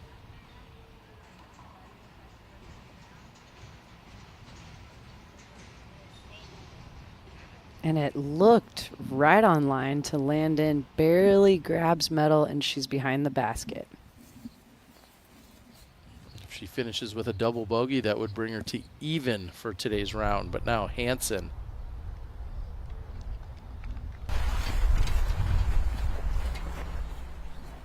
It's a good spot to be in on the left-hand side as opposed to where Kristen is on the right. Ella will actually be able to see the basket a little bit more clearly. And Paige didn't seem to be worried at all about the sand trap. Not today. Not today. Well, it's not OB. And so it just makes it. So, but like before, the bleachers were way over. Yeah. You actually could barely see the bleachers. Yeah, I would have loved to see her avoid that sand trap because she needs a full run-up to throw her next shot. Now here's Paige Shue from the short side of the green. And her bid is off the mark, so Paige trying to close out. Meanwhile, Katrina Allen, who's really just had almost complete control of this round throughout the day, trying to close out with a birdie. This would get her to double digits to 10 under.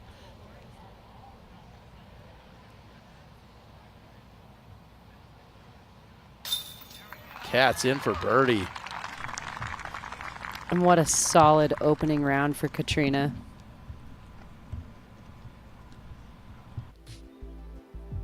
Kat currently a 4-stroke lead over Kristen Tatar. Kristen, at best, could finish out with the birdie, or in the most likely of scenarios, could finish out with the birdie.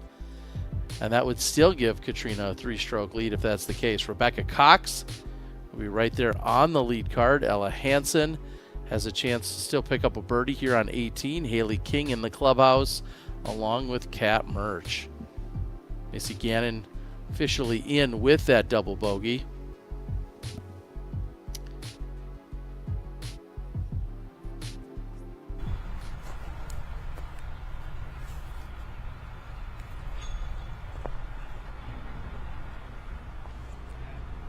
And although the course has changed up to some degree, because every time you see any change on the course, you talk about course records and what the old one is or potentially what a new one could be set. Right now, though, there's no doubt about it. Katrina Allen, a course record with her 10 under in this opening round. And this was very low out of Kristen's hands. Oh, no, and Tatar is short. I was afraid of that. It was headed almost straight for the ground. What a mistake by Kristen. She's been bogey-free and comes up short. That's going to extend Katrina Allen's lead even more.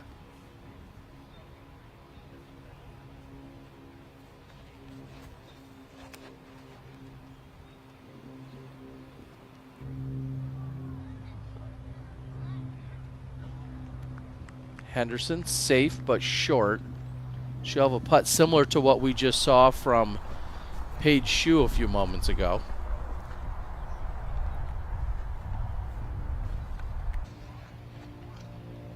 These shots are over 300 feet.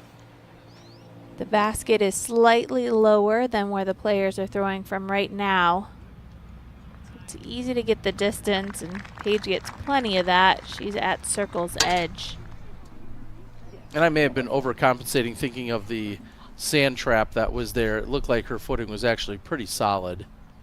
So not a concern for Pierce, but she'll have some work to do. She might be able to close out with a birdie. Yeah, the aesthetics of the golf course are slowly slipping away as disc golf continues to grow out here. A big hyzer line from Ella Hansen. She gets a couple of skips, and Hansen, bullseye edge. That was an awesome shot. Ella trying to get to 5 under, which will likely have her either in second or a tie for second. That's, yeah, I was going to say she's solo third and potentially moving into second now. Katrina Allen ties the course record set by Paige Pierce back in 2022, and the preliminary rating of 1031. So unofficially a 1031 rated round for Katrina Allen today. Whew. And that is a nice number. Anything, first of all, hitting in the thousands feels great, but when we're up above 1020 on the FPO side, we're really getting into some of those elite record-setting rounds. And that's with one bogey on the scorecard.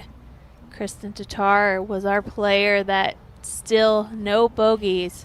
Now she gets the OB. Great recovery shot from Kristen.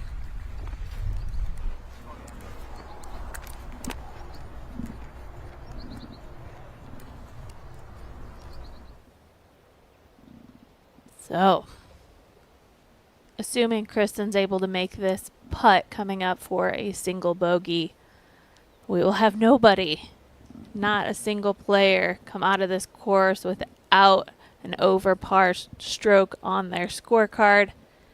But there are just so many birdies, and Katrina Allen's scorecard showing us just that. I mean, she was driving really well, 82% fairway hits. She was able to scramble the one time she had to. That was on hole 1, but it was all about the putting for Katrina. It was those circles, edge putts, or bonus putts that she was able to get inside circle 2. Just outstanding today with the putter. And if Kat does stay around that 1031 rating for the round, that could be one of the top 30 best rated rounds ever in the FPO division.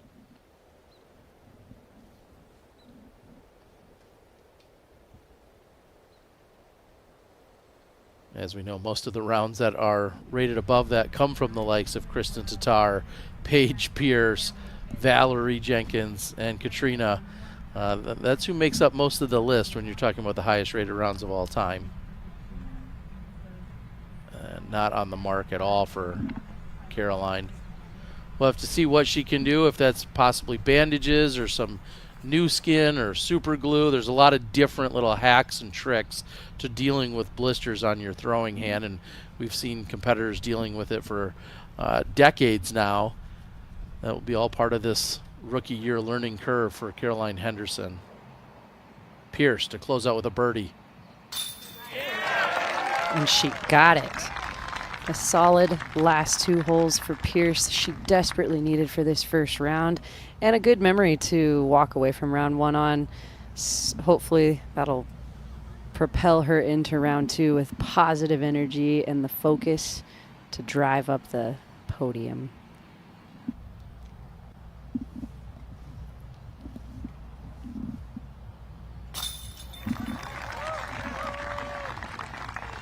Kristen limits the damage to just the bogey. Will be the only one on her scorecard for the day.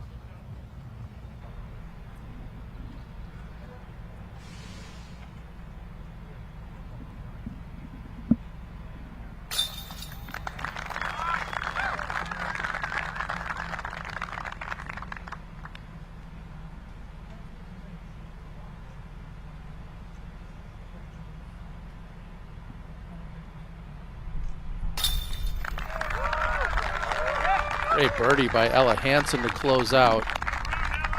She's going to be in a tie for third, and we'll see her on our lead card tomorrow for moving day. And speaking of moving day, when we take a look at the scores, we see Kat 10 under par, scorching out here at the Preserve. Rebecca Cox also having a day for herself at 6 under. Kristen Tatar along with Ella Hansen will round out our lead card. They're both at 5 under, and charging right behind them will be Haley King, Kat Murch, Jennifer Allen, and Paige Pierce. Our leader, Katrina Allen, is in the clubhouse. We caught up with her right after a round. Let's hear from her now.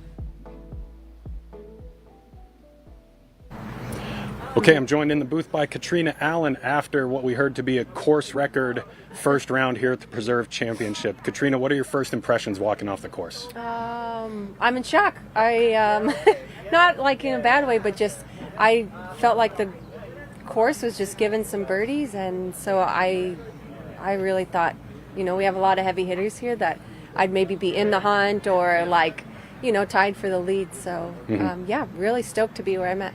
Yeah, your putter has been great all year, all season, and today it was probably the best it's been just for one single round all year. Is there any specific secrets that you can share with us? What was working? I mean, I know I've actually had lots of putting rounds like this. I just haven't been throwing the disc as well as like today, so you guys just probably haven't seen them. But I finally found a way to throw well enough to give myself those opportunities for birdie as opposed to making those putts for par. Gotcha. I mean, your game is looking completely well-rounded. Obviously, you're in the lead. Is there anything that you're trying to improve upon for the next 2 rounds? Is there anywhere to improve? Oh, for sure. But I really feel like this course really sets up well to play golf. And so I really feel if I hit a tree or I'm not exactly where I am, I really feel confident in a place I know I can get up and down. Or, for instance, the par 5 is at 6 or 7, whatever it is.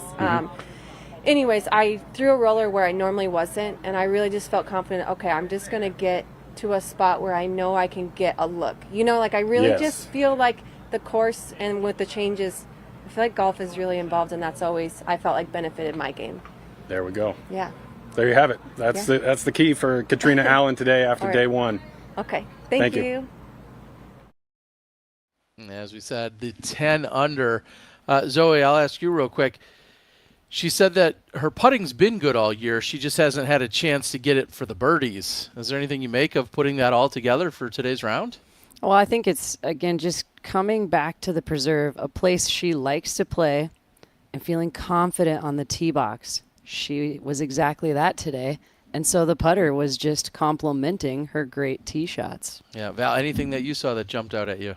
Well, it's just fun to hear her talk about the course and the golf strategy and that fun challenge to a very veteran player, but her finding kind of a new element to focus in on. And sounds like she's having a good time playing this course. I'd be having a good time if I picked up 11 birdies as well. We're going to break down the rest of the round. We're going to give you our OTB shot of the day and some more analysis. All of that and more on the other side of this break. We'll be right back.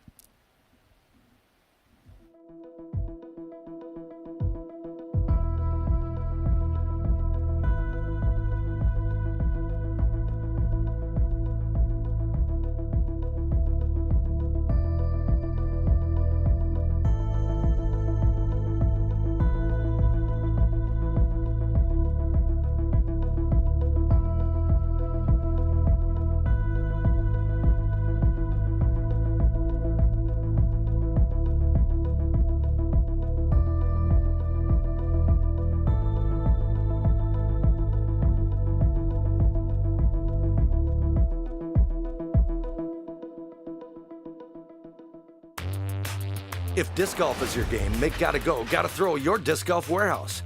With a huge selection of discs, bags, baskets, carts, shirts, and more. GottaGo.GottaThrow.com has all the tools to take your game to the next level. Shop online or our Golden Valley, Minnesota store. Free shipping with all online orders over $75. Online or in-store, get what you need for the game you love. GottaGo.GottaThrow.com, your disc golf warehouse. In the game since 1993.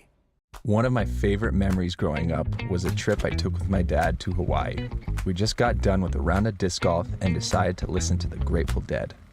Without saying anything, we both knew we needed to dance, and that's exactly what we did.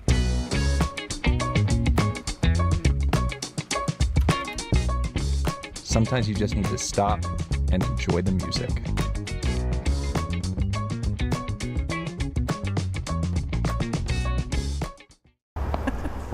Yeah, sure.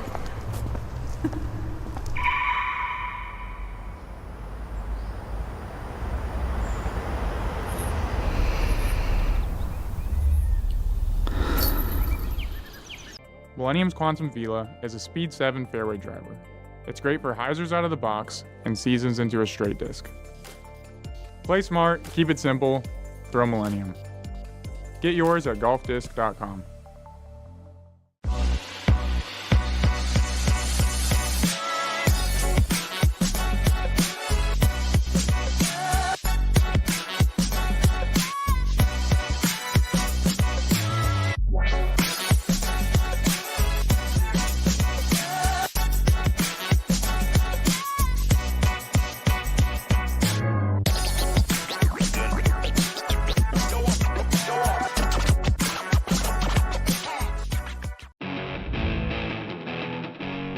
Introducing the F9, Prodigy's most understable fairway driver. The F9 is designed for beginners and lower arm speeds to get maximum distance, full flex flights, and effortless hyzer flips. A narrow rim makes it easy to grip for smaller hands.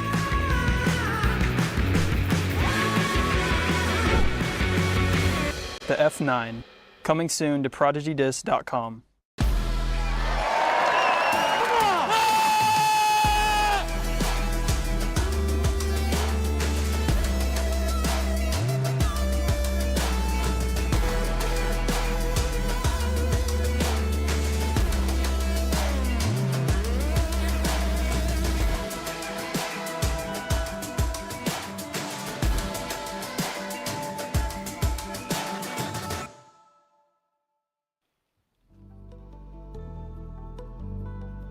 Kristen Tatar currently sits in a tie for second. She's at 6 under. We caught up with her just after a round. Joining me in the booth here, Kristen Tatar. Kristen tied for second place, 6 under par total. How do you feel? I have mixed feelings. I feel like I left a lot of out there. But I mean, I think I was executing most of my shots very well, so just have to like dial in to get that extra bit of focus. Talk about the variety of shots required in this course. Is there an opportunity to throw a very similar shot off every tee pad, or do you have to vary the shots that you throw out here? I think this course leaves a lot for the players to decide. You can choose like straight shots on basically every hole, or you can throw hyzers, forehand, backhands. So I think you can see a variety of shots here. I feel like I've been leaning toward my backhand straight shots here on this course a lot, and they've been working. So hopefully the wind doesn't pick up so I can use them. Well, more specifically, let's talk about hole number 6, because this is a hole that when I watch every division play, there's always a different way to play it. How are you attacking that very challenging 6th hole? Hole 6, which one is that? Long dog leg right. Oh, yes. Okay. So I tried to go off the tee with my St. Pro, which is a straight flying fairway driver.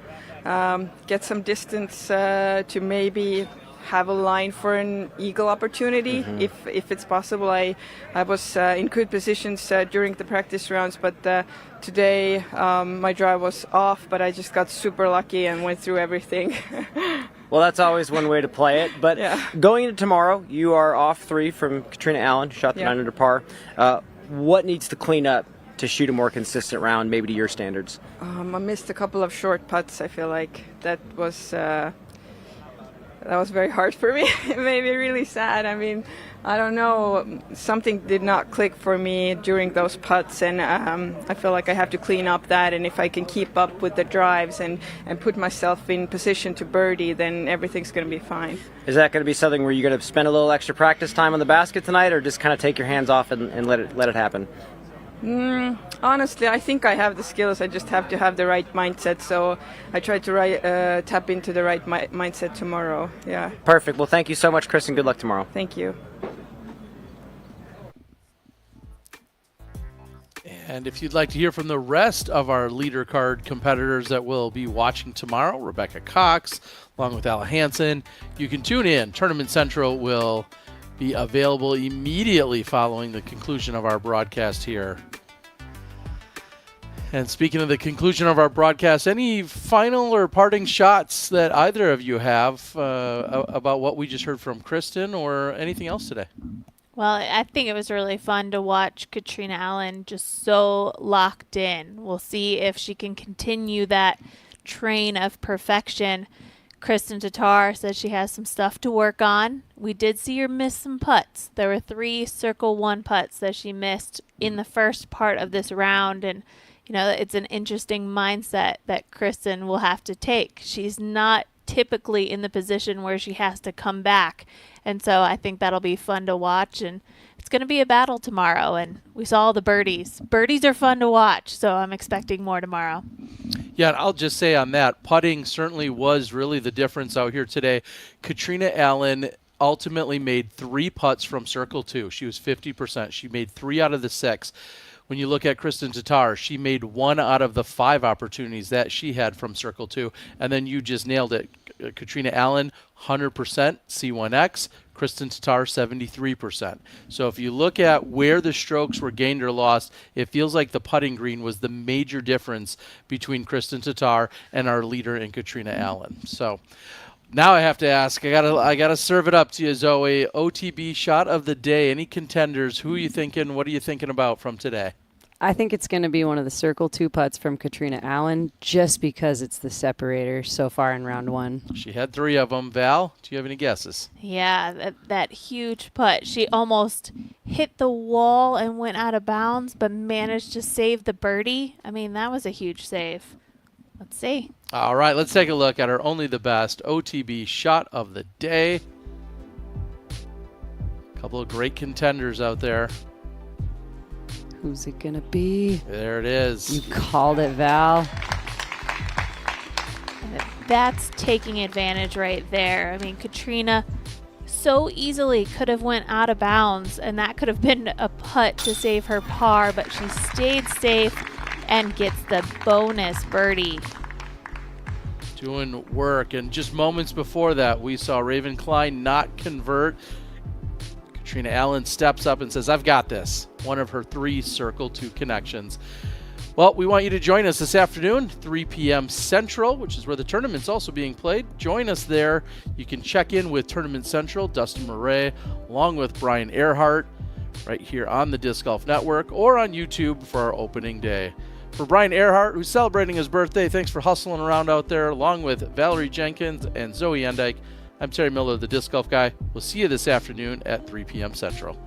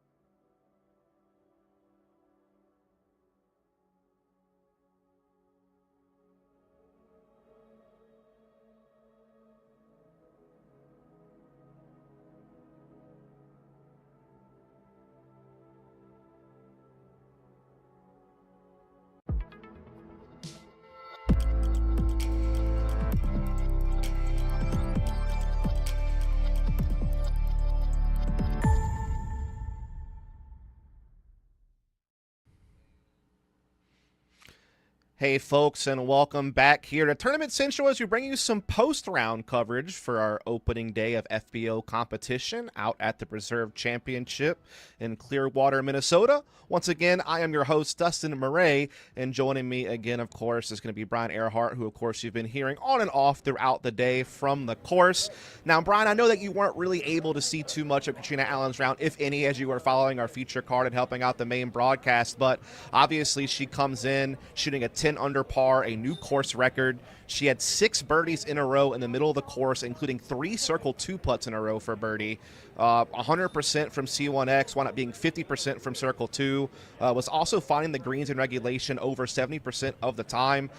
Just played phenomenal today. Obviously, she was coming into the event today with 3 top 10 finishes in a row after taking a break at DMC.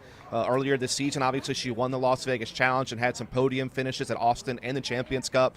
And so, Brian, while I know you didn't get to see her play today, are you surprised to see her shooting this hot, and what do you expect to see from her tomorrow? No, this is a 2-time world champion. The ceiling's already high. She knows how to score on any course that you put her on. So I was actually watching her quite a bit from behind as I was kind of floating between the chase card and the lead card. And all of the technical lines that she chooses to throw as her stock shots were dialed in.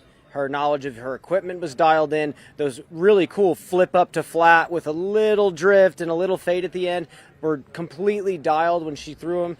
It was a great day to watch Katrina Allen play disc golf. And when the putter is hot for her, they kind of drop like grenades. She has that really cool nose down putt. And yeah, I mean, today was the day to shoot a good round like this. It was really perfect scoring conditions. Yeah, and speaking of taking advantage of the scoring conditions today, we also got to talk about Kristen Tatar, who finds herself in a tie for second place with Rebecca Cox, just 4 strokes behind Katrina Allen. Of course, she is fresh off of a dominant victory at the Des Moines Challenge. She already has 7 wins this season on Disc Golf Pro Tour, and she has yet to finish outside of the top 6 since 2019 on the Disc Golf Pro Tour. So we knew coming in, Brian, that she was going to be a consistent contender. She's been that way for years, and today really was no exception. I know you got to follow that card today and got to see her play up close. What were you seeing out of Tatar today here at the Preserve? So, like she said in her interview, it was the short putts that cost her the strokes to, get up close to Katrina Allen's score. But the disc was flying out of her hands so well. That baby hyzer angle that she's so good at was near perfect every time she lined one up. And really, for her, it's just the little things. And she said it was just focus. I mean, she missed a couple of 25-footers that you normally see her cash. And that happens in disc golf. Putting is not easy no matter who you are. And when the wind does pick up a little bit, it's never a given. So if she comes back tomorrow, does the exact same thing as she did today and just makes a few more putts, that's the number that you need to shoot. Katrina Allen's going to have to continue with her foot on the gas because obviously Kristen's going to make those corrections and come back stronger tomorrow. Yeah, it's going to be interesting because we rarely see Tatar having to play from behind. Usually she's the one shooting the hot score of the day to open up the tournament and just kind of maintaining the lead throughout the rest of the event. This time around, she's playing from 4 strokes down, but as you said, she can clean up some of the putting. Definitely could give a good run for it. But it's worth noting that Kristen Tatar is not alone in second place. Rebecca Cox also being able to come in with a 6 under par, having the turkey to kick off the round, and found a turkey as well to kind of kick off her back 9. She is on pace to perhaps get her best finish of the tour this season, and we got to hear from her, so we'll kick it over to Rebecca Cox to see what she had to say. And we're joined in the booth by Rebecca Cox after the first round of the Preserve Championship. Rebecca, what are your first impressions of that round? How did it go for you? Well, really, really well. The first few holes were pretty much bullseye birdies for me, and I felt like I was super accurate off the tee, and my upshots were feeling really good. So besides like a few little mistakes, I felt really good out there. How are you feeling about the course in general, the scoreability out there? Is that something that you keep on your mind a lot? Yeah, I like the improvements made from last year. I definitely do think there are a couple more holes that I can't quite be as aggressive on, or the birdie's a little tougher, but there's nothing wrong with a hard hole. So just keeping that in mind and just trying to score wherever I can. Gotcha. So there's a good chance that you'll be on the lead card for round 2. How are you going to decompress for the rest of the day? Anything specific you'd like to share?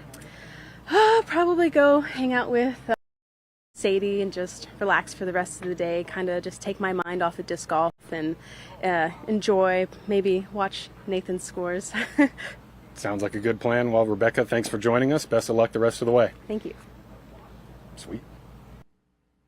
So, of course, it was great hearing from Rebecca Cox, who will be on the lead card tomorrow, but we'll be hearing from Kat Mersch, who is in the top 5 right now after a bit of a roller coaster of a round. So stay tuned.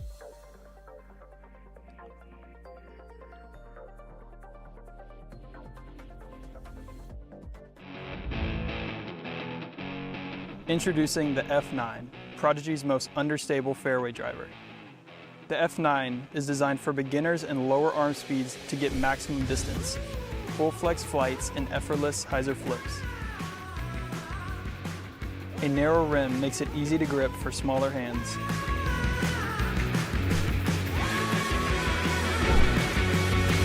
The F9, coming soon to ProdigyDisc.com.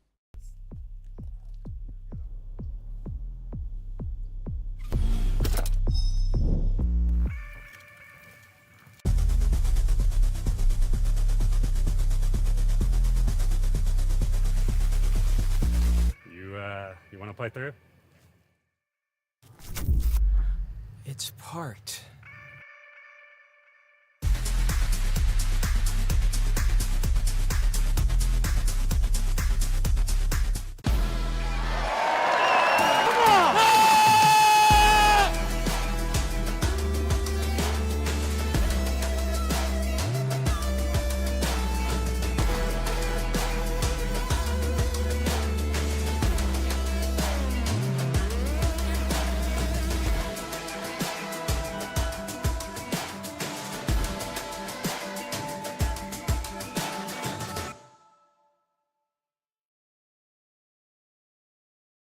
Okay, I'm joined here in the booth by Kat Mersch. Kat Mersch, ace on hole 9. My first question is, did you pay into the ace pot before the round? I don't know. Well, that's just fine. It's not going to affect your score either way. You followed that ace up with 4 birdies. Yeah. Can you just give us at home a little insight into what your mental space was like during that 5-hole stretch? Well, we're actually going to start on the hole before the ace. I punched myself in the head because I got so frustrated because I wasn't scoring. And I took a double on the hole ahead, and I was like, I'm going to just tear the rest of the course up because this isn't me, and I'm sick of this. And I ended up acing, looking like a total jack, looking like a butthole. So I just took that energy and I went forward. Here we are. I wanted to finish a little stronger. I don't know if 4 under will hold, but I tried to gain control of my temper, and here we are. Here we are. You were even par after that ace. And speaking of moving forward, what are you going to think about the rest of the night about round 2 to secure a spot on that lead card for round 3? I just need to secure more birdies on the front 9 and continue just to push, just get as much birdies as I can out here. Of course, it's horrible, and I can throw far and I can putt good, so if I do that, I might win. Scoreable course, do you enjoy that, or is that feel a lot different than the last few weeks? It's whatever, to be honest. It's just nice to be on a course that's enjoyable to play.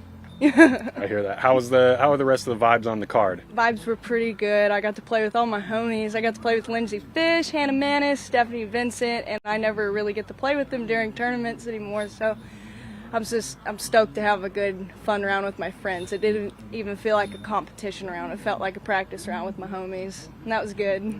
Sounds lovely. Kat, best of luck the rest of the way. Thank you. Thank you. Good. Kat, of course, always a character, and that ace and then the hot streak of birdies afterwards actually puts her in the top 5, so still in the mix, of course, having won Jonesboro earlier this year as well as a silver event at the Cascade Challenge, so looking to see if she can keep it up. But now we got to pivot our focus a little bit here to our final member of the lead card going into moving day. It's, of course, going to be Ella Hansen. Ella obviously is a player who has been in contention for the win multiple times this year. Of course, finding the podium at DDO most recently, but several other finishes in the top 5 or top 10. Incredible talent. Obviously, kind of that next generation of Handley, for example, and just had a couple of big putts out there and kept herself in the mix. I mean, what were you seeing out there for following the card? I think the way she responded after her interview today is similar to how I felt about it as well. It felt like there were moments of brilliance where you saw why she belongs on these feature cards, and then later in the tournaments on some of these lead cards. But she sometimes lacks that crispness, that intentionality behind certain shot shapes that she's throwing. You don't quite know what line she's intending when the disc comes out of her hand. But again, that's something that happens to nearly everybody today. It just happened a few more times than she probably would have liked. And it cost her a few good positions to get up and down for birdie. Other thing, forehand is another huge strength of hers. On hole number 6, she kind of dropped her shoulder a little bit, went ultimate mode, and sawed the driver off right. She did that a couple times out there as well. But you know what? This is me really just saying how talented she truly is, because she still walked out of here with a 5 under par. She's still right in the hunt. And if she just cleans up that crispness just a little bit, puts a little bit more focus, like Kristen Tatar had said, for her game, Ella can easily shoot a double-digit round just like Katrina did today. Absolutely. Certainly has a talent. Of course, we got to give her a shout. She was one of only 2 players to birdie hole 15 today. A very tough hole. Of course, Holland Hanley being the other one. But we actually got to hear from Ella Hansen after her round. So let's kick it over to her to see what she had to say.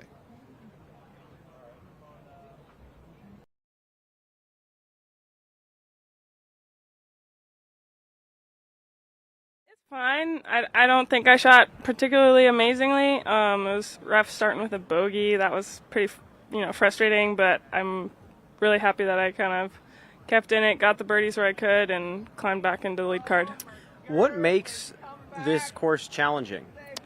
I think it's interesting. I think today was interesting. There was some wind, some not wind, and I think that kind of makes you second guess your shots a little bit. And I think that